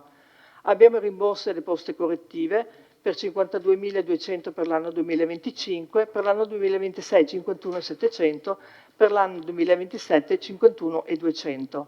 Altre spese correnti per l'anno 2025 1.159.254, per l'anno 2026 1.154.754 e per l'anno 2027 1.150.154. In questa voce viene compreso anche i vari fondi e accantonamenti, tipo il fondo svalutazioni crediti che incide per circa 750.000 euro. Questo è lo sviluppo di previsione di spesa corrente per macroaggregati. Dopodiché ho fatto lo sviluppo sempre di spesa corrente, solo corrente, per missioni. Allora, per la missione servizi istituzionali e generali per l'anno 2025 6.480.080,25, per l'anno 2026 6.274.035,89, per l'anno 2027 6.466.724,89. Ordine pubblico sicurezza. Previsione 2025, 876.919, previsione 2026, 866.919, per l'anno 2027, 876.919. Istruzione e diritto allo studio, previsione 2025, 2.249.659, previsione 2026, 2.219.109, previsione 2027, 2.215.389. Tutela e valorizzazione di beni e attività culturali, previsione 2025, 1.259.819, 2026, anno 2026, 1.216.969, per l'anno 2027, 1.218.469. Politiche giovanili e sport e tempo libero. Previsione 2025, 830.300 per l'anno 2026, 887.640 per l'anno 2027, 883.270. Turismo, anno 2025, 366.800 per l'anno 2026, 436.800 per l'anno 2027, 371.800. Assetto del territorio ed edilizia abitativa, per l'anno 2025 341.869, per l'anno 2026 275.069, per l'anno 2027 350.069. Sviluppo sostenibile, tutela del territorio e dell'ambiente. Anno 2025 734.838, anno 2026 690.838, anno 2027 729.838. Trasporti e diritto alla mobilità, che comprende anche la viabilità pubblica, 2.583.207,28 per l'anno 2025, anno 2026 2.621.777,28, anno 2027 2.719.297,28. Soccorso civile, anno 2025 28.000, confermato per 2026 e per l'anno 2027. Poi abbiamo tutta l'area assistenziale, socio-sanitaria, diritti sociali, politiche sociali e famiglia. Previsione 2025, 3.378.447,50. Anno 2026, 3.204.447. Anno 2027, 3.209.337. Tutela alla salute. Anno 2025, 26.000, confermato anche per l'anno 2026-2027. Sviluppo economico e competitività. Anno 2025, 233.999, confermato anche per l'anno 2026, per l'anno 2027 237.899. Energia e diversificazione delle fonti energetiche. Anno 2025 123.155,84, anno 2026 103.814,95, anno 2027 83.326,01. Abbiamo poi la voce dei fondi e accantonamenti. Previsione 2025 838.254, previsione 2026 833.754, previsione 2027 829.154. All'interno di questi fondi è compreso anche il fondo di riserva ordinario. E con questo ho terminato, perché per quanto riguarda le spese in conto capitale è stata in precedenza sviscerata con il piano delle opere pubbliche. Prego.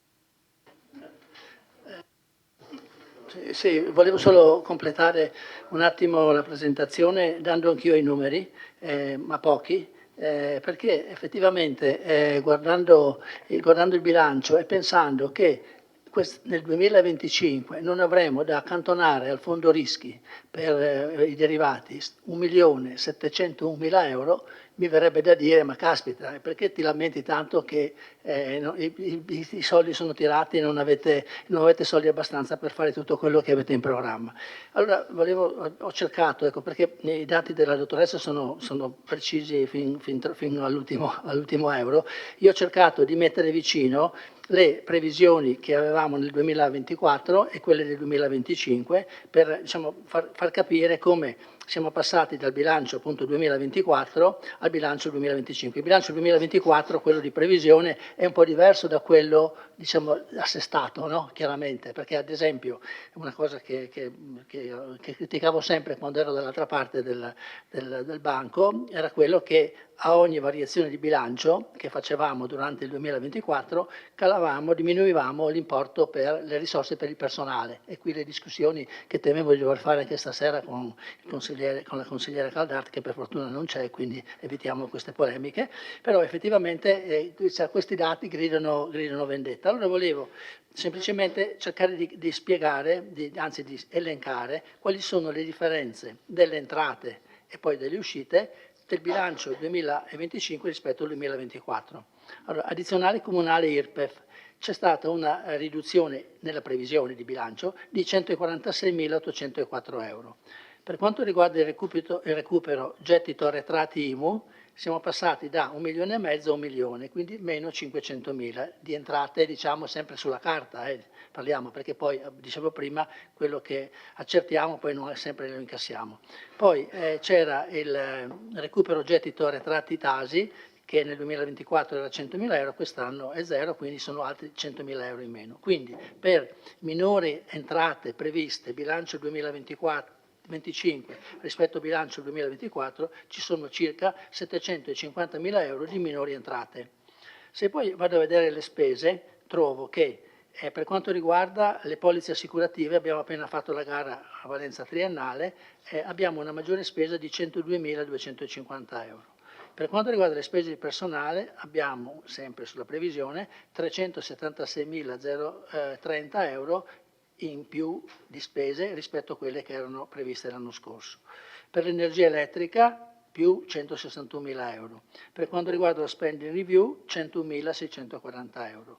Più per il teatro, essendo entrato in vigore il nuovo contratto che nel 2024 era previsto solo per 6 mesi, abbiamo 40.000 euro in più da pagare come contributo alla società, all'associazione che ha adesso acquisito la gestione del teatro. Poi, se aggiungo circa 100.000 euro di contributi in più, che sono anche, per dire la verità, pochi, che sono quei contributi che dati alle associazioni che nel 2024 non eravate riusciti a mettere in bilancio. Prego? Ah, ho capito, non avevo capito che fosse così. Mi sembrava che non ci fossero i soldi, ma comunque va bene lo stesso. I contributi erano previsti, quelli per le manifestazioni invernali, no? Chiamiamoli così, primaverili, Carnevale di Marca, eccetera, e poi i contributi di luglio, agosto, settembre, quelli per l'estate, no? E lì, diciamo, alla fine, diciamo, sono circa 100.000 euro che noi abbiamo già messo in bilancio e che l'anno scorso non c'erano. Poi c'erano 25.000 euro di minimo vitale. Se io sommo tutti gli importi delle minori entrate e l'importo delle maggiori spese, arrivo a circa 1.650.000 euro.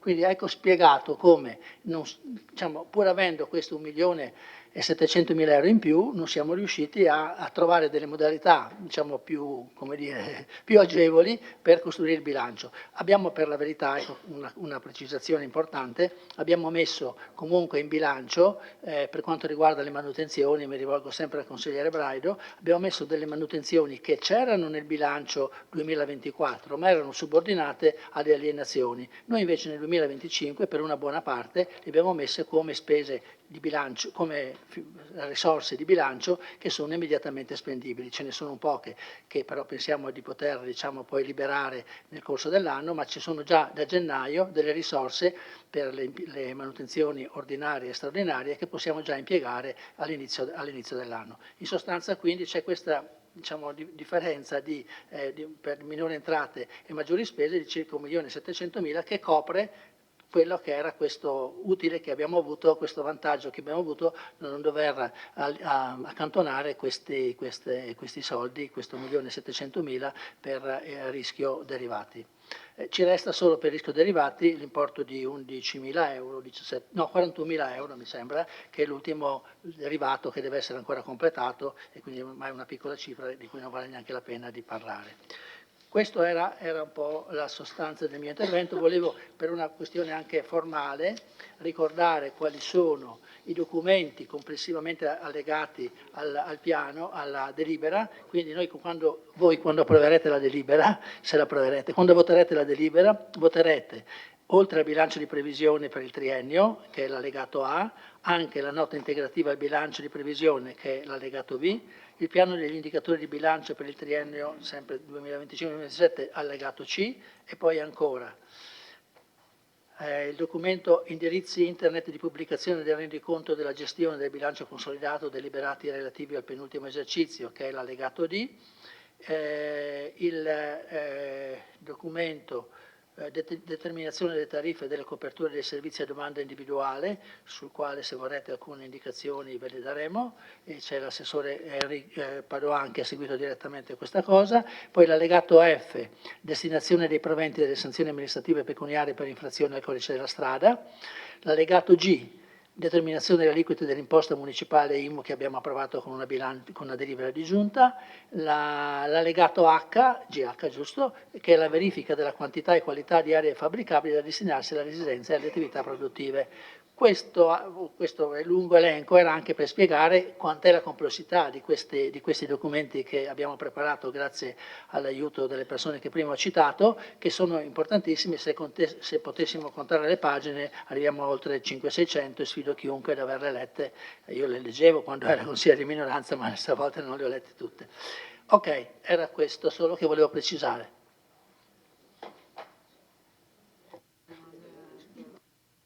Grazie.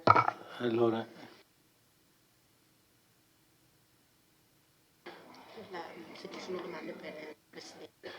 Se ci sono domande per la Presidente, dottoressa Bettiol, le facciamo subito, così dopo magari possiamo liberarla da...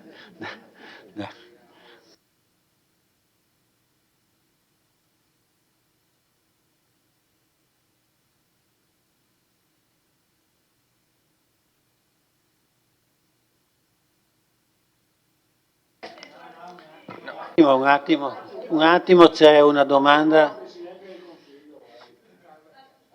È una domanda del consigliere Tonon. Sì, grazie. Siccome io mi guardavo sempre i rilievi che ci facevano i revisori, mi sono ovviamente guardato i rilievi che vengono fatti.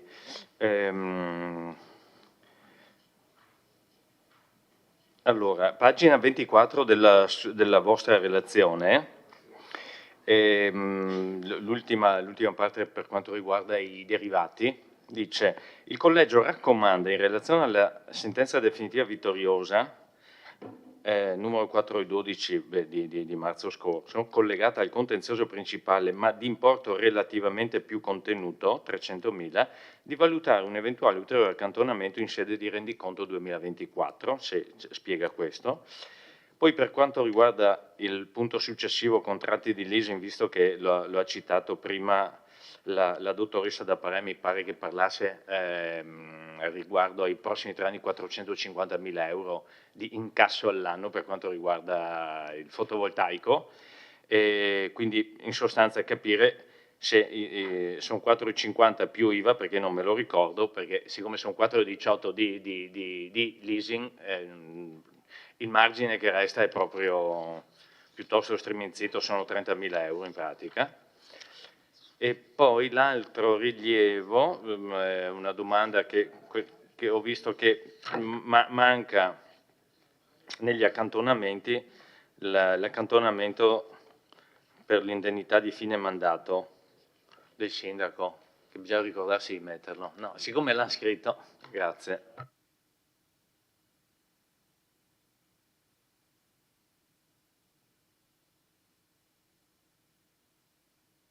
Poi sul leasing magari risponde la dottoressa in modo più preciso. Per quanto riguarda i derivati, allora, noi abbiamo cercato di capire la vicenda, che è nota, ma non ovviamente in modo... insomma, dal mio punto di vista il comune di Vittorio Veneto era famoso per i derivati, però sapevo solo che c'erano, non tutta la vicenda. Allora, cosa succede? Allora, quando noi abbiamo un rischio contenzioso, i nostri principi di revisione ci dicono chiedi all'esperto, che è illegale, che probabilità abbiamo di avere una soccombenza e in base a quello tu accantoni. Per cui non è detto che io devo accantonare il 100% del rischio, dipende dal grado di rischiosità, di probabilità che io abbia, eccetera. Cosa succede? Che noi l'abbiamo messo questo rilievo per nostra memoria, nel senso di dire, siccome in passato è stato sempre fatto riferimento solamente alla sentenza più importante, più grossa, diciamo, che sta avendo un andamento che sembra favorevole al comune, non era mai stata citata, ma magari lo è stato, ma noi non abbiamo avuto il tempo materiale per approfondire con gli esperti, con legale la situazione. È rimasta fuori questa seconda causa, seconda vicenda, che probabilmente se una va bene anche questa, e quindi magari non serve fare l'accantonamento, però era giusto dire, signori, teniamo conto che quando andremo a fare il rendiconto andremo ad approfondire se è opportuno, necessario, oppure l'esperto ci dirà lascia stare, non è importante e quindi continuiamo così. È solo un fatto così, noi non abbiamo vissuto il passato e quindi mancava anche, ripeto, manca anche il dirigente che aveva affrontato magari questa situazione, per cui abbiamo solo messo così un'evidenza, non si può neanche definire un vero e proprio rilievo, è solo una memoria per dire guarda che c'è anche quell'altra. Tra l'altro, ripeto, la dottoressa Costalunga ci ha descritto e esposto in modo molto approfondito la vicenda, però non abbiamo avuto proprio il tempo materiale di fare interessare chi poteva darci le informazioni più precise. Quella dell'accantonamento di vabbè, sì, stiamo parlando di piccole cose, col rendiconto questo si sistema, insomma non è... No, non è, però insomma giustamente facendo noi l'analisi l'abbiamo evidenziato, insomma, ecco. Non so se la dottoressa... Cioè, va bene o... Ah, ok. Sul leasing, adesso io non ho...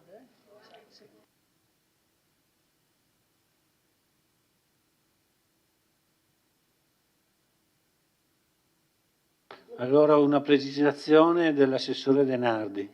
Sì.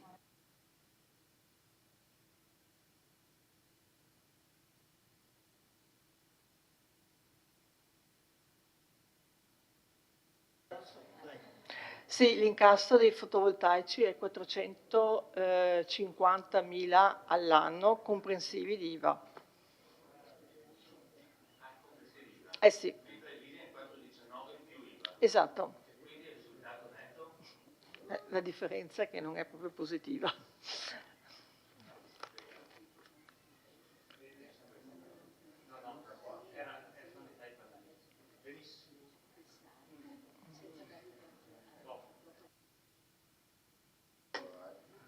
Sì, solo 2 secondi sulla vicenda dei derivati.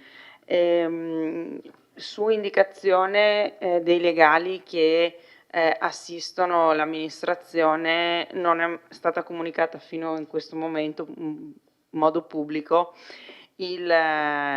l'esito del giudizio d'appello presso la Corte d'Appello di Venezia relativamente, come si diceva, al troncone principale della causa.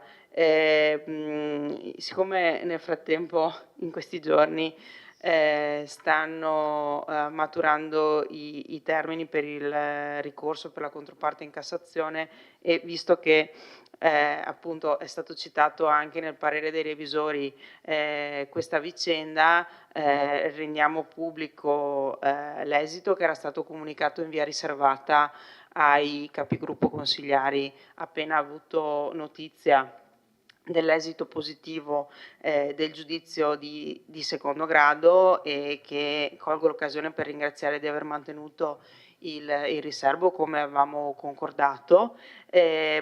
E appunto a settembre ha avuto esito positivo anche per il Comune anche il secondo grado di giudizio presso la Corte d'Appello di Venezia. Adesso attendiamo l'eventuale ricorso in Cassazione della controparte, e nel caso in cui sia stato promosso anche il ricorso in Cassazione auspichiamo il positivo esito anche di questo ulteriore grado di giudizio.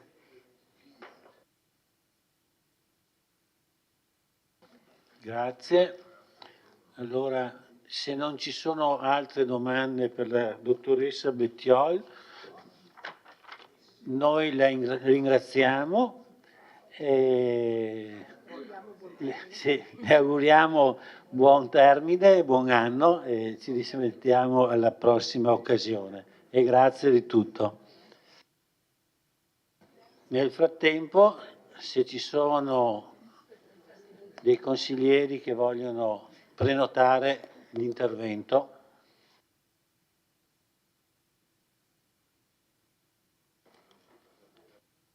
Consigliere Gianluca Posocco. Grazie, sarò abbastanza rapido, anche perché abbiamo fame, vero? Ecco, no, dai, a parte gli scherzi. Poi c'è... stasera l'assessore si è arrabbiato, però poi fa delle considerazioni che fa arrabbiare me, quindi uno a uno e andiamo avanti.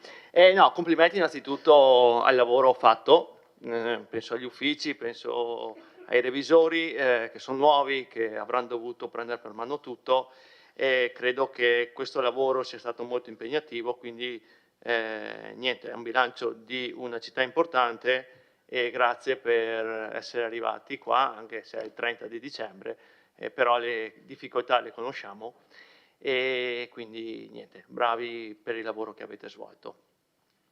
L'assessore tenta di giustificare il motivo per cui a fronte di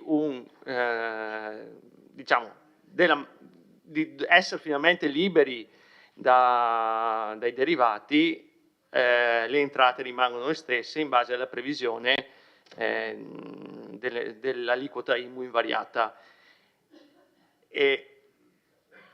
Assessore, avesse fatto un bilancio con 1,7 milioni di derivati, capirebbe che abbiamo dovuto tirare a destra, tirare a sinistra, tirare tutto. Quindi capisce provi a immaginare, lei che ha fatto il primo bilancio, la difficoltà nel fare un bilancio. Quindi non giustifichi, è stato difficile, come è stato difficile avere fatto un bilancio di previsione con costo energetico 100 e esserci trovati col costo energetico 200 e aver dovuto chiudere Metalluce in città, come è stato difficile, ma qua ringrazio bene, arrivare con 800.000 euro di costo gestione calore e averlo portato a 400.000. Cioè tutti noi lavoriamo, tutti, al di là dei colori politici, per fare il meglio per la città e per tutto, per far quadrare il bilancio alla fine. Poi si è dimenticato una cosa: esiste l'avanzo, che è sempre stato purtroppo importante, quindi mi auguro che sia importante anche per voi a dicembre, e quindi possiate prendere altre decisioni con il discorso dell'avanzo. Detto questo, delle osservazioni, ci sono tante opere da chiudere, del passato, e ci sono cifre importanti da tirar fuori.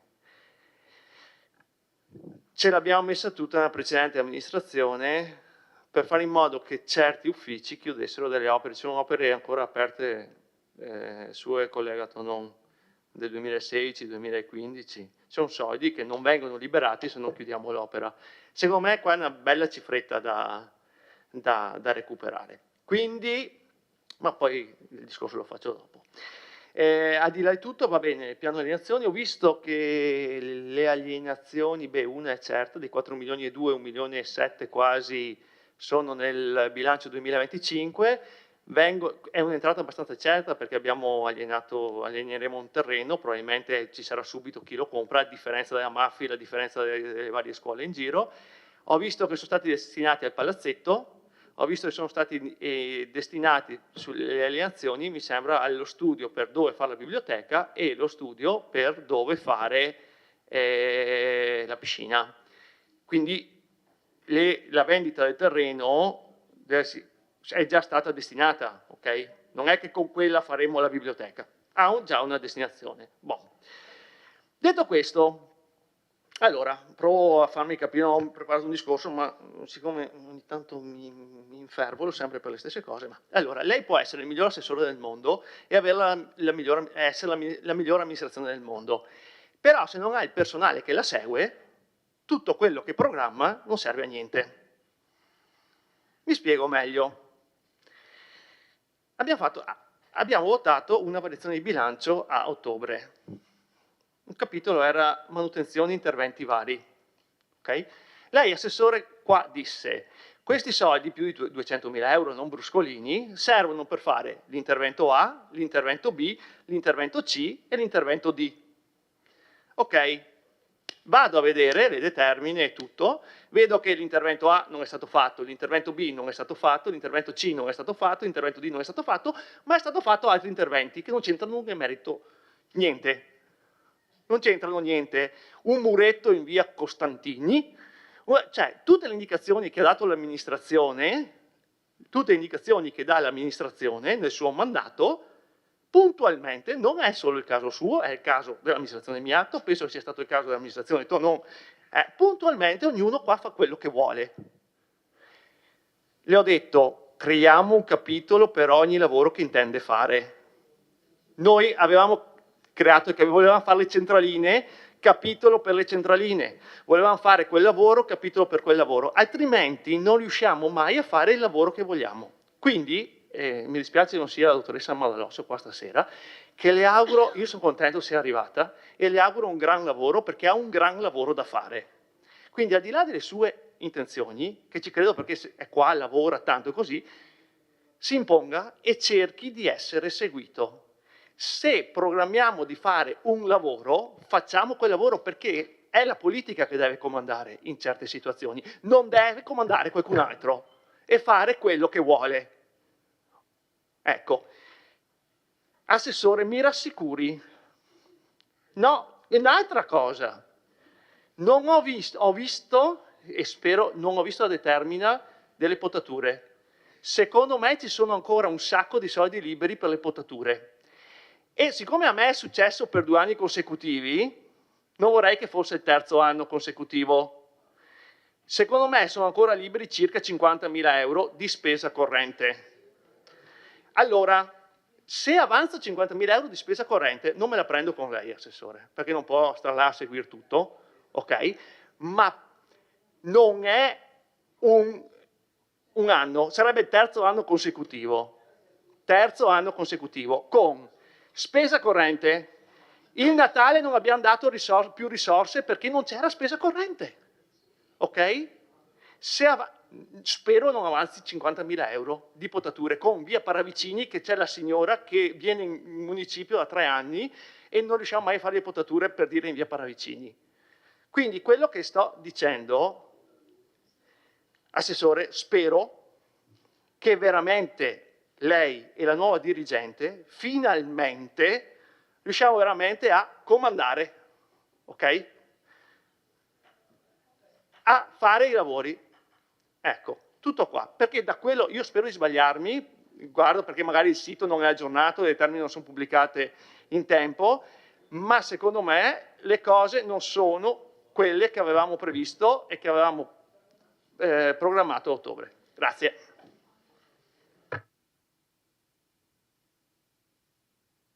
Grazie, consigliere Posocco. Abbiamo il doppio tempo anche per questo punto dell'ordine del giorno. Vediamo se ci sono altre prenotazioni.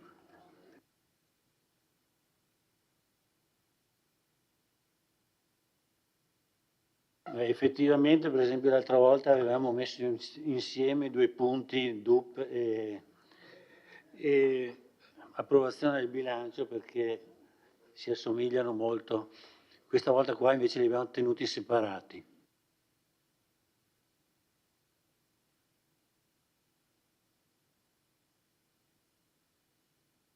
Allora io non vedo nessuna prenotazione, quindi chiudo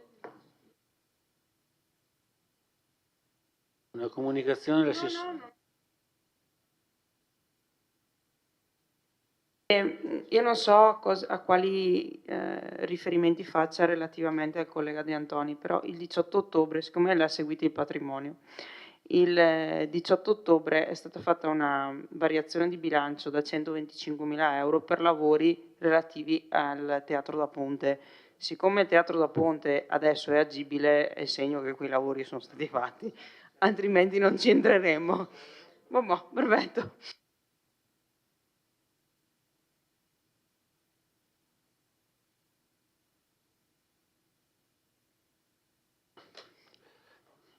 Allora, chiudo la discussione.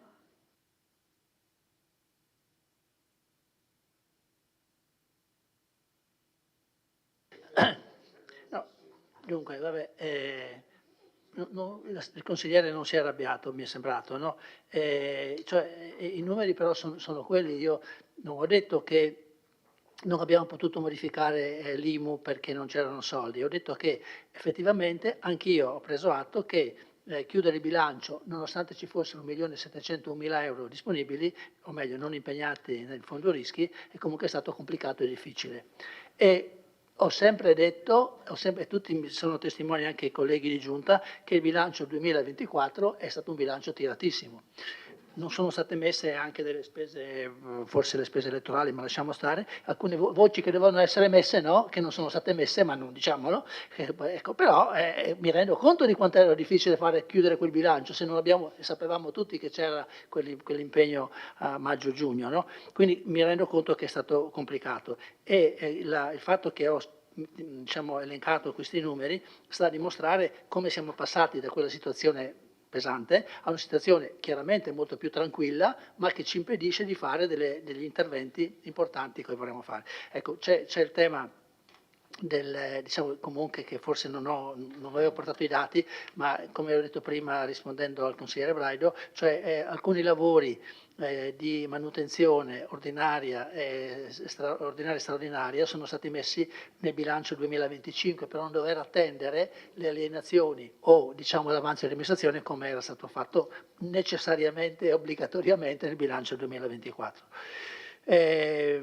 È vero che c'è una gran parte delle risorse che non sono state utilizzate, ma non solo quelle o di lavori non completati, ci sono un sacco di lavori che non sono stati appaltati e su questo abbiamo lavorato principalmente perché è importante, e lo faremo, quello di andare a chiudere tutti i lavori chiusi da 7, 8, 10 anni perché forse qualche soldo anche lo recuperiamo, no? Che sono oggi residuo o passivo che magari non sono più dovuti. Però diciamo l'impegno più grosso, vi assicuro, l'impegno più grosso che c'è stato in questi 6 mesi, qui non c'è il segretario che ha svolto le funzioni di responsabile tecnico in questi 6 mesi, non avendo ancora il responsabile tecnico che come ho detto prima ha preso appena servizio, cioè abbiamo dovuto chiudere i lavori e siamo arrivati su alcuni all'ultimo giorno. Citiamo solo i lavori dell'acquedotto di Sant'Augusta per fare un esempio, no? Oppure quello delle frane, oppure e il discorso che ho fatto prima non ero arrabbiato, ero solo preoccupato di dire tutte le cose che volevo dire, anche il discorso di Via Galilei con cui ci siamo chiariti anche con l'ex assessore al sociale, cioè era proprio così. cioè c'è stata proprio una, diciamo, come dire, una impossibilità, dico io, di arrivare alle conclusioni che dovevano essere fatte, cioè a meno affidare il progetto di fattibilità tecnico-economica. Abbiamo perso quasi 9 mesi. E non ripeto le cose che ho detto in altre occasioni, quei soldi che sono stati stanziati ancora nel 2020-21, ad esempio per le scuole Crispi e Parravicini, siamo andati adesso ad appaltare quelle della Parravicini, forse le avete appaltate ancora voi, o non, sì, le avete appaltate voi, e adesso appalteremo quelle della Crispi con un importo doppio rispetto a quello che si poteva, si doveva imputare per quei lavori se fossero stati realizzati nel 2020-2021. L'aumento dei costi dei materiali, sono molti serramenti, i serramenti hanno avuto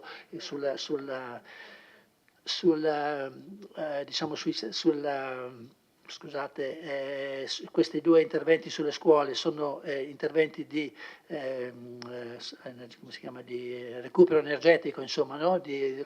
Di efficientamento energetico, grazie, di efficientamento energetico di quelle due scuole. Il fatto che siano rimasti fermi per 4 anni hanno comportato un aumento di 400 più 400.000 euro che non si sarebbero spesi, e anche quello è un tema che è ancora più importante, no? Rispetto a quello.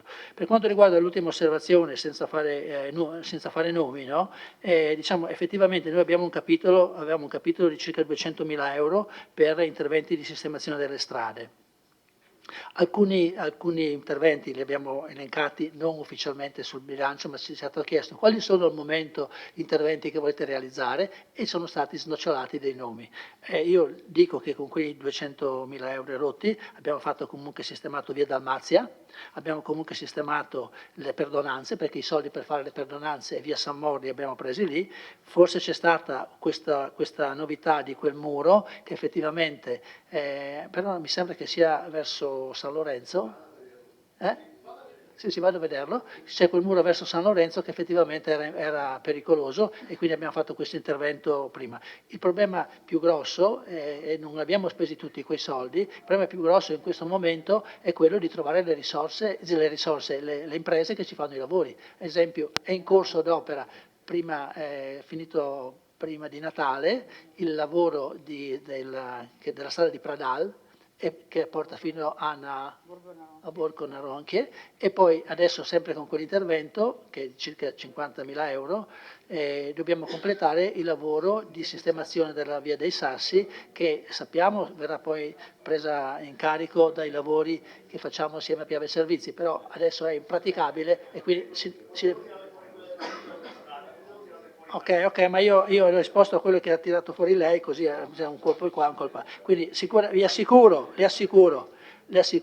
che nei limiti che sono dell'assessore, perché non è che io possa andare dal dirigente e dire tu fai questo, deve essere il dirigente che decide di fare su mia proposta.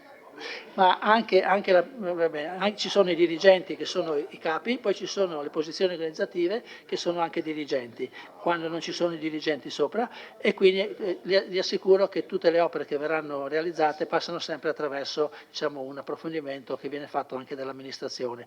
Agli uffici, cioè, chiaramente poi devono fare loro, appaltare, cercarsi le imprese, nominare i progettisti, ma l'indicazione generale sulle priorità che ci sono cerchiamo sempre di concordarle con gli uffici. Noi di amministrazione cerchiamo di concordarle con gli uffici. Ok, credo di aver risposto a tutto. Se volete...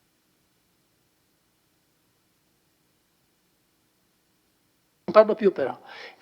In commissione avevamo parlato un attimo delle tariffe dei servizi a domanda individuale. Se vi interessa, avevamo detto che in Consiglio avremmo riportato un po' meglio questa cosa. Se non vi interessa, non ne parliamo e fate quello che vuoi e votate. Benissimo.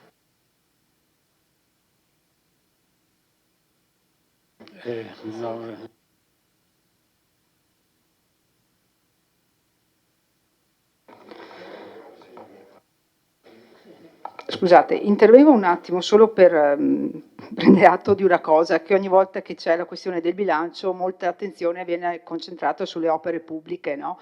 Come se tutto il resto dell'amministrazione non esistesse, e sto parlando del sociale, della cultura, degli altri ambiti, del patrimonio, E, insomma, tanti importanti ambiti che fanno parte della nostra amministrazione. Quindi io stasera non mi dilungo tanto, però vorrei sottolineare questo aspetto, insomma, che il Comune si regge anche su altri, sui servizi che l'amministrazione deve dare al cittadino, che non è, ripeto, solo l'opera pubblica. Quindi vado un po' in sintesi anche a elencare la questione sul sociale. Purtroppo stasera l'assessore al sociale non c'è, però insomma quello che volevo evidenziare è che abbiamo cercato di mettere anche delle risorse per quanto riguarda l'ambito sociale. Sappiamo benissimo che i capitoli sono blindati, soprattutto in questo ambito, però c'è stato un potenziamento per quanto riguarda alcuni progetti speciali come Shares per l'invecchiamento attivo, il caffè Alzheimer per quanto riguarda le persone con demenza senile, che è in forte aumento a livello generale, quindi è da attenzionare con estrema importanza. Poi c'è il discorso, abbiamo un progetto con l'associazione Zuppa di Sasso per quanto riguarda la situazione dei ragazzi e delle persone con DHD, e anche e soprattutto quello che mi preme sottolineare è che bisogna avere molta attenzione per quello che riguarda tutto il problema sociosanitario relativo agli anziani, insomma, visto che, considerato che abbiamo sì un invecchiamento anche attivo in certe situazioni, però allo stesso tempo abbiamo parecchie patologie presenti appunto nella fase d'età dell'invecchiamento, e che quindi noi siamo chiamati assolutamente a dare delle risposte in diversi modi, naturalmente collaborando con l'ULSS e collaborando con i servizi sociali. Tra l'altro a breve partirà anche queste nuove politiche per quanto riguarda il sistema dei servizi sociali, ma non sarà più di competenza comunale, ma ben più grande, quindi saranno declinate a quelli che sono gli ambiti. Però insomma quello che volevo sottolineare è che dobbiamo porre, e qua chiedo la collaborazione di tutti all'interno di questo Consiglio Comunale, ma anche all'esterno con le associazioni che già lo fanno, per impegnarci su questo fronte. E inoltre la questione anche delle nuove generazioni, dei ragazzi che purtroppo siamo in situazioni in cui più volte riscontriamo un forte disagio tipo sociale, e quindi anche qui dobbiamo stare un po' attenti e cercare di fare il nostro massimo. Grazie.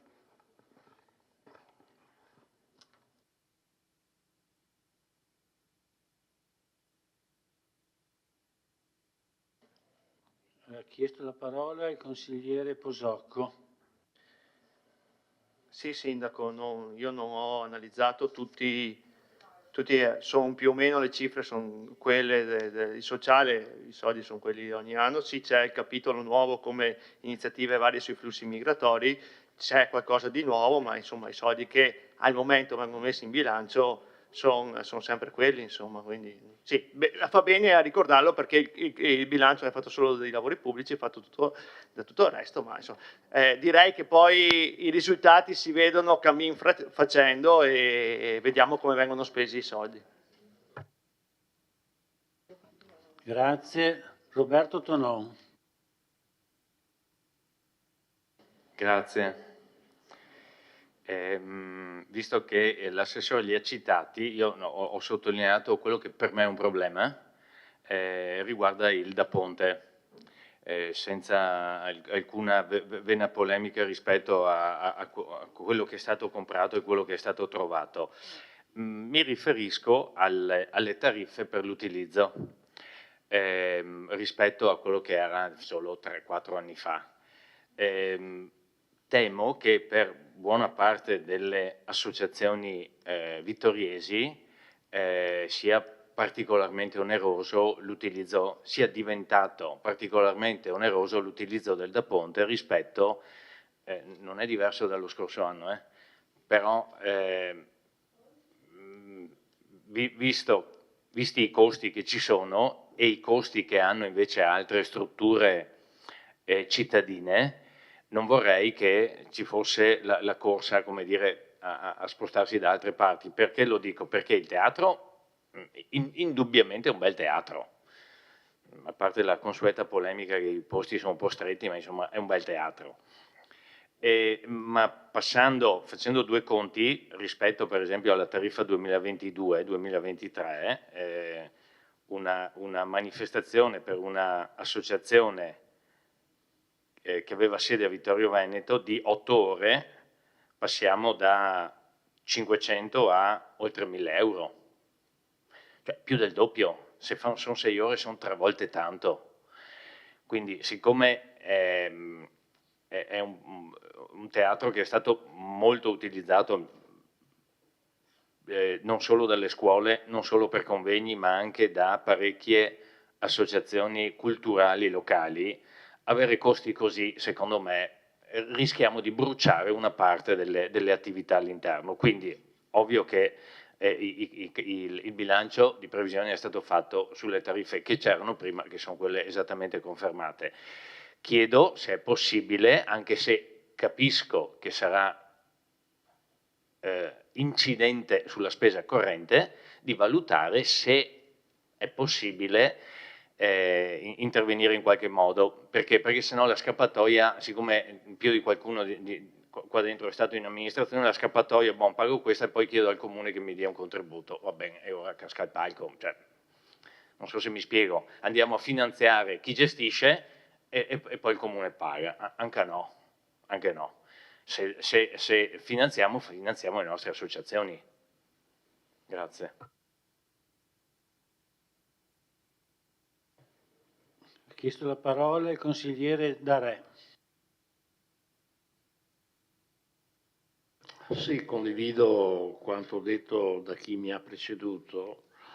Essendo il teatro da ponte, credo, un punto di aggregazione importante, lo è sempre stato, e chiaramente ha dei costi di gestione che naturalmente incidono sull'amministrazione comunale e soprattutto su chi va a fare la manifestazione. Quindi chiedo che ci sia anche è brutto dirlo, una selezione, ma cerchiamo di non portare anche i compleanni, tanto per capirci. Ci sono delle associazioni importanti che fanno spettacoli importanti, che hanno un ruolo importante a livello sociale, non sto parlando che vanno aiutate, altre vanno anche selezionate e quantomeno le spese vive devono essere a carico, cioè la pulizia del teatro, quantomeno, perché un conto è il teatro con il riscaldamento e quant'altro, un conto è la gestione del teatro quando siamo in un periodo molto più caldo, insomma, e quindi la gestione del teatro, che secondo me, al di là delle polemiche, alla fine è un patrimonio della città. Poi è chiaro che a livello sociale l'amministrazione comunale deve dare qualcosa, diciamo un contributo per renderlo fruibile perché, ripeto, penso che tutte le manifestazioni culturali che si fanno all'interno di quella cosa sia un momento sociale molto importante, quindi il costo del sociale è anche questo e quindi adesso magari quest'anno è stata una chiusura di bilancio che naturalmente da giugno a dicembre rimane quello che è, però insomma cammin facendo si può trovare anche una soluzione anche per far sì che questo teatro sia, diciamo, un punto di aggregazione molto importante. Grazie. Grazie. Non vedo altre prenotazioni.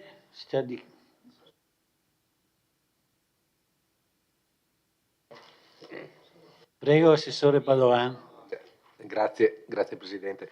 Allora, sì, approfitto a questo punto anche per fare un discorso più ampio, però partendo dalle sollecitazioni dei consiglieri Tonone e Darè rispetto al teatro da ponte e alle tariffe nella fattispecie.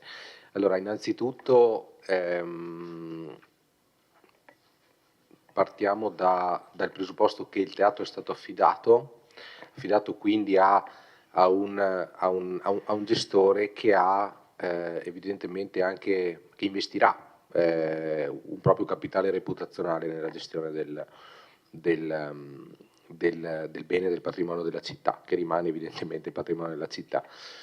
e questo fa sì che determinati standard debbano essere, standard di qualità in occasione di diversi tipi di eventi debbano essere mantenuti. Questo per il bene non solo del gestore, ma anche il bene della reputazione del Teatro Comunale da Ponte.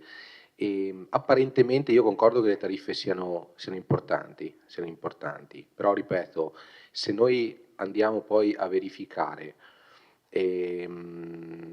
come dire, la diversa offerta di servizi che viene prevista dalla tariffazione attuale rispetto a quella precedente, andiamo poi a capire, a comprendere come in realtà le tariffe sono sostanzialmente in linea con quelle che sono state nel recente passato, perché ora determinati servizi vengono resi obbligatori, l'acquisto di la fornitura di determinati servizi viene resa obbligatoria, tra cui scuola di sicurezza, tra cui determinate risorse in termini di impiantistica, mentre nel recente passato questo era possibile, diciamo così, un'autofornitura da parte di chi andava ad affittare lo spazio. Quindi andando poi a fare la somma di quello che si avrebbe pagato negli anni scorsi se si fossero acquisiti gli stessi servizi che vengono ora offerti dal gestore, si scopre che gli importi sono assolutamente comparabili.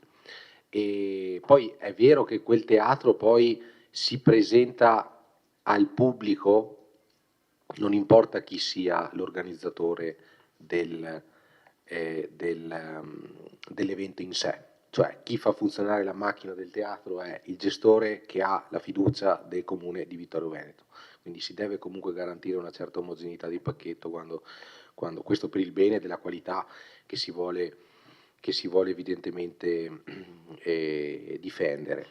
Poi insomma abbiamo insomma, previsto nelle tariffe comunque determinate possibilità per associazioni, per le scuole soprattutto, oltre a tutte le condizioni che vengono poi definite nel rapporto con il gestore, che prevedono anche evidentemente uno spazio per l'amministrazione comunale per l'utilizzo degli spazi. E in generale sulle tariffe ci siamo, secondo me, impegnati tanto, perché è un tema che secondo noi, o almeno parlo personalmente, secondo il mio personale punto di vista, era stato un po' lasciato come dire, poco affrontato in precedenza, perché credo che l'introduzione dell'ISEE come meccanismo per differenziare la tariffazione di servizi fondamentali quanto in mensa, trasporto scolastico, centri estivi, fosse doverosa, secondo me, ed è una scelta importante, è una scelta ancora, secondo me, insomma, mi permetto di dire prudenziale, nel senso che è importante ora innanzitutto dare il segnale di giustizia sociale che questa amministrazione vuole dare attraverso appunto una fruizione differenziata dei servizi e poi è anche uno strumento, secondo me, proprio ai fini, direi, statistici e quindi in termini di programmazione da parte dell'amministrazione comunale, perché ora abbiamo la possibilità di accumulare informazioni statistiche relative allo stato delle famiglie vittoriesi e quindi a targetizzare poi in futuro interventi anche sociali, anche culturali, anche di diverso tipo, e credo sia un passaggio importante, per cui sulle tariffe io credo ci sia un ragionamento importante da fare, e questo va insomma ben oltre il discorso in senso stretto del teatro. Poi in termini di bilancio io mi unisco insomma alle considerazioni della sindaca, nel senso che si è cercato anche nei vari capitoli di portare programmazione, di avere quindi le idee chiare in vista dell'anno che sta per partire, con degli interventi su capitoli che in precedenza non c'erano o erano comunque finanziati in modo piuttosto limitato. Penso alle attività culturali direttamente organizzate dall'amministrazione comunale, che hanno visto un netto incremento, quindi anche con una programmazione di iniziative, idem per i contributi, e mi permetto di dire anche altre iniziative secondo me importanti che meritano di essere, se non altro anche simbolicamente citate, però l'introduzione di, come dire, una premialità sia in termini di denaro ma soprattutto in termini di prestigio per studenti meritevoli sia un passaggio importante che mostra anche qui una certa attenzione nei confronti del mondo dell'istruzione, soprattutto in fasce di età che è bene accompagnare da vicino come comunità vittoriese, non solo come comunità di educatori, non solo in termini di amministrazione. Poi se ci sono delle domande specifiche sono qua. Grazie. Adesso la parola al consigliere Uliana. Semplicemente un commento molto veloce, una riflessione. Prima si parlava del fatto di dover andare a rivedere gli ingressi gratuiti all'interno dei musei perché chiaramente diventa una spesa e abbiamo ragionato su questo e quindi è giusto anche far capire che ogni cosa ha un prezzo. E poi si va praticamente ad inibire il teatro da ponte a quelle associazioni che non possono permettersi, come diceva giustamente il collega Tonon, di pagare delle cifre così esorbitanti per poter fare un loro spettacolo. Allora io dico, perché per esempio non pensare di dare la possibilità a queste associazioni? Sì, no, volevo che mi sentisse. Perché non dare la possibilità a queste associazioni che hanno magari nel loro interno le professionalità capaci di garantire la squadra di sicurezza, di poterlo fare loro senza essere costretti a dover usufruire e pagare quindi la squadra di sicurezza che viene offerta dal servizio di gestione.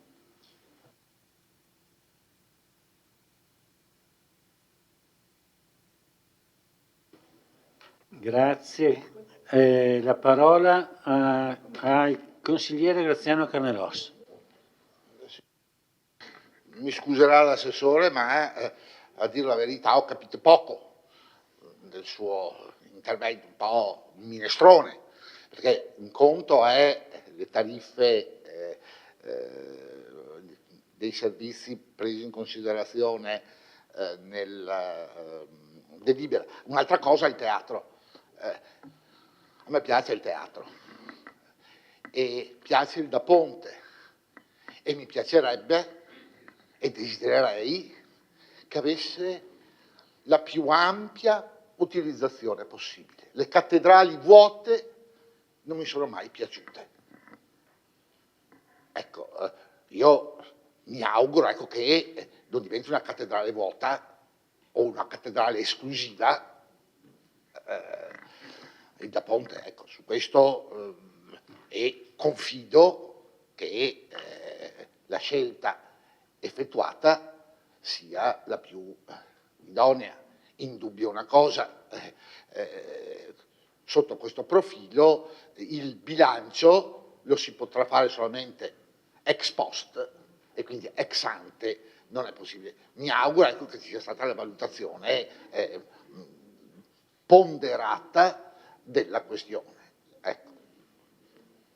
E in ogni caso, fin da ora, questo sì, senza aspettare l'ex post, fare in itinere tutto quello che è possibile. Certo, capisco gli obblighi contrattuali, capisco le carte firmate, ma l'amministrazione ha anche una moral suasion che può esercitare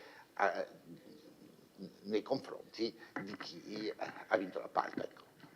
Mi raccomando, perché poi se, come si può dire, la gente comune talvolta si allontana dagli eventi culturali, che non sia proprio perché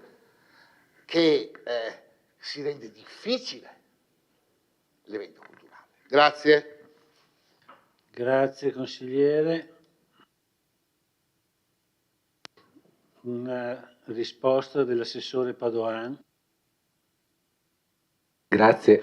No, allora, sì, probabilmente sono stato poco chiaro o ho accostato due argomenti differenti, semplicemente la prima era una risposta puntuale e poi ho reputato opportuno anche sull'onda di quanto specificato dalla sindaca, cioè che sostanzialmente il bilancio non è composto solamente dalle voci relative ai lavori pubblici e quindi ho deciso insomma di espandere un attimino il ragionamento.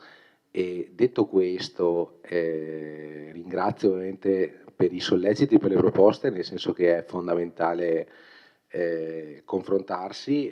Sicuramente abbiamo tutti gli strumenti di moral suasion, come dice il consigliere Carnelos. Tengo però a specificare alcune cose.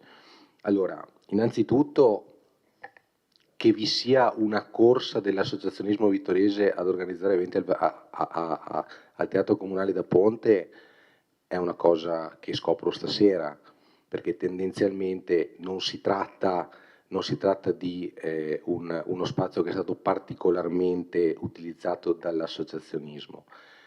Poi stiamo parlando di uno spazio delicato, uno spazio che per il quale si è scelto lo strumento dell'affidamento sulla base di una proposta ampia, plurale, che deve essere sostenuta e deve essere sostenibile per tutti nel corso dei prossimi tempi e si tratta di una struttura che è comunque delicata, come tutte le strutture, ma insomma il Da Ponte ha dimostrato di esserlo in misura particolare, visto anche gli interventi che vi sono stati, per cui è importante garantire una continuità nell'utilizzo delle strutture, cioè non è uno scherzo perché ne va del deterioramento o meno del bene, ne va di un utilizzo corretto degli strumenti che vi sono, ne va anche della garanzia di qualità nell'offerta delle strutture di sicurezza. Vi sono altri spazi a Vittorio Veneto per l'associazionismo e sono stati anche predisposti anche strumenti di bilancio per sostenere le associazioni nei vari spazi, visto che prima si parlava appunto della valorizzazione ad esempio degli spazi museali, ma abbiamo anche, ripeto, implementato capitoli di bilancio che storicamente erano un po' ridotti all'osso, insomma, in termini di sostegno o a creazione di attività culturali o a contributi per le stesse, e quindi non ci sentiamo sicuramente in difetto nei confronti dell'associazione e non stiamo sicuramente cercando di creare una sorta di barriera alla fruizione, tutt'altro. Ricordiamoci che c'è un gestore che deve predisporre un'offerta congrua e evidentemente renderla fruibile alla città, perché se non sarà fruibile fallirà nel suo intento di rilancio del teatro, e quindi diciamo così siamo in una situazione piuttosto chiara di comunanza di intenti e di insomma, volontà di portare e di riportare la comunità vittoriese a teatro. Quindi non vedo sinceramente come la questione delle tariffe, che ripeto, se andiamo poi effettivamente con attenzione a controllare, comparando a parità di condizioni con quanto veniva proposto in passato, non sono assolutamente fuori scala, e detto questo comunque non vedo come questa situazione, queste scelte tariffarie poi finiscano per imporre, diciamo così, vincoli alla fruizione delle attività culturali qui a Vittorio Veneto. Nelle associazioni sono, direi, vagamente colpite da questa situazione.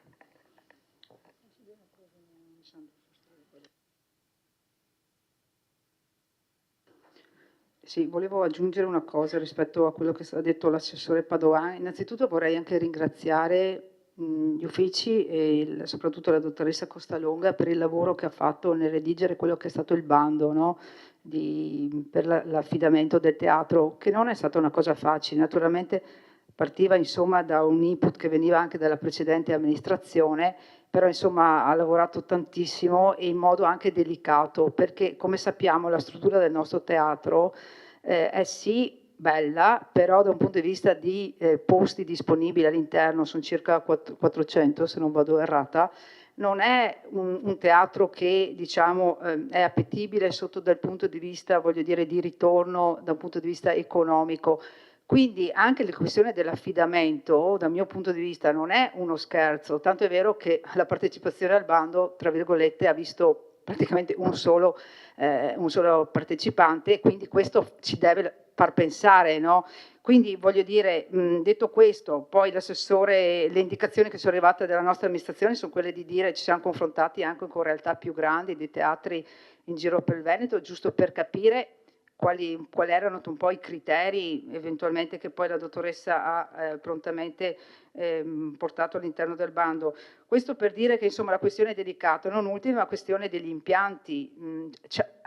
Diceva prima bene l'assessore Denardi, gli uffici hanno lavorato tantissimo in questi 3 mesi per mettere a norma il teatro sotto molti aspetti, e sono stati fatti degli interventi molto precisi sugli impianti, che sono impianti molto delicati. Purtroppo la struttura del teatro è buona, voglio dire è un bel teatro, però gli impianti sono delicati, quindi mi sento di sostenere la tesi che una volta che un concessionario prende in gestione una struttura abbia a sé tutta il diritto, la competenza e anche la capacità di mettere in atto quello che meglio crede per il rilancio della sua attività, giustamente, e per il rilancio del teatro in sé.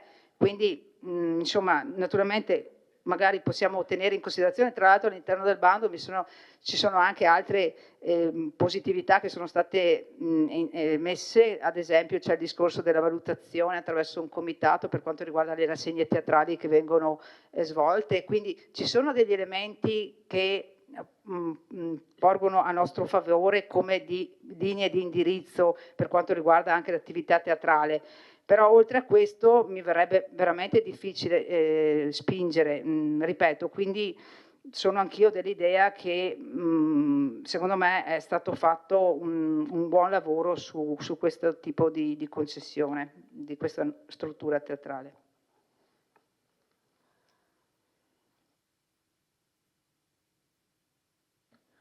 Bene, allora prima di passare al voto, se ci sono dichiarazioni di voto, altrimenti passiamo subito alla votazione.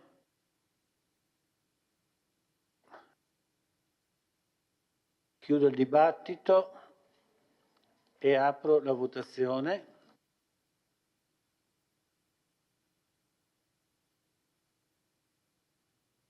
Votate.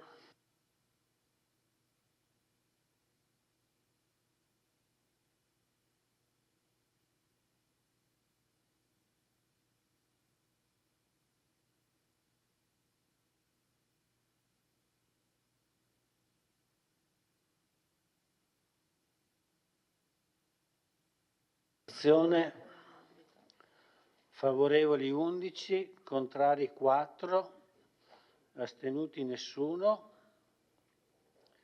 La delibera è approvata. Adesso votiamo l'immediata esecuzione.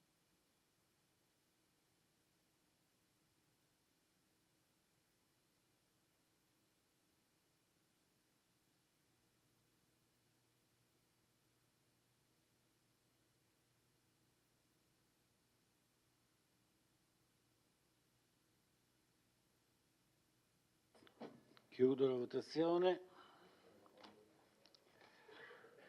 Favorevoli 11, contrari 4, astenuti nessuno. Approvata l'immediata esecutività. Grazie. Al punto numero 6.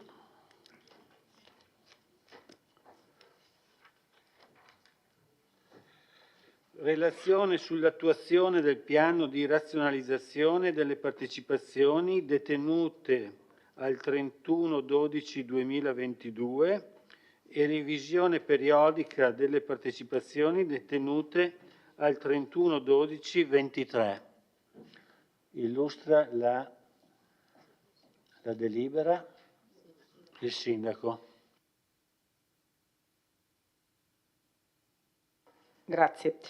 Allora, qui abbiamo da approvare la relazione sull'attuazione del piano di razionalizzazione delle partecipazioni detenute alla data 31/12/22 e la revisione periodica delle partecipazioni detenute alla data, che sono due cose diverse. Allora, premesso che con decreto legislativo del 19 agosto del 2016 è stato emanato il nuovo testo unico in materia di società partecipate e partecipazione pubblica, il cosiddetto TUSP. In base all'articolo 20 del TUSP prevede che le amministrazioni pubbliche effettuano annualmente, con proprio provvedimento, un'analisi sull'assetto complessivo della società in cui detengono partecipazioni dirette o indirette e predispongono, ove ne ricorrono i presupposti, un piano di riassetto per la loro razionalizzazione, fusione o soppressione, anche mediante messa in liquidazione o cessione. Dato atto che il Comune di Vittorio Veneto detiene partecipazioni nei seguenti enti e società, che li ripetiamo perché è giusto, quindi Ascom Holding, e a fianco trovate la percentuale di partecipazione 0,42, Asco Piave SPA 0,14, Gal dell'Alta Marca Trevigiana 2,31, Intermodale Vittoriese SRL 18,88, Mobilità di Marca SPA 2,32, Piave Servizi SPA 6,02, 6 bis Vivere Acqua partecipata tramite Piave Servizi per il 7,2, Vittorio Veneto Servizi SRL, le farmacie per intenderci, partecipata al 100%, Consorzio per i servizi di igiene del territorio 9,2, Consorzio BIM Livenza 40, Consorzio BIM Piave Treviso 2,9, Consiglio Bacino Veneto Orientale 0,0027 e Consiglio Bacino e Sinistra Piave 9,2. Considerato anche che le partecipazioni negli organismi dall'8 al 12, quindi consorzi, BIM, Consorzi Igiene Territorio, Bacino Veneto Orientale e Bacino Sinistra Piave, non sono oggetti della presente rilevazione, in quanto non rivestono natura societaria. Dobbiamo anche considerare che per effetto sempre dell'articolo 24 di questo testo, il TUSP, il Comune di Vittorio Veneto, con propria deliberazione del 2017, ha provveduto a effettuare una ricognizione straordinaria di tutte le partecipazioni dallo stesso possedute alla data del 9/2016, individuando quelle che dovevano essere alienate o comunque oggetto di razionalizzazione, che per effetto dell'articolo, questa volta 20 del TUSP, l'ente, con la deliberazione consigliare del 2023, la numero 70, ha provveduto a effettuare invece una revisione ordinaria delle partecipazioni detenute al data 31/12/22, individuando quelle che dovevano essere alienate o comunque oggetto di razionalizzazione.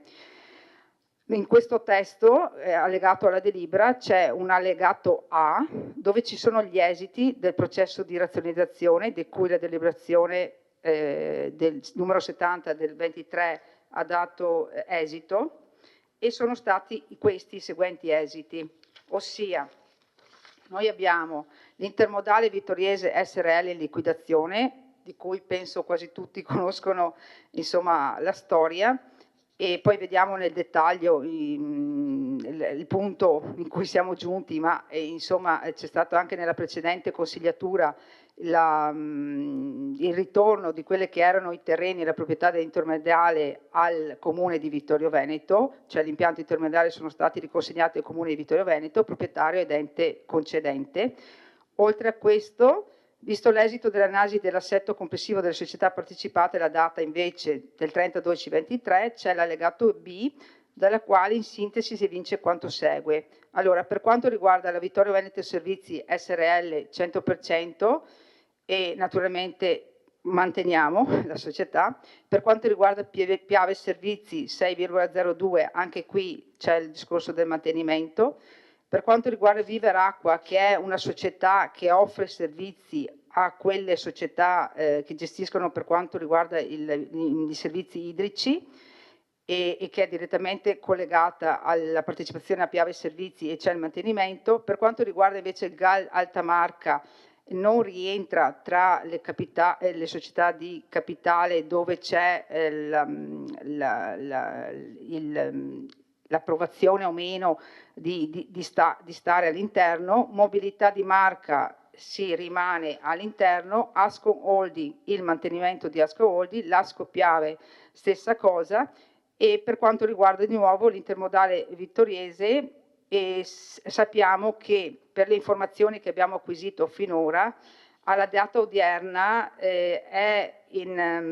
dopo la chiusura dell'esercizio sono proseguite le operazioni di liquidazione, però ancora non abbiamo l'esito di questa liquidazione, quindi al momento attualmente non sappiamo la divisione eventualmente del capitale, sì, del patrimonio che era rimasto in Vittorio Veneto intermodale.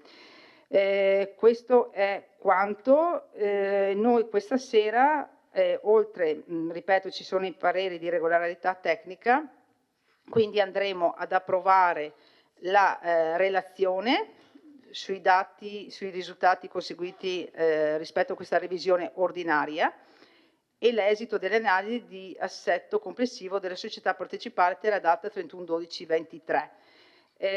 Se volete delle leggere integrazioni, quello che mi sento così di dire è relativamente alla nostra partecipazione, se può essere un punto così in più, per quanto riguarda le risultanze, no? Il stare all'interno, che me l'ero segnato da qualche parte, insomma con Asco Holding, diciamo i dividendi circa quest'anno sono di 58.000 euro per quanto riguarda il bilancio 2023, poi Asco Piave mi sembra, avevo trovato, sono 60, l'avevo scritti da qualche parte, scusate, sono 65, un attimo che lo cerco, dov'è che è sparito? Quello che avevo scritto, ma è mia questa? Sì, no, è sparito.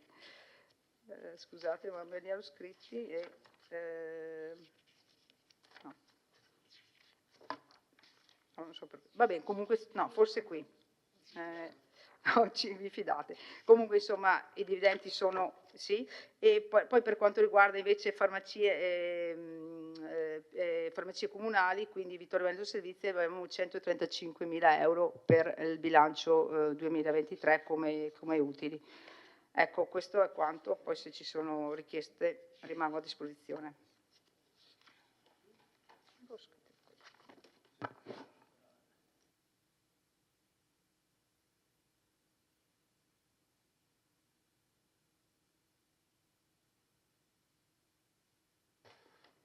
La discussione è aperta, se ci sono interventi.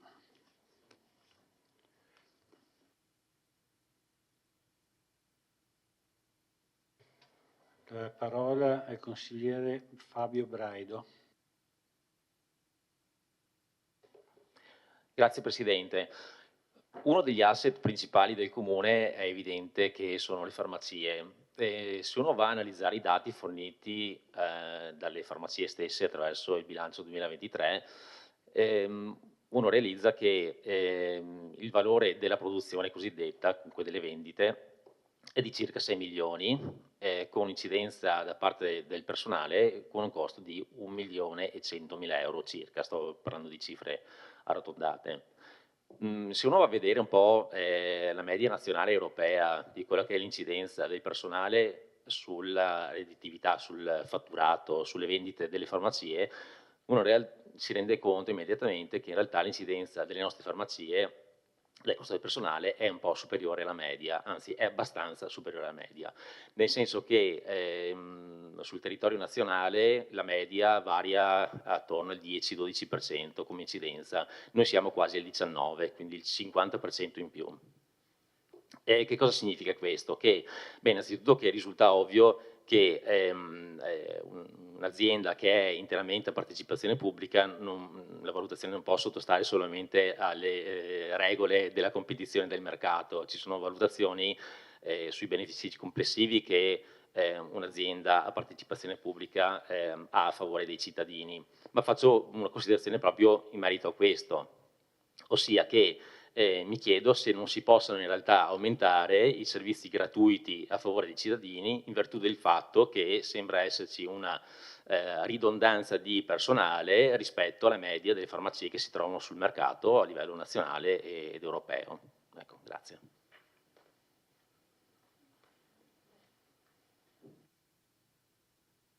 Grazie, non so se questa era una domanda, era una considerazione. Ci sono altri interventi?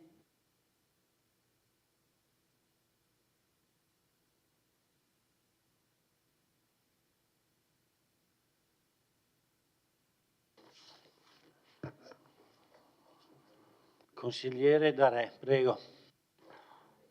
No, volevo specificare che nel suo intervento può essere mal interpretato come che il personale delle farmacie non sia attivo o lavori poco, perché dire che c'è una redditività minore rispetto alla media nazionale diventa anche facile di una mala interpretazione nel suo intervento.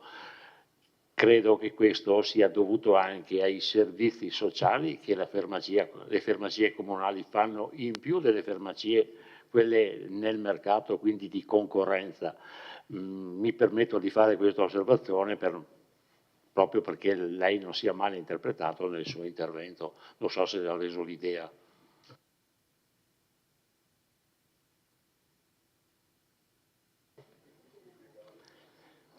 Beh, ringrazio per aiutare i cittadini e questo Consiglio Comunale nel non interpretare le mie parole in maniera non corretta. Il mio era più che altro un auspicio verso la nuova gestione delle farmacie comunali che valuti la possibilità di introdurre semplicemente dei servizi gratuiti a favore dei cittadini, visto che sembra esserci lo spazio per poterlo fare.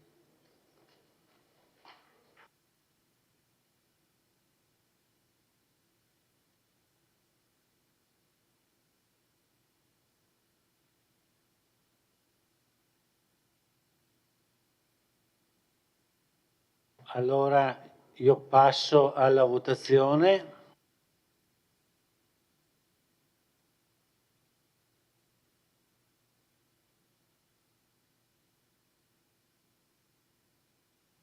È aperta, prego.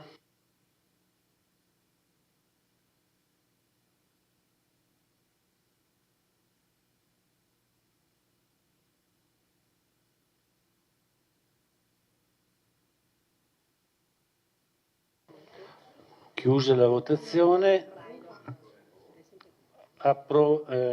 Favorevoli 11, contrari 1, astenuti 3.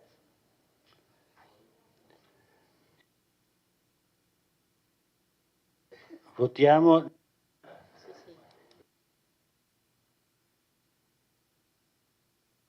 l'immediata esecutività, prego.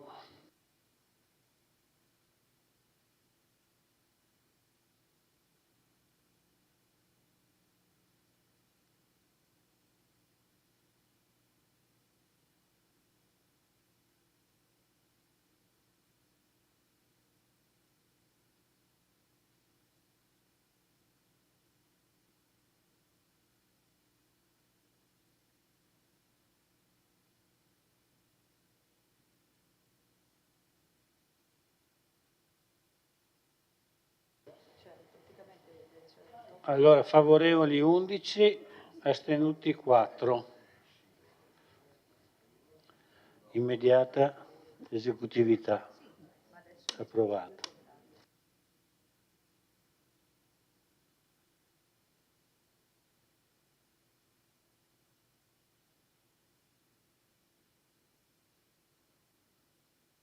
Passiamo adesso al punto numero 7. Ricognizione annuale dei servizi pubblici locali di rilevanza economica, approvazione e relazione.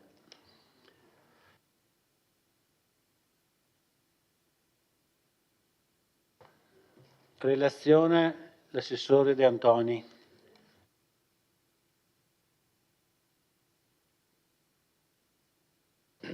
Sì. Sì, sono una serie di atti che sembrano un po' pesanti dopo 5 ore e un quarto di... no, 5 ore e un quarto di... 5 ore e un quarto di riunione, però diciamo sono da fare, quindi cerchiamo...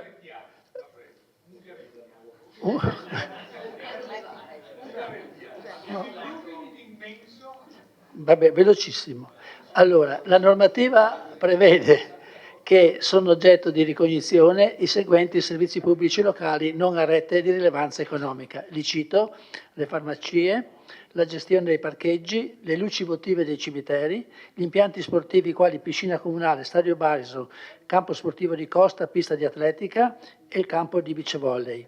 Non lo sono, diciamo, pur essendo dei servizi diciamo, pubblici locali, non lo sono il trasporto scolastico e i servizi cimiteriali, in quanto questi due servizi non sono interamente affidati a terzi, ma sono parzialmente affidati a terzi. L'obiettivo diciamo, di questa ricognizione è diciamo, verificare l'andamento della gestione dal punto di vista economico, la valutazione della qualità dei servizi, il rispetto degli obblighi indicati nel contratto di servizio. Questo quindi è lo scopo di questa delibera, che deve essere fatta annualmente contestualmente al bilancio. Per questi diciamo, servizi, per queste associazioni o imprese che lavorano su questi servizi, gli uffici hanno predisposto una scheda dalla quale insomma, emerge che questi principi vengono rispettati. L'ho fatta breve. Grazie. Ah, no, dai. No.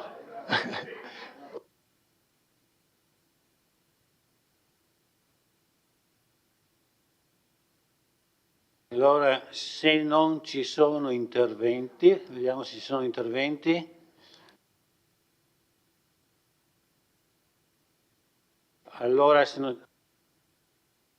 chiudo la discussione.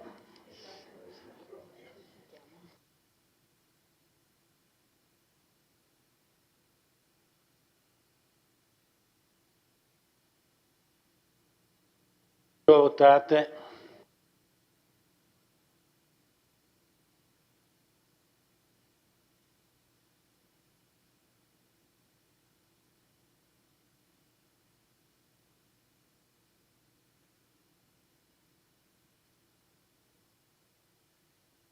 Di 11, astenuti 4. La delibera è approvata.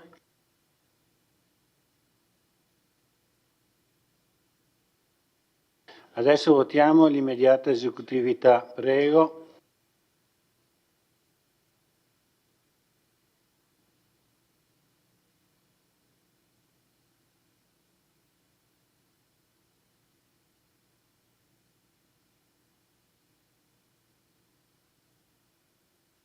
Favorevoli 11, astenuti 4.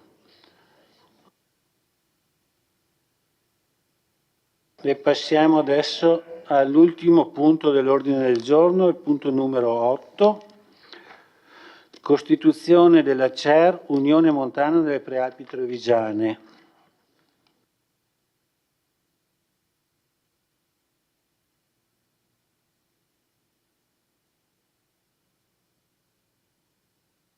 Illustra il sindaco. Grazie. Allora, questo atto prende origine diciamo anche dal Consiglio, tra virgolette, del Consiglio di amministrazione, tra virgolette, della precedente amministrazione, quindi relativo all'Unione Montana, così come era composta precedentemente. Sì, la Giunta dell'Unione Montana, perdonatemi. Allora, qui praticamente stiamo parlando delle famose CER, che ormai penso che quasi tutti ne abbiate sentito parlare, e all'Unione Montana delle Prealpi Trevigiane è stato dato un contributo da parte della Regione Veneto per fare un'indagine conoscitiva, un piano per l'eventuale costituzione della CER. Diciamo che tutto nasce, abbiamo anche le slide che la dottoressa Madalosso, l'architetto Madalosso, perdonatemi, ci ha preparato, e quindi ringrazio anche che ci ha dato questo aiuto. C'è una premessa che naturalmente voi tutti da mesi o da anni, voglio dire, ormai sentite parlare relativamente all'evoluzione della tecnologia per quanto riguarda i modelli innovativi di gestione dell'energia. E anche su questo fronte naturalmente c'è stata un'evoluzione anche per quanto riguarda il quadro normativo europeo che, come sappiamo, punta alla centralità del cittadino, consumatore o produttore di energia, al quale deve essere garantito un accesso più equo e sostenibile al mercato dell'energia elettrica.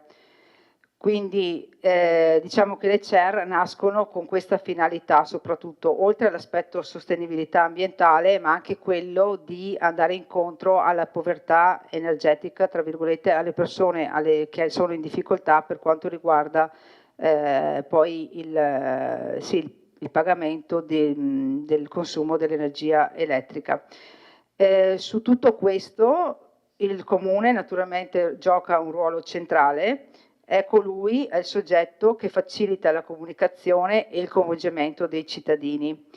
Come premessa abbiamo citato nel testo di delibera, nel novembre 2016 la Commissione europea ha presentato un pacchetto di proposte denominato Clean Energy for Europe's Package, PEC, è stato integrato con un'altra normativa del 2018 e con un'altra direttiva, sempre del 2018, la 2001, che introduce le comunità energetiche rinnovabili. Sappiamo anche che, verificato che il Ministero dell'Ambiente ha emanato in questi ultimi anni specifici incentivi per supportare la creazione di queste CER.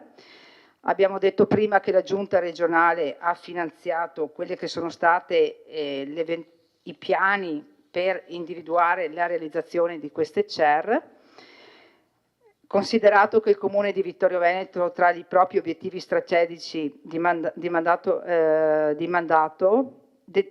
considera lo sviluppo di modelli innovativi assai importanti, quelli basati sull'energia rinnovabile.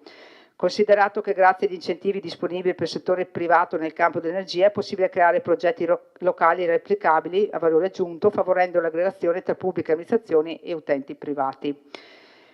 Quindi su questo, come Unione Montana, appunto c'è questa idea di realizzare questa CER. Faranno parte di questa CER i comuni che sono riportato dopo nello statuto, ma comunque sarà il comune di Follina, Cison, Miane, poi c'è Fregona, Sarmede e Cordignano e Vittorio Veneto. Naturalmente una volta costituita la CER e verrà costituita come associazione associazione mi sono persa, non riconosciuta, esatto, che viene scelto questa forma giuridica perché costa meno la costituzione di questa associazione, costa circa 5.000 euro e quindi c'è questa prima fase in cui verrà fatta questa costituzione di questa CER, dopodiché sarà anche prodotto un regolamento per quanto riguarda praticamente l'adesione a questa CER. Ci saranno prima questi comuni che sono i fondatori della CER, dopodiché la CER sarà aperta ai singoli cittadini o alle medie e piccole imprese e attraverso questo regolamento ci sarà l'adesione a quella che sarà la CER. Diciamo che quello che vorrei anche evidenziare è che ci sarà tutto un percorso di informazione informativa per quanto riguarda il territorio e soprattutto la sensibilizzazione delle persone, degli abitanti, dei cittadini a prendere parte a questa CER. Io adesso lascio la parola all'assessore Dus se vuole integrare rispetto a questa a questo provvedimento. Grazie.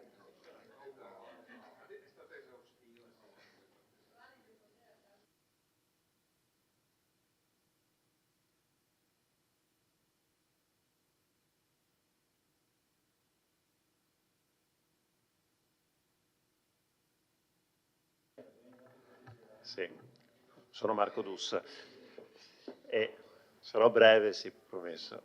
No, niente, semplicemente per dire che il progetto si sta sviluppando su una scala extracomunale e questo è sicuramente un dato importante perché potrebbe coinvolgere innumerevoli attori, sia pubblici appunto che sono i comuni, ma soprattutto anche i privati, i singoli cittadini che possono mettere a disposizione il proprio impianto di produzione di energia alternativa realizzato dopo il 2021 a disposizione appunto della comunità che sta nascendo.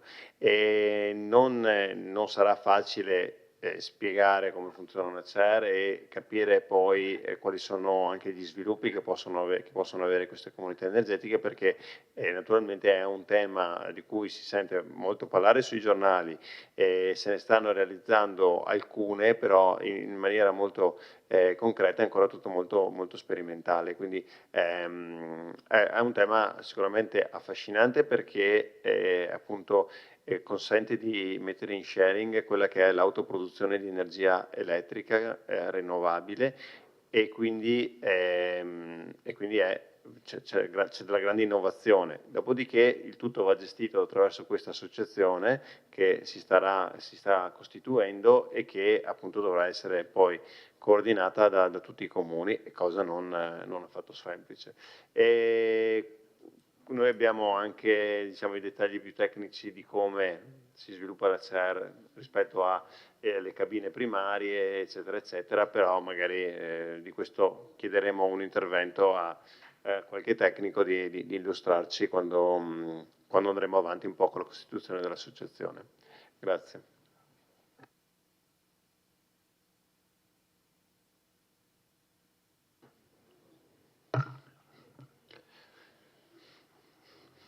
Allora, non mi sembra che ci siano interventi. Aspetto ancora un attimo per vedere se qualcuno. Consigliere D'Arre, prego. Allora, la comunità energetica che vede tra l'altro portata avanti dall'Unione Montana e quindi con l'adesione di diversi comuni del comprensorio, io chiedo su questa comunità energetica, noi a Forcal stiamo facendo e faremo un parco fotovoltaico. Entra in questa comunità, entra nel progetto, o comunque nel disegno dell'Unione Montana? Perché questo siccome penso arriverà un corposo, un significativo parco fotovoltaico, d'altra parte noi abbiamo già quello in zona industriale che porta al comune diversi utili, anche se adesso magari sta calando, ormai ha le sue, però credo che qualche 150-200 mila euro li abbia portati in un recente passato, se non mi sbaglio. Volevo solo capire se il nascente parco fotovoltaico entra in questa comunità energetica e naturalmente con tutte le direttive e il regolamento che magari chi in questo momento sta portando avanti, ovvero l'avvocato Manildo, sta portando avanti tutta l'operazione.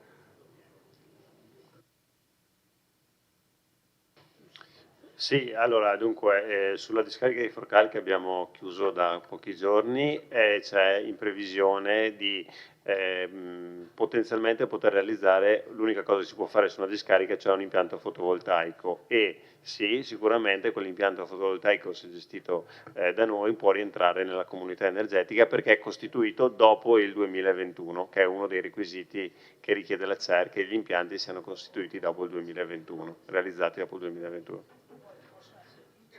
Sì, dopodiché in un comune ci possono essere più chair.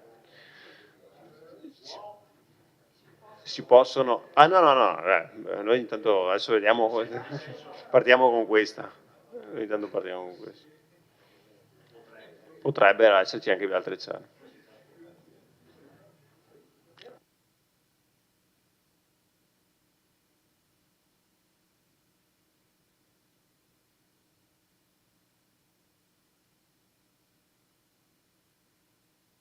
Allora non vedo altre prenotazioni, chiudo la discussione.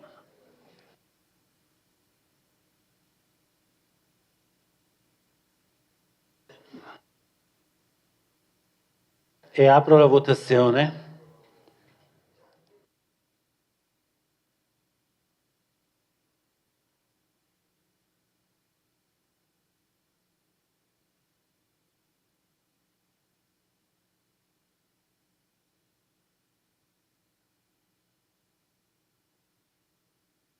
Manca qualcuno, deve votare? Gian Antonio D'Area ha votato?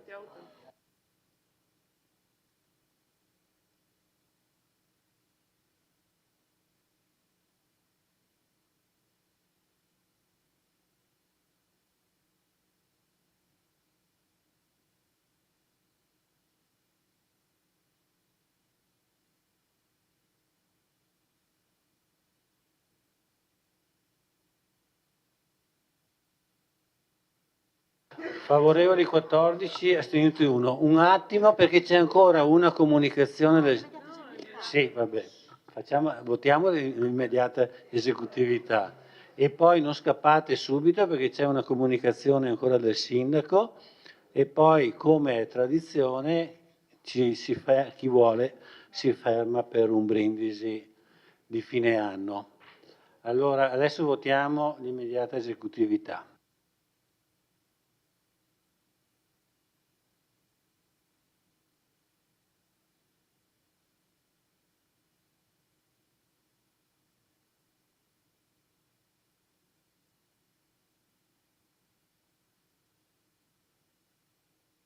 Favorevoli 14, astenuti 1.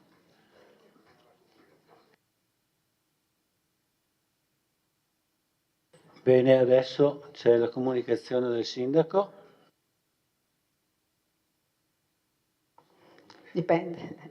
Allora, no, innanzitutto una doverosa comunicazione e come sapete, penso tutti, è di oggi la notizia che Papa Francesco ha ufficialmente accolto le dimissioni del nostro vescovo della diocesi, Monsignor Corrado Pizziolo. Ricordiamo che il 23 dicembre il vescovo ha compiuto 75 anni e da regolamento interno alla Chiesa i vescovi raggiunto a questa età devono rassegnare le dimissioni. Da parte di tutta l'amministrazione e di tutti i consiglieri comunali esprimo i nostri più sentiti ringraziamenti per il suo operato all'interno della diocesi. Lo ringraziamo anche perché resterà a disposizione come amministratore apostolico negli ultimi giorni che lo separano dalla partenza per il Brasile, che l'ho annunciato oggi, dove continuerà ad esercitare il suo ministero e presso la comunità di Livramento e per questo gli auguriamo una buona missione. Ecco. Bene, grazie. Allora, buonasera a tutti, arrivederci e gli auguri di buona fine e buon inizio.